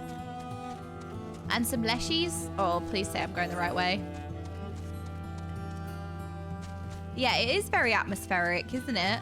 And it's like, it's so strange because in comparison to say like Heavensward music was very dramatic and I loved it. And then this one's very like, so far, it's very like subtly atmospheric in comparison. All right, we've got some more goop to lick, chatting ones, some more goop. Got some good Alamigo dirt. Yeah, look how sludgy it is. You lot haven't eaten sludge in a while. Die, die, die, Laquarius. Signifier, signify this. Loser. I can almost one-shot you because you suck. Ha. Oh, you think that's enough to kill me? Don't think so, bye. Ha. I love combat. Sometimes combat is quite rare. And then when we do get a bit of combat, I'm like, yeah, let's go. Shayla, no, you leave, no. Shayla, leave Leshy alone. I don't think you're gonna win that fight. Shayla, resist. Shayla, no stabbing. What? Save Shayla. Burn the tree. Burn Leshy. Scathe. See how much damage that Scathe did? Okay, Shayla, we can't cause deforestation, otherwise the chatting ones will get very upset, okay? We can cut down one tree, but that's all we're cutting down, all right? Otherwise we'll get accused of harming the environment, which is what happened after I killed bees by accident. Well, technically wasps. Technically, I killed wasps. I need to plant 2 to replace it. Oh, God, okay. All right, we'll plant some new trees. Oh, no, we got some angry woofs. I know I have a lot of favorite emotes, but I feel like Angry Wolf is my OG favorite emote. Like out of all of the, not the 7 TV emotes, like just the OG emotes kind of thing. Yeah, it was an accident. Go, Luna, go. You got this. You slay, haha. Burn the tree. Okaymage was an inside agent for the burning of Telge Shield. Oh no! I can actually see the Angry Wolf. Okay, yeah, Angry Wolf is one of my actual channel emotes, but the rest of them are 7 TV emotes. Hello, Decadence, how are you? Onwards. Alice. My information was accurate, it would seem. The patrol never came. Oh my gosh, there's minty air! There's minty air! Chatting ones! Minty air! Minty air for the chatting ones to lick. They're gonna be real happy. Real happy. Yep, you lot get to feast on some minty air. Yay, minty air. Raubarn's X? What are you lot on about? Wait, what is this emote? Sitting very comfortable around campfires. That looks like a hazard. Can we put the minty air in a milkshake? Well, you know what, Smash? Just for you, yes. Amazing, thanks. Just got back from taking my wife out for falconry experience for her birthday. Decadence, that sounds incredible. Oh my goodness, did you have a nice time? That sounds wonderful. Was it amazing? So, falconry experience? Was it like a falcon show? Or am I being really stupid by saying that? Am I being really stupid? It's Raubarn Savage. Right, you lot are going off on one. I don't know why you're all going off on one. Did you eat what the falcon caught? As is customary. Tacos, pizza, and now falconry. Tuesday really needs all the help. Exactly. We got to fly various birds and of prey off of our own hands. That sounds amazing! What other various birds were there? Falcons? Eagles? What's an old meme? Oh no! No, not falconry. You lot talking about Raubarn's X, I'm guessing. I remember the line covering the whole zone. When this expansion first released, the servers were so overloaded that just getting into this instance with Raubarn was impossible. The joke became that it was Raubarn's X. Oh, okay, right. Okay, noted. When the sort of servers couldn't handle having so many people in instance scenarios at the same time, so people had to legitimately form a queue and go in one at a time. That is absolutely crazy. No way. How polite is that? Oh, let's form an orderly queue. Oh, gents, let's form an orderly queue to go into the zone. Did you have any queue hoppers? Did you want to kill them? Scathe them.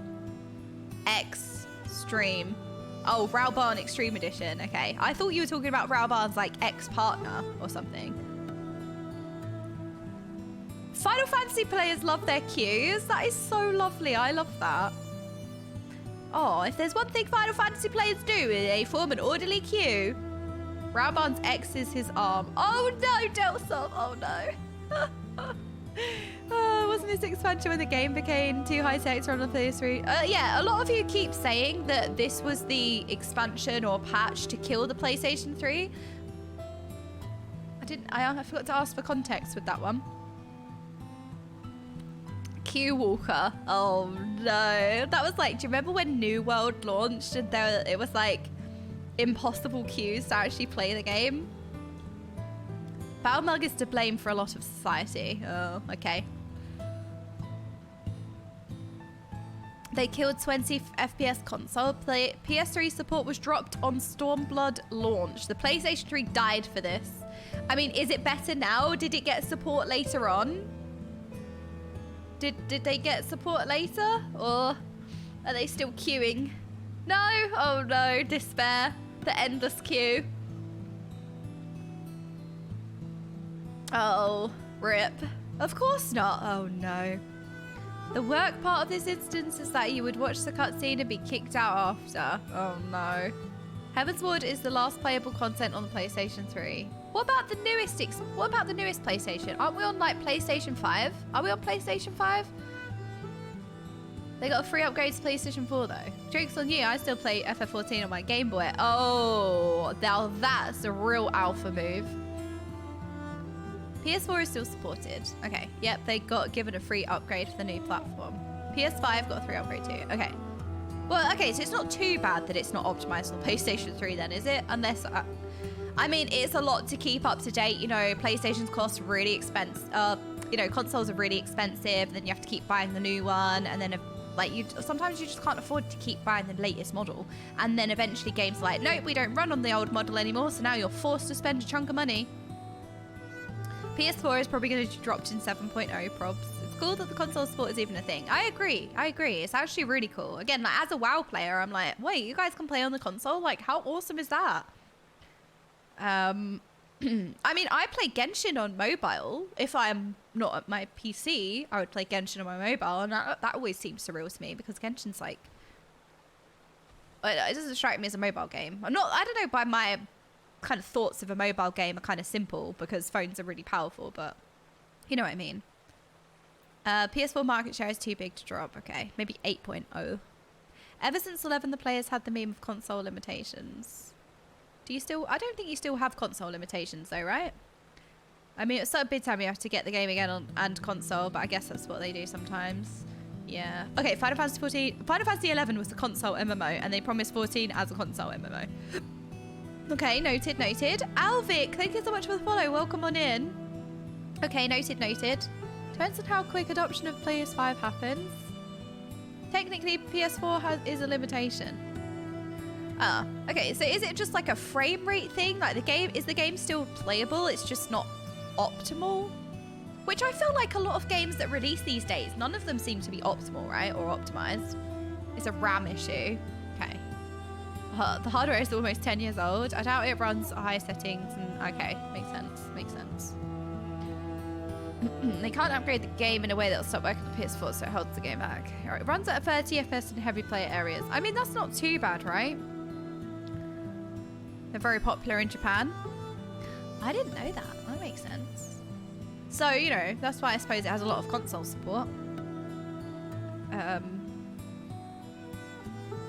Cap it to 30 FPS C. I mean, I'm used to playing with not, so I suppose I'd really notice it. But when I used to play on my laptop, I used to have about 30 frames. So I played on 30 frames for the longest time. I used to play League and WoW. Like, I played on about 20 to 30 frames. But, like, now I'm used to my PC. So, like, it's going to be a completely different experience, like, just playing now. But I did used to play with 20 to 30 frames. And I kind of got around all right. I feel like now, yeah, I feel like now it would be very difficult to go back to it or like get yourself used to it again, especially with how laggy sometimes the shadows are in general. Like, I feel like that could give you a bit of a headache. People don't remember that your PS3 had 256 megabytes of RAM. Oh, see, now we're talking specifics, auto lock on. See, this is the conversation with the chatty ones, not me, because I'm a bit of a technophobe. Right, Raubon, save me. Oh, and to plan then. Good. Our scouts report that a unit escorting to the prototype weapons has left Castellum of Eladonia. The resistance is already in position, so we have but to wait for our guests to arrive. Oh, a scenario?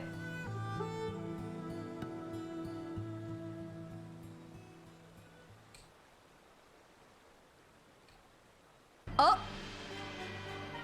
Oh, this is I called you dumb. Grin for us after Cartano, didn't they? Oh, how they doubted us.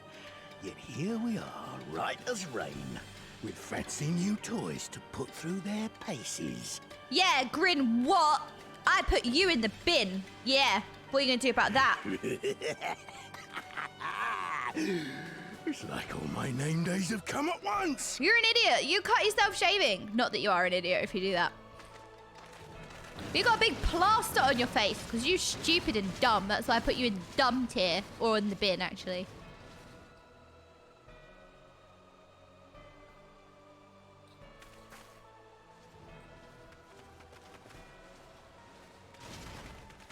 Well, well, well, if it isn't Garland's little troublemaker. I can't wait to see the look on Zenos' face when I bring him your head. You bring him your own head? Yeah, take this! Electricity! That is, if my secret weapons here don't grind it into mush. Attack! You're dumb! You went in the dumb tier. And Cloggington, behave yourself. Stop licking the staff. No. No. No electricity. You're gonna frazzle yourself. Okay, I need to remember that I can't just senselessly kill stuff. There's actually stuff to do in these scenarios. I have to constantly remind myself of that. Bugging me. Something. I don't know, you're talking shite. How would a grudge against you? Whatever did you do to him? I'm just better than him. He's jealous of the true main character. That's what it is. Oops. Get after them, damn you! I feel like I need to move this. This is like right in the way. Oh, there's things here. Hang on. A-wing. Fire, fire, fire! Haha! Easy! Die, die, die! Why is he chosen S9? Hang on a minute. I am the main character. Me. Oh, they take a... They tanky as hell. I always feel like I should take out, you know... Oh my god, Alisei just freaking tanking the Magitech Vanguard. I was like, if I take out the weaklings on the outside first... They're taking ages to die though. Maybe not. You grind. Grind what, mate? No, look at Alisei, freaking Giga Chad. No, Alisei's not the main character. I'm still the main character, okay? In case anyone forgot. Me, it's me. I'm the main character. That's me. I like the new main character a lot, even though he only has one arm. What? What? No, I'm not S9's assistant's retainer.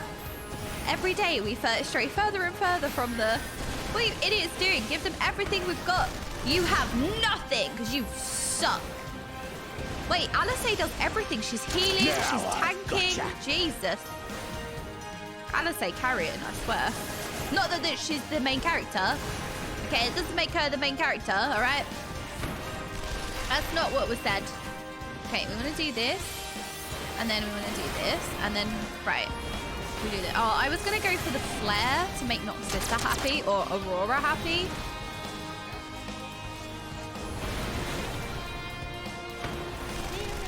It's cool that Alisei and Raoban found a side character and okay to take care of the trash mobs. Hang on a minute! Hang on a minute! That's not right! No! That, ooh, swirlies. I need to look at my utility for when I move. Right, we'll kill the 12th Legion Hastasistus. Die, die, die, die. Death. Death, die, death. Okay, we're getting into Scathe range. Scathe execute. Scathe. Okay, Scathe again.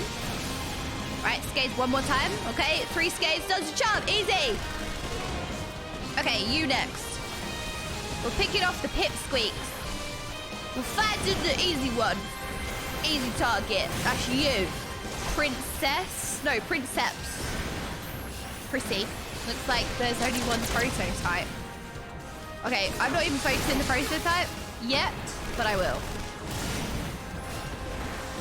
We'll get to him after. Okay, Alisei's losing a lot of health. No, we don't press flare. Okay, fire, fire, fire, fire. Aha! Why is this Okaymage killing the main character? What, the Princeps? Hang on a minute. There is no way. There is no way the 12th Legion Princeps is better. Always be crafting. I think that's very accurate for all of you lot in this patch, right? Oh, that took a lot of damage. I think I'm supposed to be killing the ones in the middle, but I'm just, you know, I'm just taking out the ones on the outside first. I enjoy death, murder, death. No, Alisei's just tanking it like a Chad. Although these are taking a long time to die, so...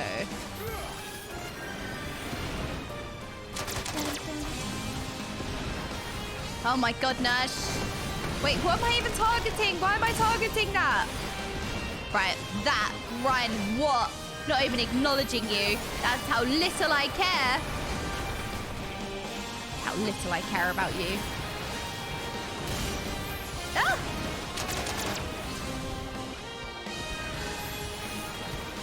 I like the battle music though. ABC, always be crying. Yeah, only 25 minutes left. I think we got this. I think it's easy. Keep it up, lads. That thing won't take much more. Am I supposed to just be killing the... The thing is that I'm really trying this time. I'm really trying this time to actually play the scenario properly. You know, not just kill everything. To actually do it right. And then this is the only time where it's like, you know what? Just kill the main thing and it's fine. Just senselessly kill. Senselessly murder, murder, murder, murder, murder. And that's fine. Oh no. Swirly. I need to get used to the timing of this thing. Enough. We have secret weapons of great power. Let's use them. Bring up everything. He's up to something. Yeah, he needs his trick. He needs his trick. You'll be weeping blood. Wait, what is this? I'm gonna kite you into this. Oh no! Oh my god, that did so much damage! Wait! Oh, hold on a minute! I just blew up! Oh no! Don't you dare give me a very easy option game. No! No! No! I think we can skip the cutscene. Shh, no one will notice. I blew up. I was trying to kite the bomb into the bad guy, and I kited the bomb into my team, and then I accidentally blew up my team. Leave the armor. Okay, now I've read the... Okay, I've got it this time. Welcome me, is that General Aldin? Ha ha ha. A chance to get my revenge on OK. And test army weapons. Wait, how did my ley lines not reset? Hang on a minute. I didn't skip, Noxissy. You can't prove anything. Them, damn you! Right, that's it. I'm just focusing on the Magitech armor then. Fine. Fine. Okay then. I can do that. I got the bad ending. The game's rigged. That's what it is. I got a toe in that. Will that count? So everyone else is fine. Ouch! What did I do? Now I've gotcha.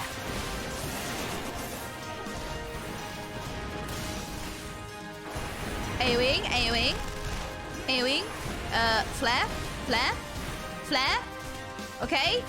Oh my god, I'm dying. Oh my god! Ah, look at the damage! I did so much damage! Holy moly!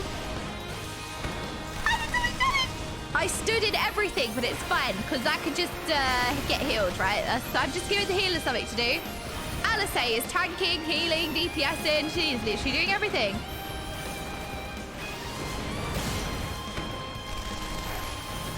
Die, die, die.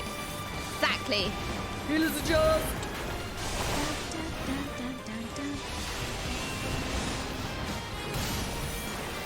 Okay, I will fight the Magitech. Okay, he's up to something. Right. Oh no. Oh no. Hang on. Right, this time I'm not gonna die. What do I do with it? Weeping blood. What do I do with it though? Okay, it just expires. Right. It expires. Okay. Makes sense. I got you. I got this. I got it this time for sure.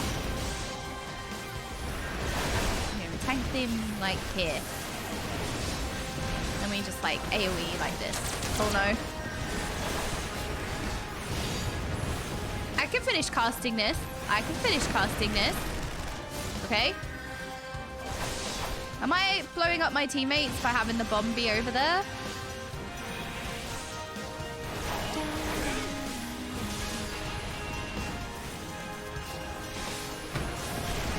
Lightning and the thunder. Okay, I'm just gonna run around for no reason. Haven't we got anything else? No. Bring more! Bring more! Nothing will be enough. Artisana! Oh no, what's this? Wait! Wait, there's a bomb! No, I've been backed into a corner! Wait, what is this? Can I get in that? Raging bull!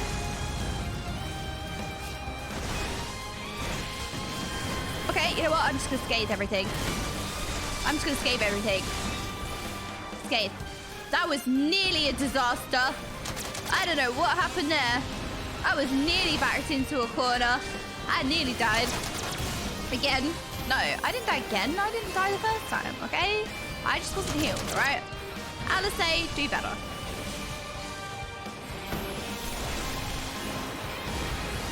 Woo. Woo! Escape. No! No! This is perfectly anti-ley lines. This can't be happening. Not again. Did I win? Yeah, run away. Yeah, run. He who fights and runs. What the? Who in the hell are you lot? Menego! For Alamigo, let none escape. Haha! Yeah, take this. We have them now. Forward! Okay, now we're kicking off. You think you've won? No. Then we go together. Wait, what does that mean? Self-destruct sequence. No, I'm on a timer! What? How do we disable it? There's no time to get saved. We must disable it. What, like, kill it? Kill it, right? That's the only answer. Kill. Kill? Get them to the 7th gate? We can kill the Magitech? I think, right, I need more scathe. I think if we're on a DPS check, we have to scathe more. Oh no. More scathe, more scathe, more scathe, more scathe. Scathe. Scathe, scathe, scathe! Yes! Yay, we have our secret weapon. It is the power of scathe! Haha! Uh-oh, don't lick that. I'm watching you. Definitely bad. Oh!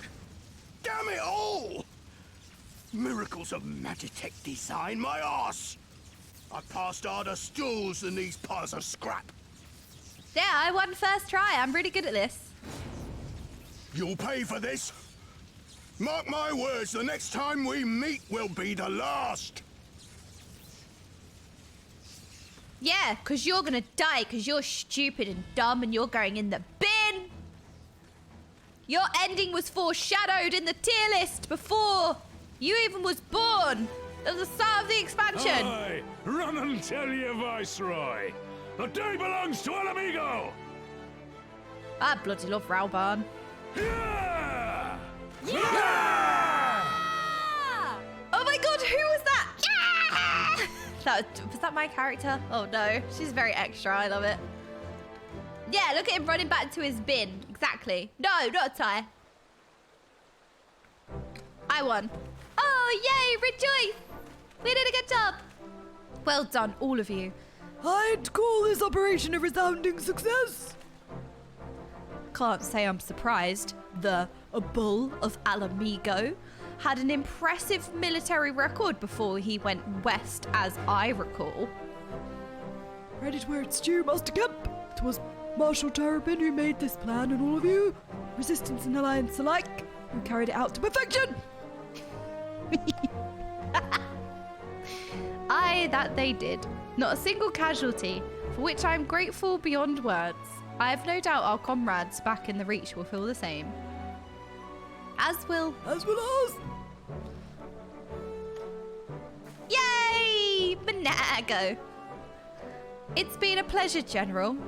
Until the next battle, Menego and I leave the scones in your care. Ah! We shall return to the castrum then. Okay, Mistress Levelier, once more you have my thanks. As Master Kemp said, until the next battle.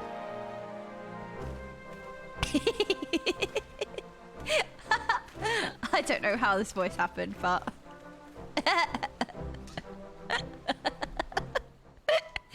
don't know how we got here, but we did. Menego, I've heard the stories, but to actually see you in action... Oh yeah, main character energy right here. Do I look menacing? I almost found myself pitying the Imperials. Oh, see, I am menacing. Seriously though, it was inspirational. Nopers! Shadow! Ah, but you must be tired of hearing that, eh? I'll keep it simple then. Thanks for the help out there. Shayla. Thanks for the help out there.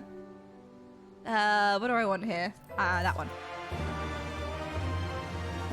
Da, da, da, da, da. Menego is ready to return to Rauga's Reach. Well, there's no reason to remain here any longer. Let's get back to the Reach. Okay then. Da-da-da, da-da-da, da-da-da. Wait, where am I? Oh, I think I'm far away, so we'll just teleport to Big Alamy. Everyone's favorite big Alamigo. Okay. Hello, big Alamigo. You are quite large, actually. You actually are quite large. Oh, the music here is very cute. Oh, we have lots of cute merchants around fire.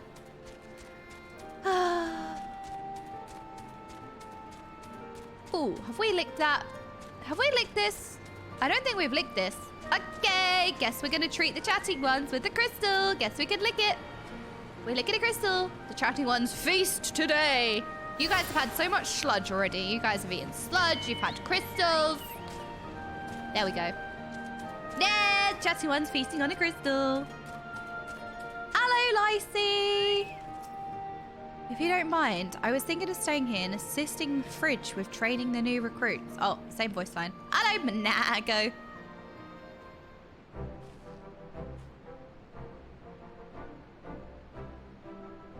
You didn't have to take part in the operation, but you did. You went above and beyond what was asked of you, without hesitation, and for that we owe you a debt. Our victory may not count for much in practical terms, but its symbolic value can't be overstated. Alliance and Resistance fighters came together to face an Imperial unit equipped with Garlemald's newest weapons and smash them. The people will remember this day. Aye, that they will. For it marks the beginning of something far greater than any single victory. The beginning of a campaign by a united Eorzea to drive the Garleans from our lands. Promises and platitudes mean naught without action, but the Alliance took the field and risked their lives for our cause. Mighty Raulgir! I'm guessing that's who this is. Ha! And to think that the last time Gridanian troops trod this soil was more than a century ago, during the Autumn War, and that was to defend against our invasion. Ours is a long and bloody history, to be sure, and it gives me heart to see that despite our acrimonious past... Oh wait, Alamegans were initially the invaders? Originally? Huh. We can still come together for the sake of the future. Huh. Well said, Commander. Which is why I intend to go from village to village and spread word of our victory in our new alliance. The people will flock to our banners. Just you wait and see. Old Alamigo. Exactly. We've got little Alamigo, big Alamigo, and old Alamigo. Okay, Alice, I cannot thank you enough for your assistance. You know, it was nothing really. You're welcome. What's that? Ooh. Oh my goodness, those daggers look awesome. Are we the baddies? I feel like every day we should ask ourselves that question. Shayla! Shayla, stop teabagging the table! Right, come on then, Conrad, what's next? Conrad wishes to thank you for all you have done in such a short time. It was nothing. I was in the area. Owing to the efforts of you all, we have accomplished a great deal in a short time. The Resistance thanks you for your service, Scones. I see operations here have been proceeding apace in my absence. Alphinord! Wait, who are these? Who? Welcome back, brother dearest. I take it your efforts to gather new recruits were successful? Indeed. There were several amongst the Scones ranks that were quite eager to take part in our joint endeavour with the Resistance, whom I am come to present. Okay, who we got? Frank? No. Arenvold? Commander Kempf, if I may. My name is Arenveld Lentius, a half-breed, as you can doubtless tell. A half-breed? I'm here to fight for a free Alamigo. For an Alamigo, when women like my mother are never made to suffer. I pray you grant me this honor. What, half-breed? What, like part human, part something else? You are a true-born son of Girabania, same as me. Oh, no, right, not mixed races, as in like part Alamegan, part not. Right, okay. Or half row, half higher. That's what I kind of thought, like two different... This is not my honor to grant, but yours to freely take. Welcome, brother. Half higher, half Garlean, actually. Okay. With our swelling ranks and the aid of the Eorzean Alliance and the scones of the Vilf Dwarf, I believe we will soon be in a position to seize the initiative. Once our new recruits have received sufficient training, I will propose to General Aldin that we draw up plans for an assault on Castellum Veladina. Then, in the meantime, we will make what preparations we can.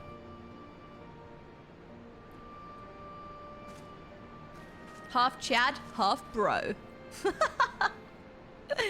Okay. Ooh. Okay, it is still dramatic. I am part human, part troglodyte. Oh, same.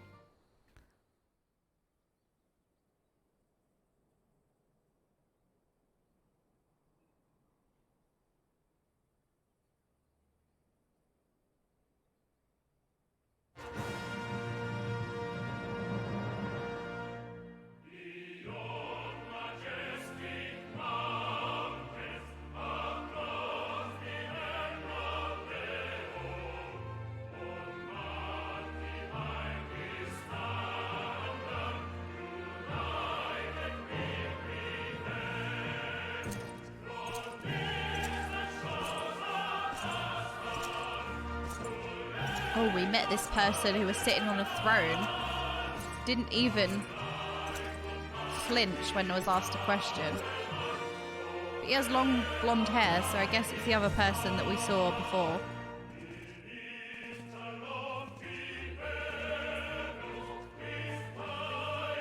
Damn you, Imperials! I will scathe every last one of you. Burn them all!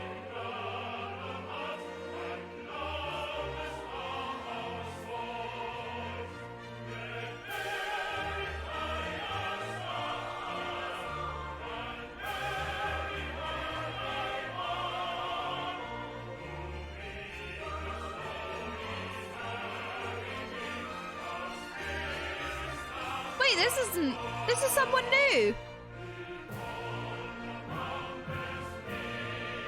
Wait, we haven't seen this person before. Alliance forces have occupied Castrum Orients and taken up positions along the length of the wall. Our patrols have engaged their reconnaissance parties on site, but there have been no significant exchanges. Save one. A unit tasked with field testing prototype Magitech weapons was attacked. The weapons were destroyed, with the unit sustaining near-total casualties. Near total? Go on. He has a nice voice.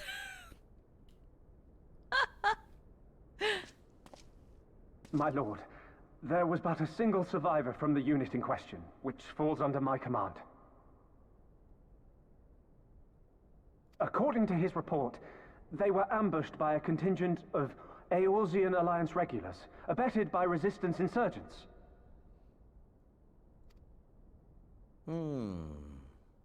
A simple ambush and only one survivor. A fine day's work. Okay, maybe not. He is menacing, okay? He has like true psychopathic energy. Like, doesn't move an inch, but is like terrifying. The stubbornness to survive is not without worth. He may live. However, the 12th is no place for the weak. Like, so blasé. He is just terrifying. Why am I terrified by a character? He doesn't even need to move. He has such a, like, casual, like, yes, yes, whatever. But he's menacing.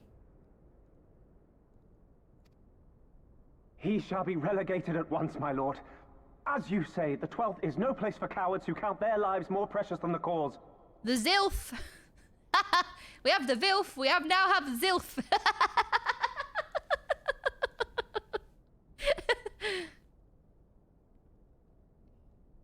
Like... Indeed, indeed. We have no need of cowards. That pause was terrifying! Why am I so scared of Zenos?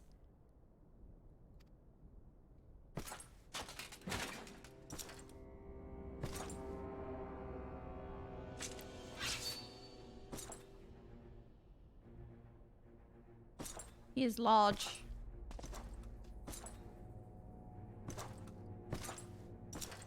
He's so scary. My lord,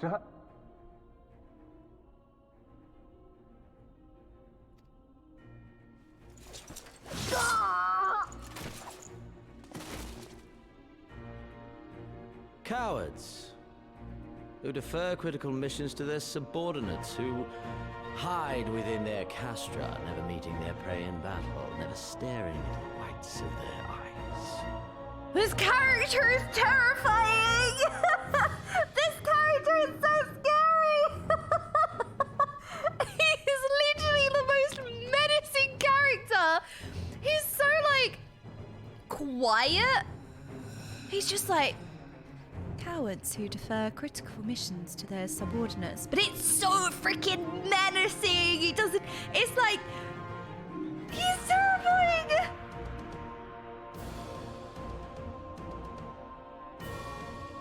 I think he might need a few skates to bring him down. Why?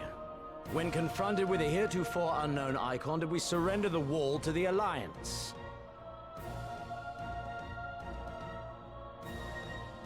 Because my honored father, in his infinite wisdom, has not seen fit to grant us leave to march on their lands. Oh my god. His voice.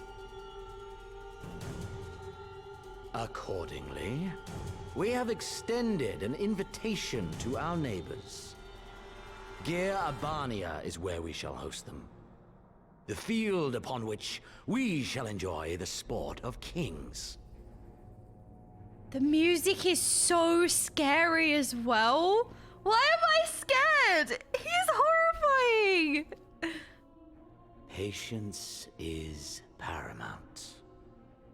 Cornered animals may have spirit, but they are ultimately predictable and very poor sport. But if one dangles the promise of freedom before them while nipping at their heels to stoke their passion, then things become interesting. It is a delicate dance, one which asks much of my house. Oh my goodness. And so I put the question to you, my fellow huntsman. How shall we deal with these savages? Oh my goodness, the voice actor. That was so sorry. That delivery was so good. That line delivery was so freaking powerful. Why am I so scared of this character? Oh no, careful. My lord, I have a proposal. I feel like if he looked at you, you'd just disintegrate. You are brave, Fordola. Silence, Alamegan. You do forget yourself.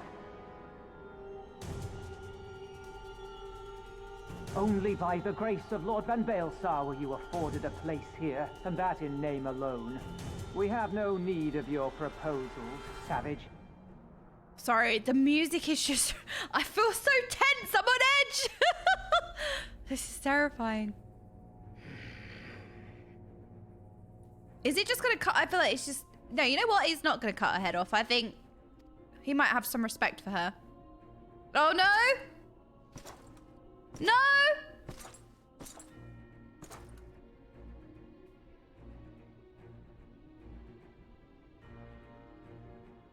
This savage yearns to hunt her own.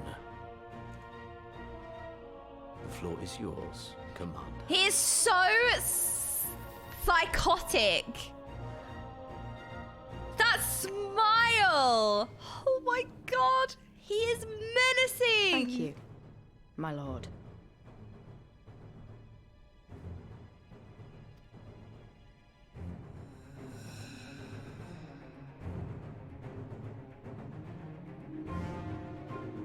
I was gonna say... What? Okay, this is the first time a villain has kind of been introduced that I'm genuinely like a bit scared of them. Wait, why am I bonked? What happened?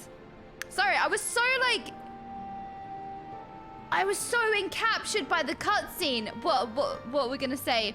He was 100% gonna say sexy. Wait, what? Scaroused? The chat's projecting. Please hydrate. What are you guys talking about? Wait, what did I miss? The direction really kicked up a notch in Stormblood. Damn. Seriously, like, even in Heaven's Ward, you could tell, like, the quality just completely ramped up. And yet that cutscene was just so... The chat needs... Oh, the chat projecting their thirst. He's so sex psychotic. What? Okaymage? Wait, what are you talking about? The chat needs bonking? Okay, I feel like you guys are being weird. Why am I... What? He's so sex? What? I think the chat is saying I am thirsty as fuck? Okay, I feel like you're right. I feel like there's some serious projection going on here. This is being a bit odd now. You was about to call him sexy, then swap to psychotic? Huh? Never think I misinterpret your hesitation on the S. In Ignore It, they're trying to tell you how to feel? Wait, I was gonna call the... Wait, what was his name? Neros? Hang on. Neros. Zenos. Close. Sexy? I don't think he's sexy. I think he's terrifying. Chat, stop being fucking weird. No, she wasn't. Calm down. Everyone thirsts for Zenos? Oh, really? I was so scared of him. I didn't even think... I think it's his hair. I didn't think that. Some people don't seem to understand that some people don't get moist over Zenos. Really? Oh, okay. He was scary. Like, he was terrifying. I was genuinely scared of him because, like, the first time we was introduced to him, he had his mask on, and what the command leader, like, walked up to him and said something, and he didn't even reply. He'd said nothing, and the silence was deafening. And then the leader, sorry, he, or whatever we call him, he then was like, "Oh, my bad, sir." Like, he didn't even need to say a word to instill fear. Isn't that powerful? Wait.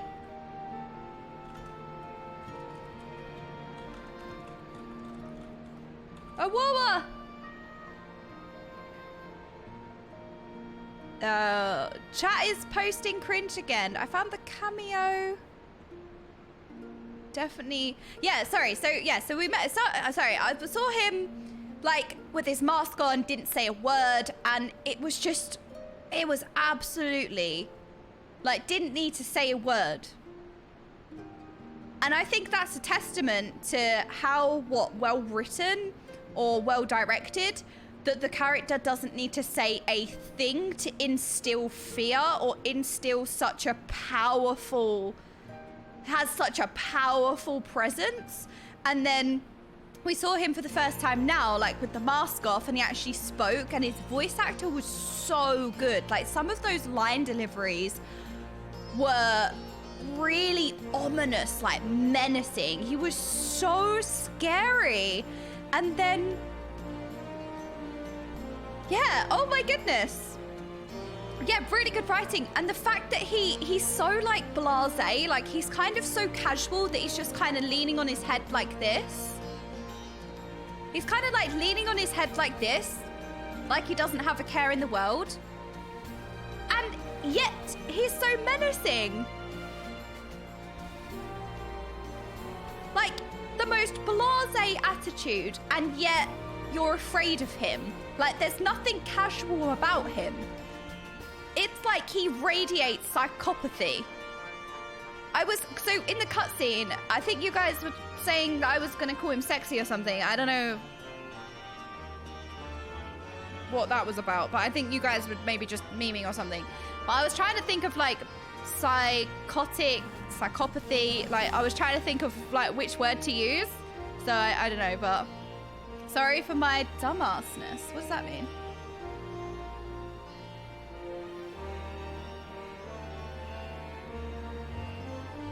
Yeah, he comes off as totally psychotic. Like, isn't it a testament to the character that he can come across unhinged as hell while doing nothing that is unhinged.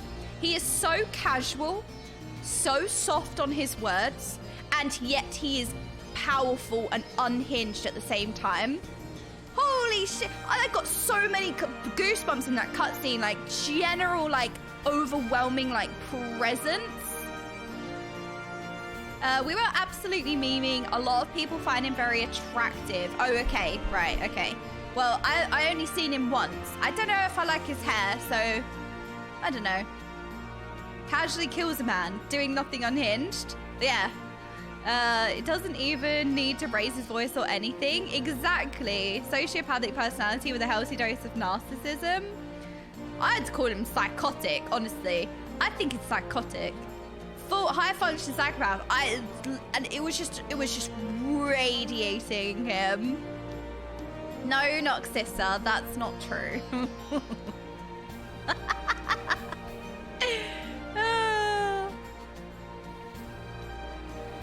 My problem with this whole discussion is always, you can love him, you can hate him, but I really loathe this whole, how can you like this character? He's a psycho attitude to some people.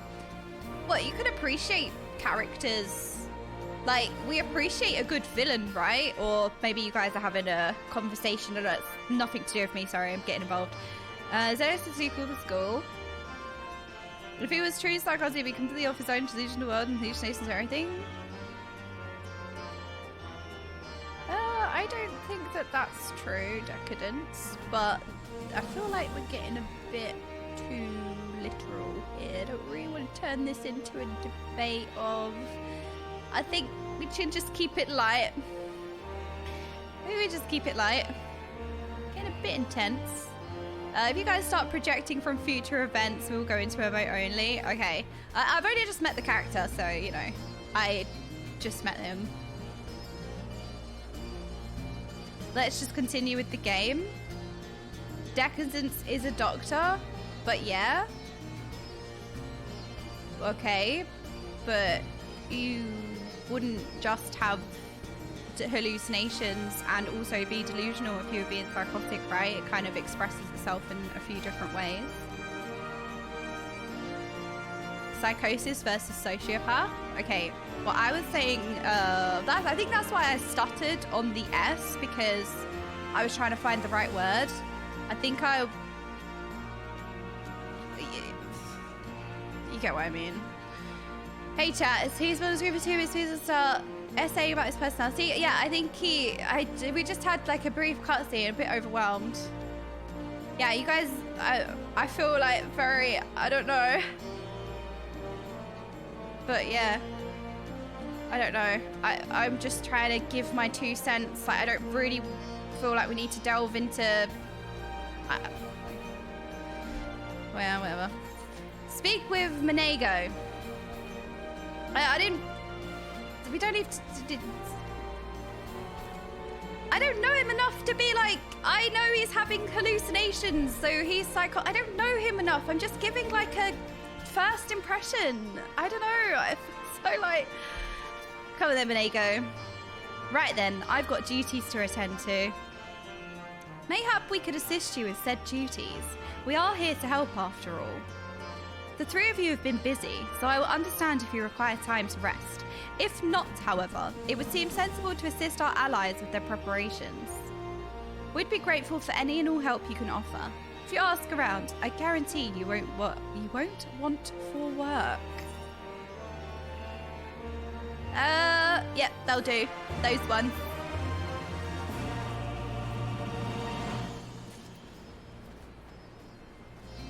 It's almost as if chat is trying to see if they can get you to stop playing again at the same time as Asmon. I mean, it is hard. It does get taxing at times. But yeah, you know, I just kind of wanted to say my first impressions and not like, we didn't need to delve to like, well, becoming very psychotic if you're experiencing hallucinations and delusions. Like, I don't know him. I don't know if he has delusions of, not delusions of grandeur, but like, I don't know. I'm just giving like my impressions. But yeah, I don't know. I just met him. Like, anyway, I just appreciate how much strength of character he has without really doing much at all. That's what I appreciated. The first time we met him was with his mask on, and he didn't say a word, and he radiated such power. He radiated such power, and he did not say a word, and that was like crazy. The way psychotic is used in the casual mind is not the same as the medical term. We know what you mean. It's hard to like grasp the. I'm not misusing the word psychotic. Like, not like I mean I have a degree in psychology. You know, like it doesn't mean that I'm any more qualified. But like, it was just. I don't know. It's just like a kind of first impression of like. I don't know if he's experiencing delusions or I don't know. Like, I just get worried about what I don't know. Anyway. Mayo lasagna! See? Mayo stays on the lasagna. There you go. Well, I don't know if it's qualified to be a psycho. I was just giving like a basic... I just wasn't really thinking about it. Like, I don't know. Yes, mayo stays on the lasagna. I've seen this Lalafell. I have to say, mayo lasagna has been on my journey since almost the start. I think you must have made your character after we had the mayo and lasagna like incident. And I have appreciated your Lalafell for the longest time. But yeah, no, I'm also... Oh, mayo lasagna, thank you so much. You're so nice. I'm also not saying, you know, I studied like psychology that gives me any right to say if somebody's a psycho or anything. I hope that doesn't, like... I'm not coming across like that, because I would never do that. But I'm also like, you know what? I'm not just getting caught up in the overuse of these terms these days. At the same time, like, you know, I have some kind of insight into these things because I have studied it to, you know, that certain level. But yeah, I don't know. Just, but anyway, doesn't matter. Don't stress the Swoop will be scared to scare about the best if behind. Yeah, he was just. Again, he just had, it was so weird. He had such a, it's not even a calm demeanor. He was so, I don't even know. Don't even think it's these are saying guys. Yeah, he's scary as we would. Nitpicking and becoming, okay. He has presence. That he very much does. Absolutely. He is imposing, he has presence. And I love the fact when we were first introduced to him, he didn't say a word. That was like, oh my god, what a freaking good character, right? That he doesn't even need to say a word. Did not need to say a word. And the power just radiated from him. I just, you know what? I appreciate something like that. That is really hard to pull off. And it's just the fact he just seemed so sociopath, psychopath, whichever term. Like, I don't know. I met the guy for like 2 seconds, all right? I just radiated that kind of sociopathic, psychopath, I don't know, whichever one, energy.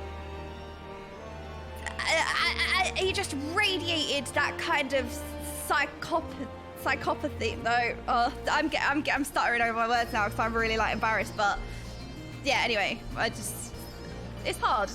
Yeah, anyway, I think as a first impression, it was I've never been terrified of a character before. And he terrified me. There you go. He terrified me. He absolutely terrified me. As somebody who is potentially like the main antagonist, I don't know, but as somebody who's like an opposing threat, what a freaking threat, right? It's so strange because every time people are like, yeah, but it gets better. Yeah, but it gets better. And in Heaven's Ward, I'm like, you can't comprehend that. But now I've met this freaking, let me read his name again.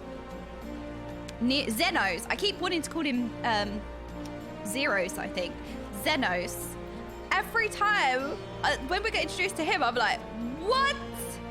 Okay, your scathed cat scares me. Excuse me, Shayla. We're not murdering Mayo on lasagna, okay? Mayo stays on the lasagna.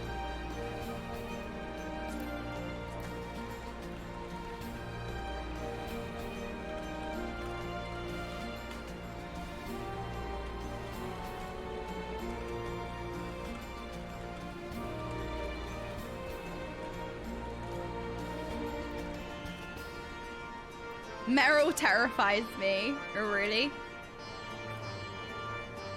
Give the Lala a cookie? Okay. We give mayo. Okay, so mayo and cookie on lasagna. Dalek, thank you so much for the gifted sub.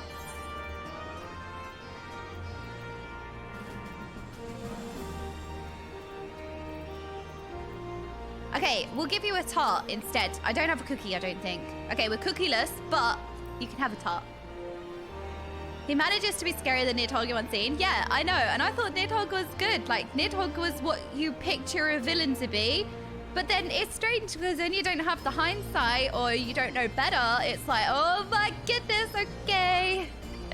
But yeah, it was a very, ooh, what's this? Hoof trap leaf, thank you very much. I like leaves.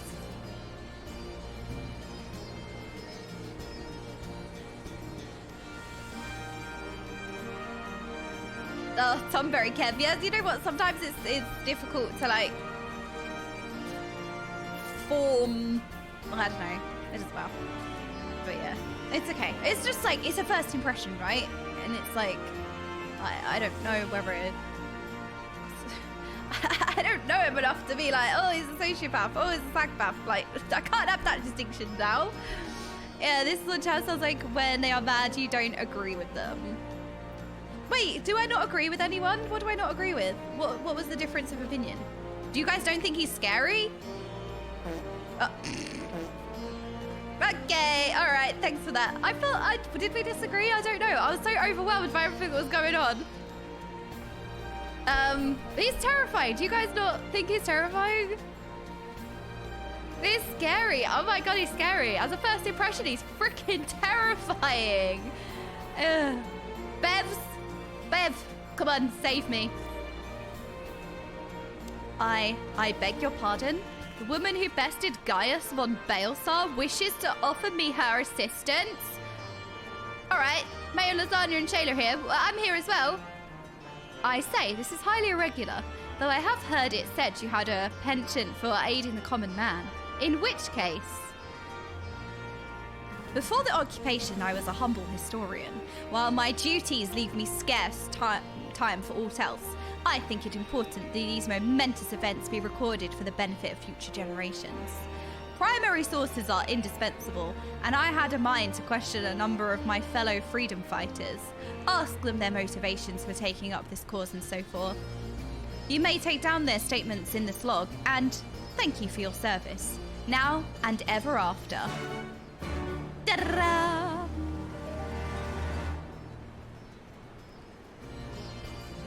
Nidhogg is a good villain, but he's very simple, almost like a child. He's mad, and we know why. Zenos is like the psycho wild card. You can just imagine him skinning you alive slowly while talking to you completely monotone. That is exactly how I feel. He has that, like, very calm demeanor, and yet it is not a calm. It is a freaking terrifying calm. I don't know. He's so scary. He's scary. Oh my goodness.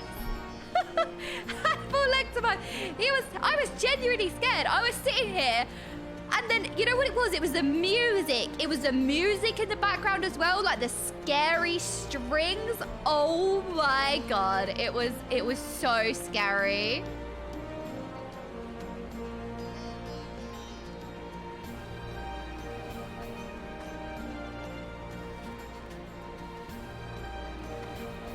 Very scary. One of the most impressionable characters so far. Again, he spoke, we barely got to speak to him, so you know, very first impression, but he is memorable, more memorable than anyone else, I would like to think. Very memorable character already. Thank you to Sassy Small One. I haven't been home, but you see, did you leg stretch, etc. already? No, a warm one, because there's no one to look after me. No, I'm joking. He's so intimidating. If the music could, it would stop. I know, right? The evil characters legit don't care about being evil, not the scariest. They can do the most horrific things I'm talking about, like T. Yeah, that's why I get, like, not psychopathic energy from him.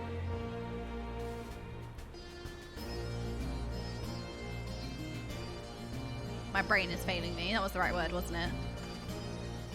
I missed the mate giggler. Oh, hello, Devorty. You haven't really missed much today. Although, okay, you missed. I met. Why do I keep wanting to call him Zenos? He is called Zenos. That's what. Oh.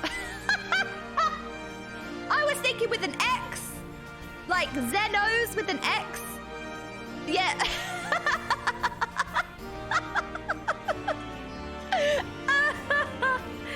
Zenos? Oh, sorry, Zenos? Not Zenos? Zenos?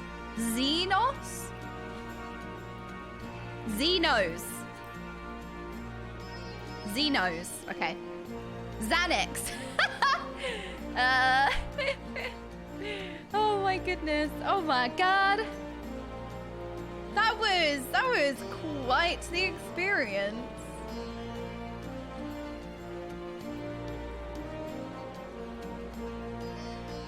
Zenos is the Japanese way to say it. Zenos. They're both correct. Okay, Zenos. I kind of like Zenos. I feel like that sounds... that has a zing to it, which I feel like he has.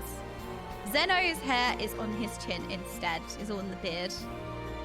I think the Westerners called him Zenos because of Zeno in the Stoic. I think in-game they call him Zenos. Oh, Zenos. Okay.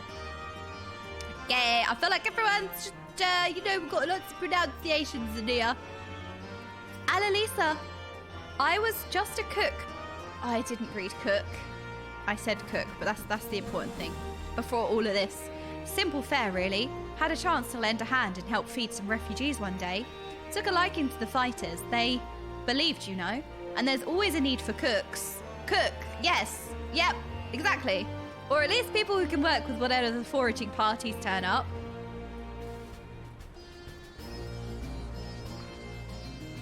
Wait. Considers the cook with a frown? You want to help, do you? Seeing as how I'm in no position to leave the stew pot unattended, could you go and ask Tebebe for a variety of herbs? 6 sprigs or so of whatever he's got on hand should suffice. It's not as haphazard as it may seem. Depending on the recipe, it doesn't really matter what sort you add, so long as you add something. I'll be here when you get back. Okay, fetching herb. Fetching some herbs. Oh, there's a triple triad! Wait! Triple triad! Go, run! We have cards to collect! Triple triad! Yeah, cook. Well, Aurora, no one thought that one. There'll be opportunities to hear the NPCs pronounce his name. Sometimes that doesn't help me, though. Because even though you hear their name, like, a few times, when you're reading it so often, and when you read something, the pronunciation kind of looks a little bit different, and as opposed to, like, the amount of times that you read it in comparison to the amount of times that you hear it, like, sometimes it's difficult even then. Time to... Brilliant. I've been itching to play for a while now. You're gonna die. Oh, God. I made some decks for certain. Oh no! I made a deck for this. Cards ranks increase in proportion to the number of cards the same type already played. Oh, I hate this game mode. It's so annoying.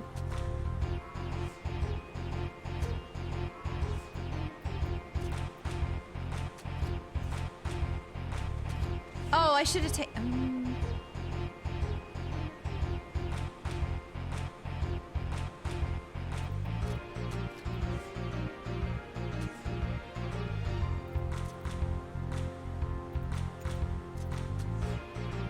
Wait, oh no, it was a +1. Well, that's fine, I win. Haha, get wrecked! Oh, what? Give me a card. Okay, last one. This time we're gonna get a card, this time for sure. I am so addicted to, what's it? I was gonna say Teamfight Tactics. It's not Teamfight Tactics. Triple Triad, I am so addicted to this game mode. Yeah, last one, I swear. Astrid, thank you so much for the sub, 7 months. Let's go.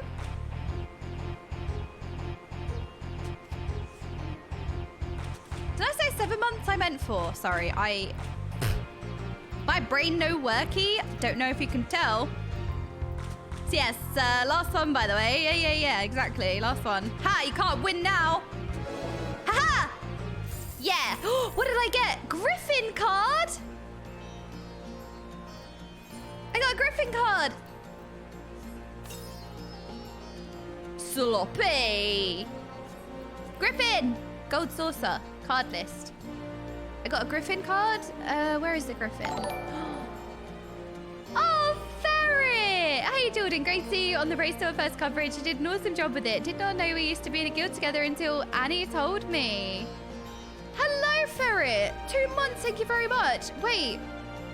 Thank you so much for saying that I did an awesome job. I did, I was really nervous at this event and I tried really hard.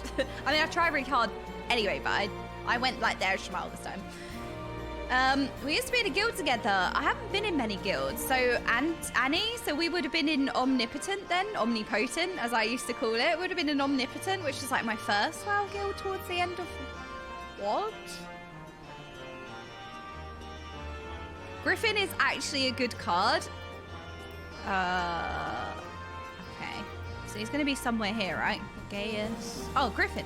Oh, it's a Griffin. Oh, I thought it was Ilbeard.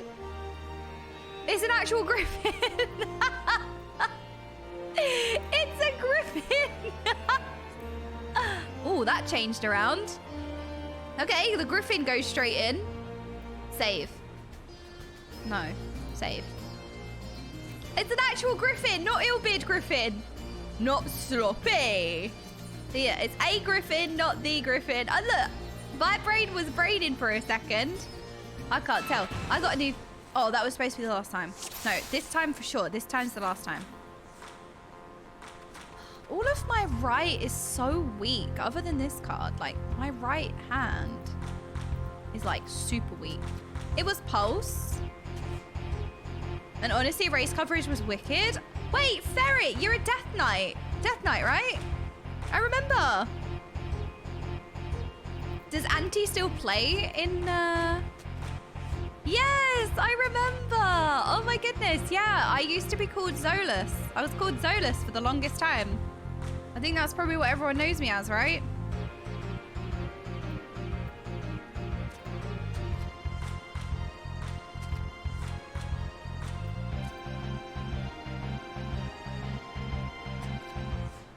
Haha! You cannot win. He's playing an Evoker healer now. Yes! Manago! Oh my goodness! I got the other card! I got the other card! Let's go! I'm so addicted to collecting these cards now. Yay! We got a Mango card!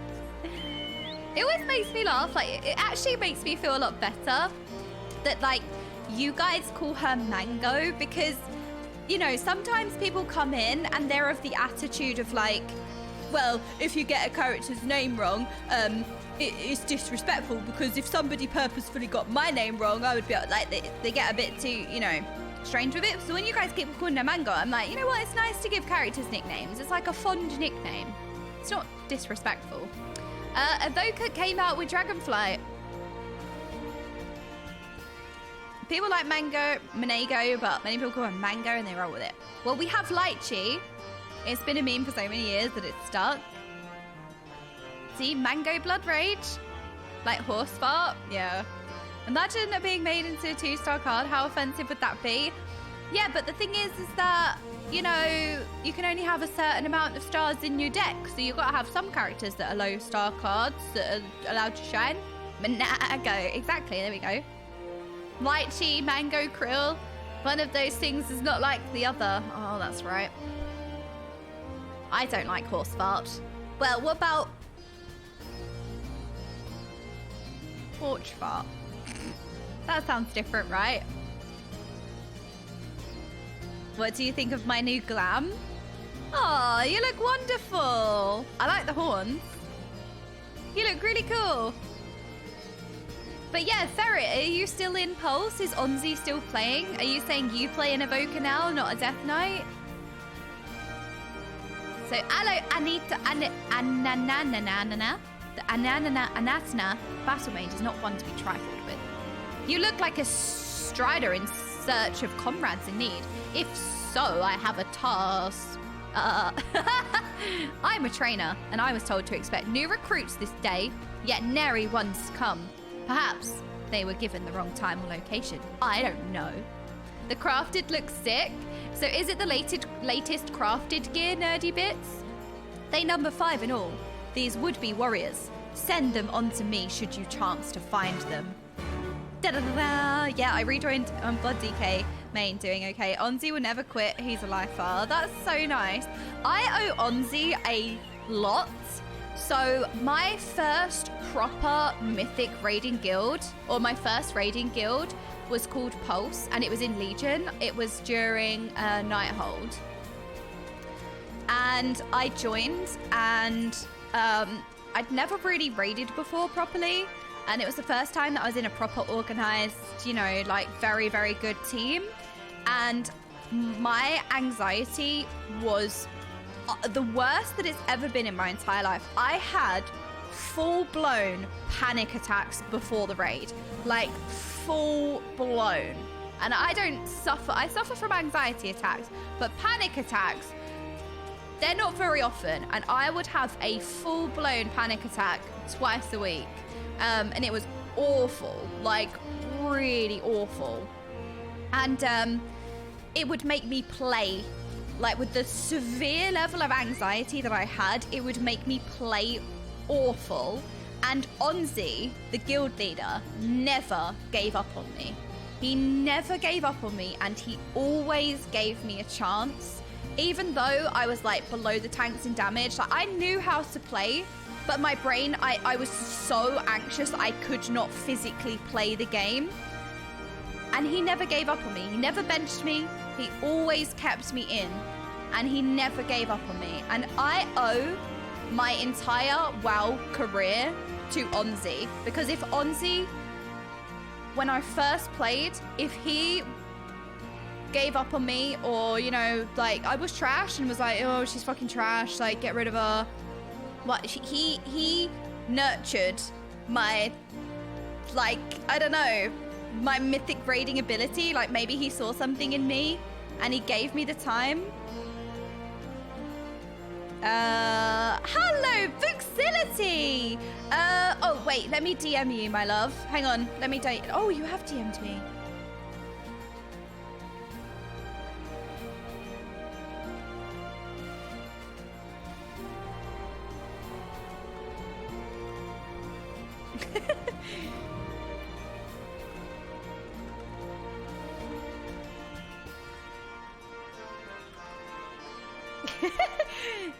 Yasmin!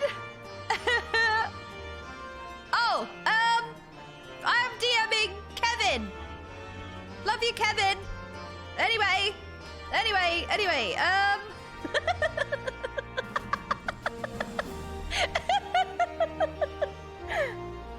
Love you, Kevin. Till next time. But anyway, what I was saying, if Onzi, it was the first name I could think of. Why always the Kevin?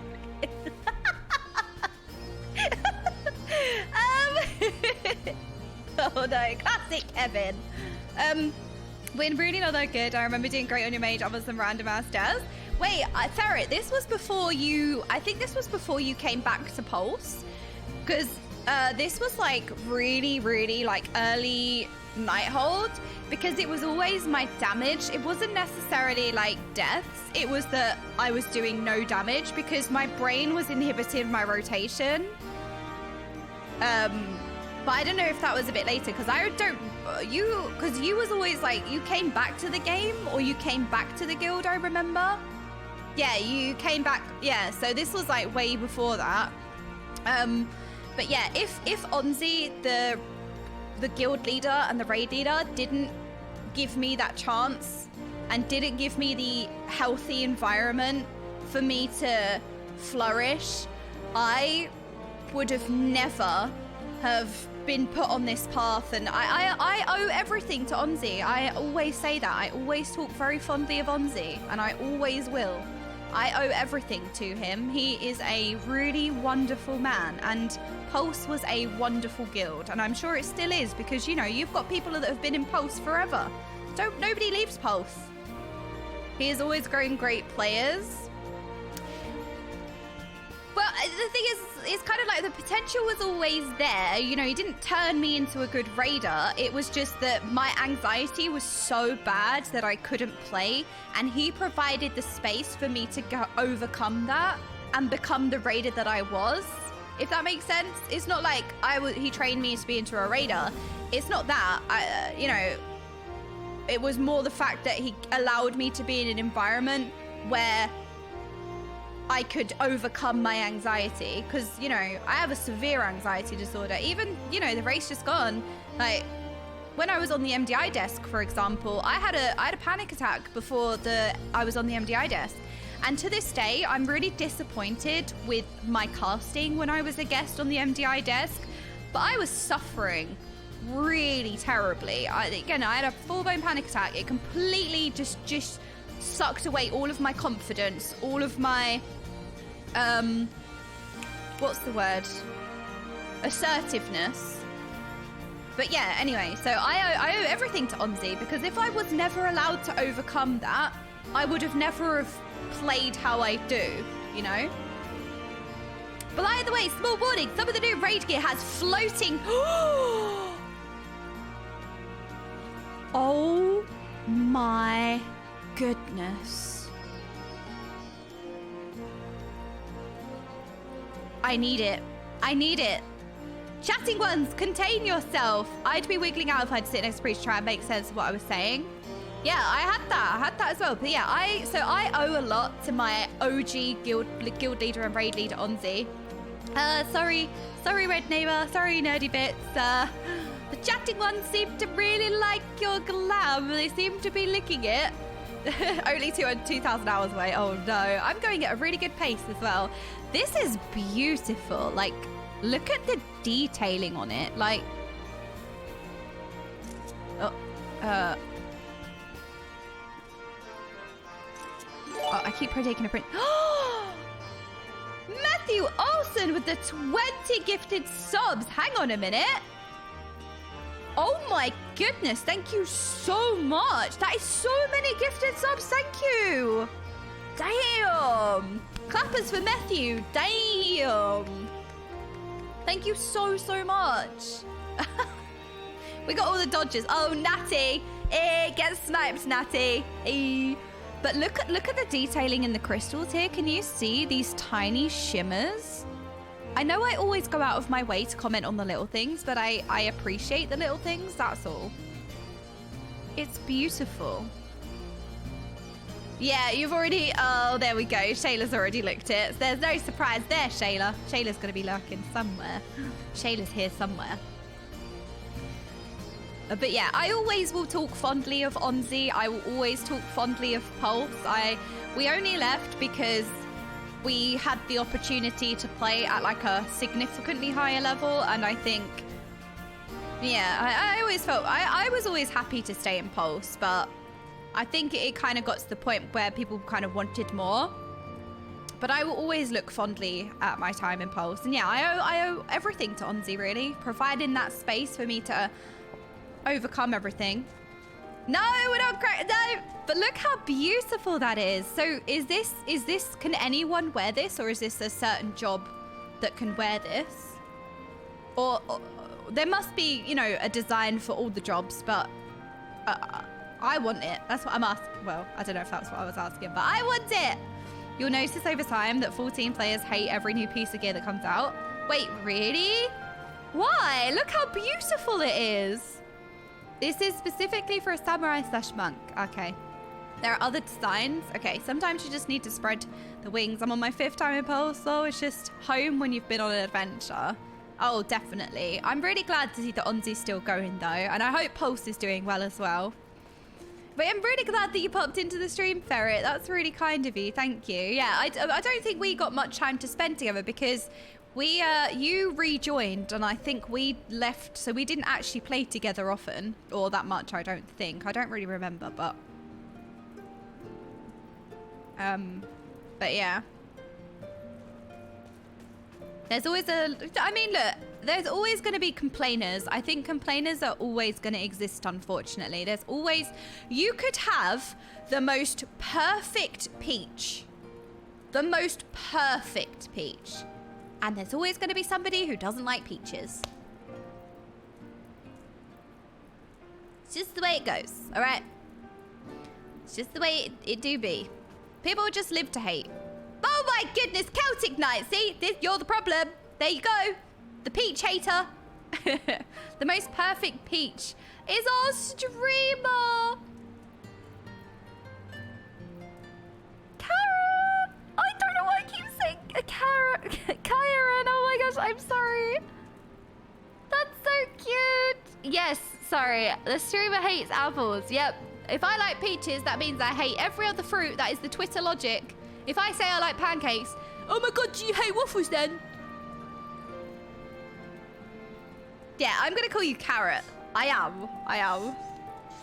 Oh. Sorry, why am I such a child? It was making a noise and I was like, do you want to listen to that? Sorry.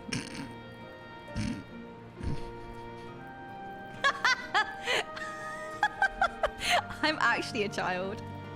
I was like, ooh, it's making a noise.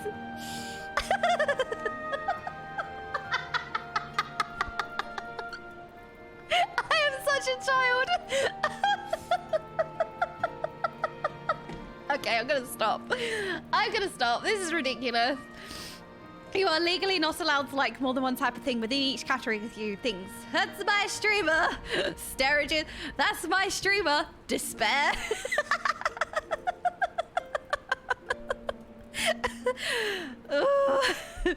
Yep, that's my streamer. Peaches come from a can. They were put there by a band of factory. Wait, what do you mean? I actually like tinned peaches. I'm so glad I have this expense headphones, perfect audio quality. Jordan farts with bottle. Sorry. I don't know. Why am I like this? I don't know.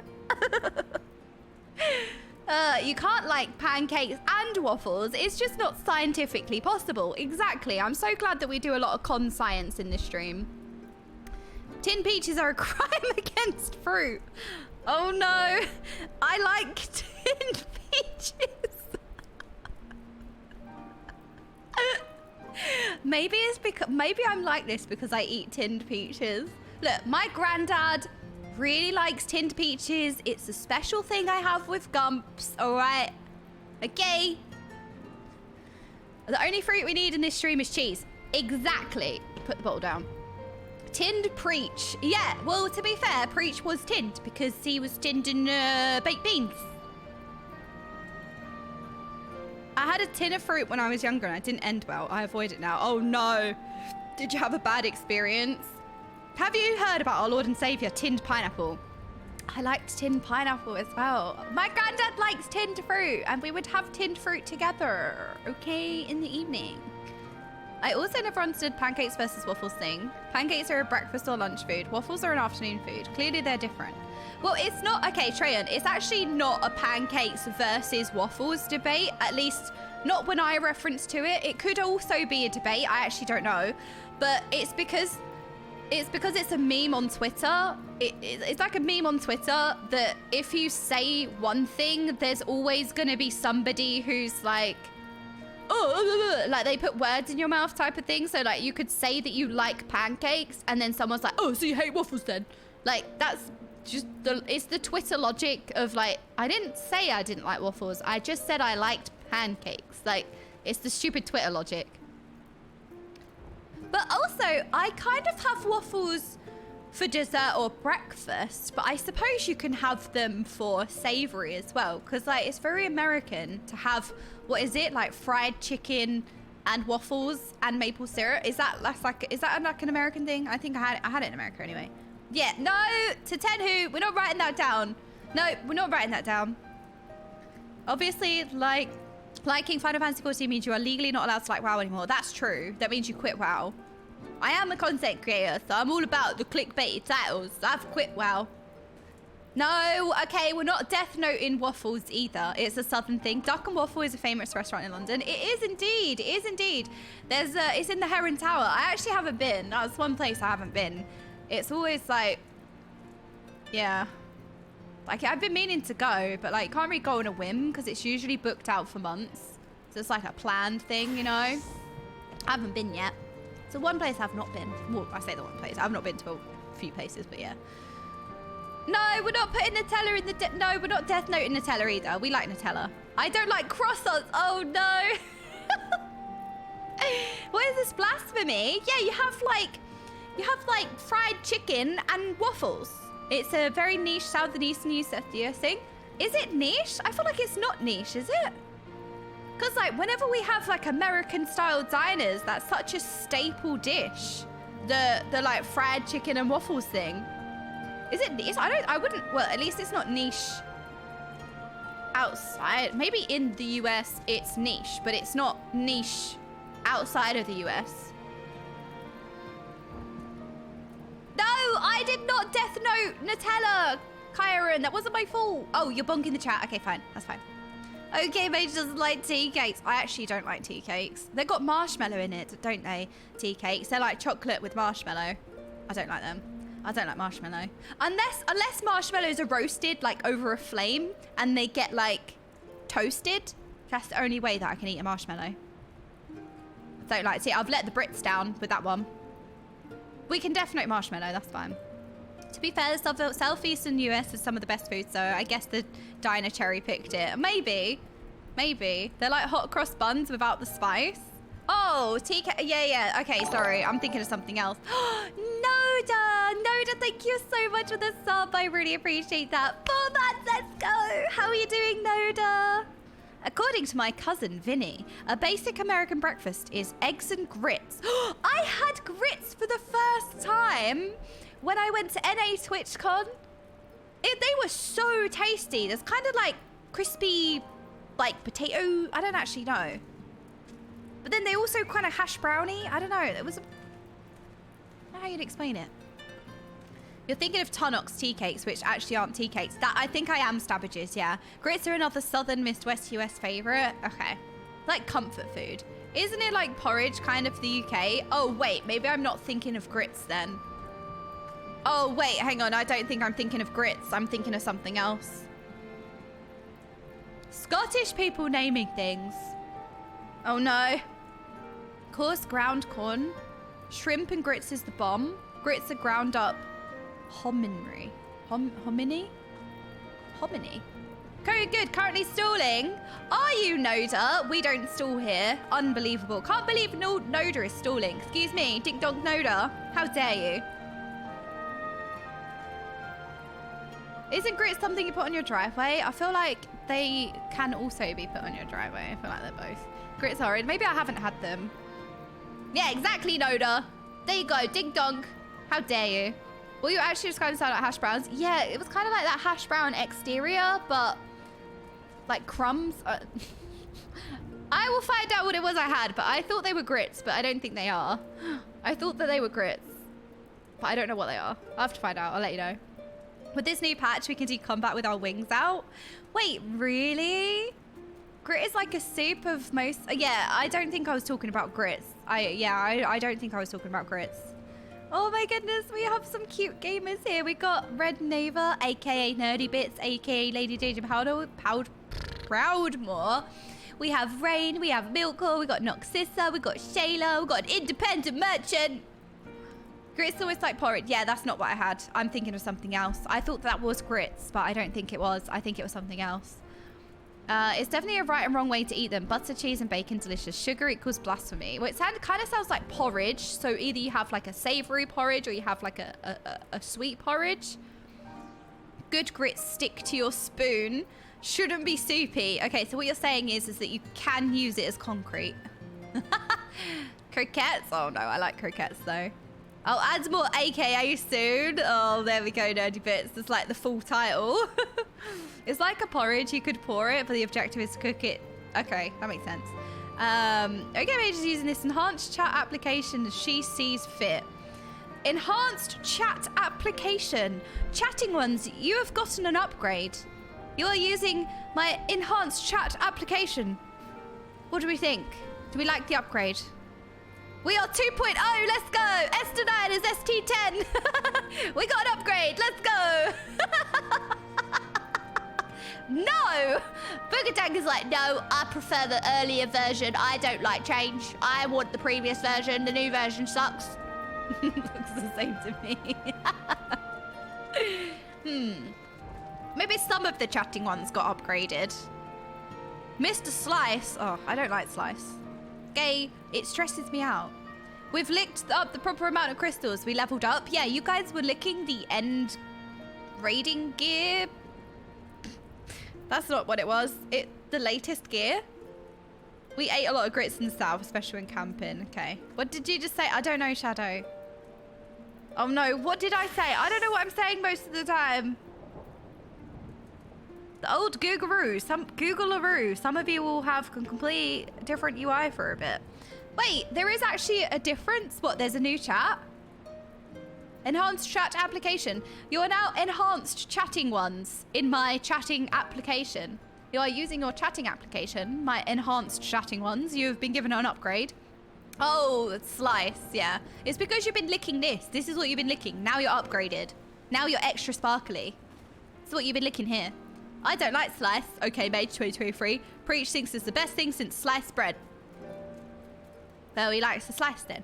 He likes to slice his bread. He likes to slice his gates, all right? Gaslighting chat into thinking they don't have the good version of chat. Well, I know I'm gaslighting myself, apparently. I'm gaslighting myself. Okay, well, some of you are upgraded. Some of you are enhanced chatting ones. Wait, okay, this is a cute outfit. Oh, Red Navy, your character's so cute. Enhanced chat application is my occasional nickname for Final Fantasy XIV or other MMO games. I mean, that's true because look, you can chat with people and also kind of have their characters. It's kind of like you're in person, right? Especially as you have parties. Like you can go to a party in game. That's definitely an enhanced social interaction. Sliced. Best since sliced bread. Not sure why I found that so funny. I mean, I found it funny as well. But I was trying not to be a toddler for like 2 seconds. Like, it's called slice and then the phrase says slice as well. I was trying just not to be a toddler, but... The built-in emoji system is pretty fancy, to be fair. I mean, yeah, that's very true. We've got an enhanced emoji system. That's the last is tombstone legs. Okay. What is tombstone? I keep hearing a lot of people saying like farming tombstones or whatever. What are tombstones?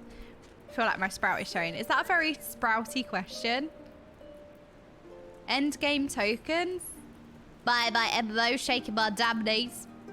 Poetics? Tombstones equals think badges. Imagine your poetics. Potics? Imagine... What do you think of my cat girl? No, she's my cat girl. No. No, Rain has the prettiest cat. She is really, really, really pretty. She is adorable. They are how you get gear catch up. Okay, that makes sense. Tome is in a book, not tomb. Oh, tombstones. I keep calling them tombstones. Oh, tombstones. Right. I kept calling them tombstones. Will you guys stop grave robbing? Stop collecting tombstones. Tombstones. They're USB stick. Pizza. I don't know. Ooh.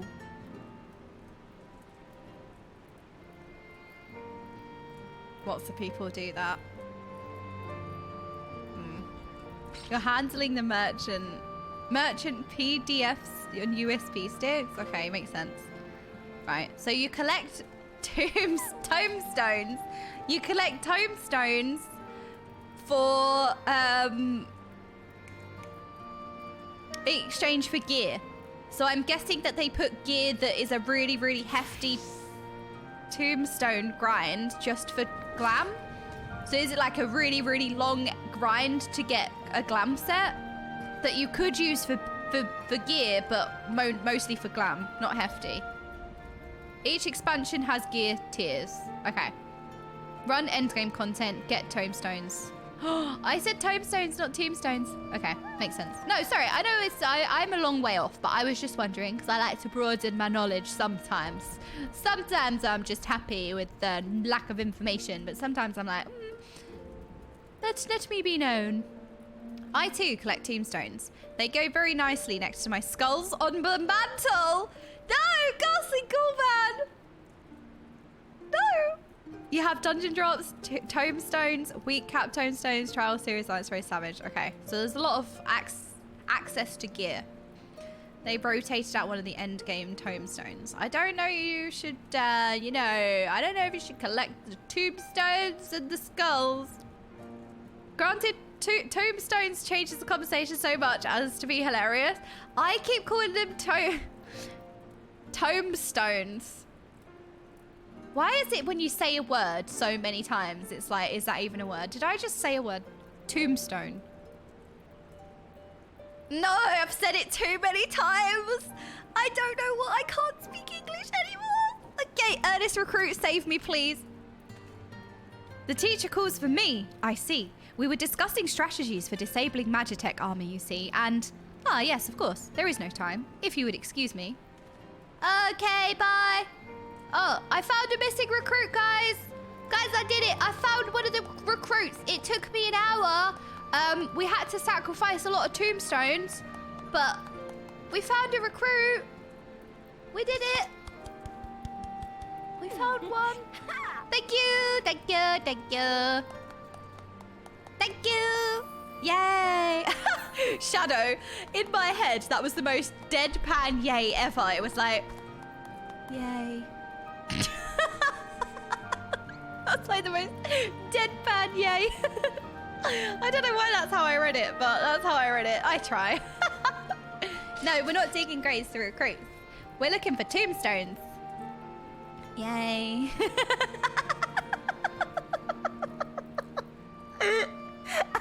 I'm not getting tombstones ready for the recruits. Hang on a minute. No, wait. This is being taken out of context now. Oh, no. Oh, that is terrifying. I forgot about that emote. I will die laughing. That would definitely be a case.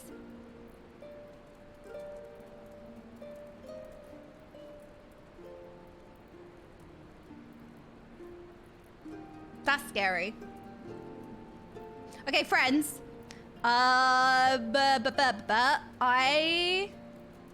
need a raid target. I feel like this is a good place to pause. I feel like we've done a lot today while not doing anything today. I feel like we need a raid target. I'd like to try somebody new. Try somebody new. If anyone's got like a new suggestion or a new sprout or a new streamer or anything. Somebody new preferably. I know, I did have a really good day. Thank you guys so much for spending your happy patch day as well. Happy patch day. Moody Moomba. Moody Moomba. I don't think I've raided this person before. Yeah, there was a Geordie someone mentioned yesterday. There was. But I think that I did actually raid them before. Let's see. Moody Moomba. I don't think I've raided Moody Moomba before.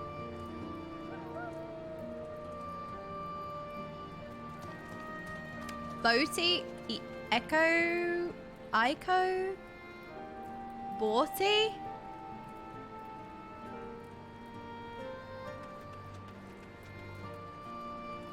Borty? Yeah, I kind of want to raid somebody new. Borty. Boaty. Oh my god, I mean, it's on 1.5k viewers right now.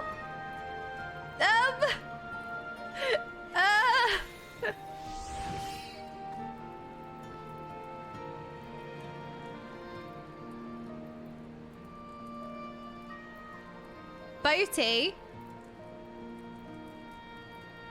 Dawn Whisper. I'm scared to raid.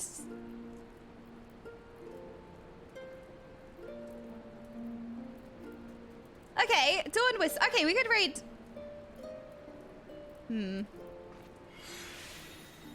Okay, Okay, let's raid Dawn Whisper. Let's raid Dawn Whisper. Okay, I will add the other names to the list. I don't think I've raided Dawn Whisper before.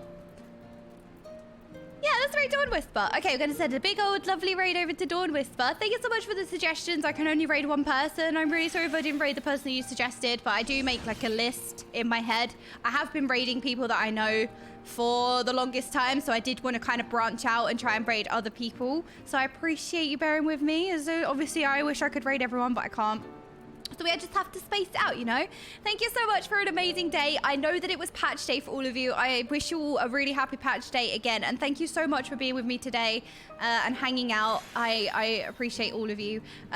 Tomorrow might be an off day, but I'm not sure. Actually, no, tomorrow might be Trials Day. Right, anyway, we're planning Trials with Daisy and Ava, so we'll get planning and I'll let you know. But yeah, thank you so much. Thank you so much for today. Again, I appreciate all of you. We met someone very cool, but someone very new today as well. All right, good night, chatting words.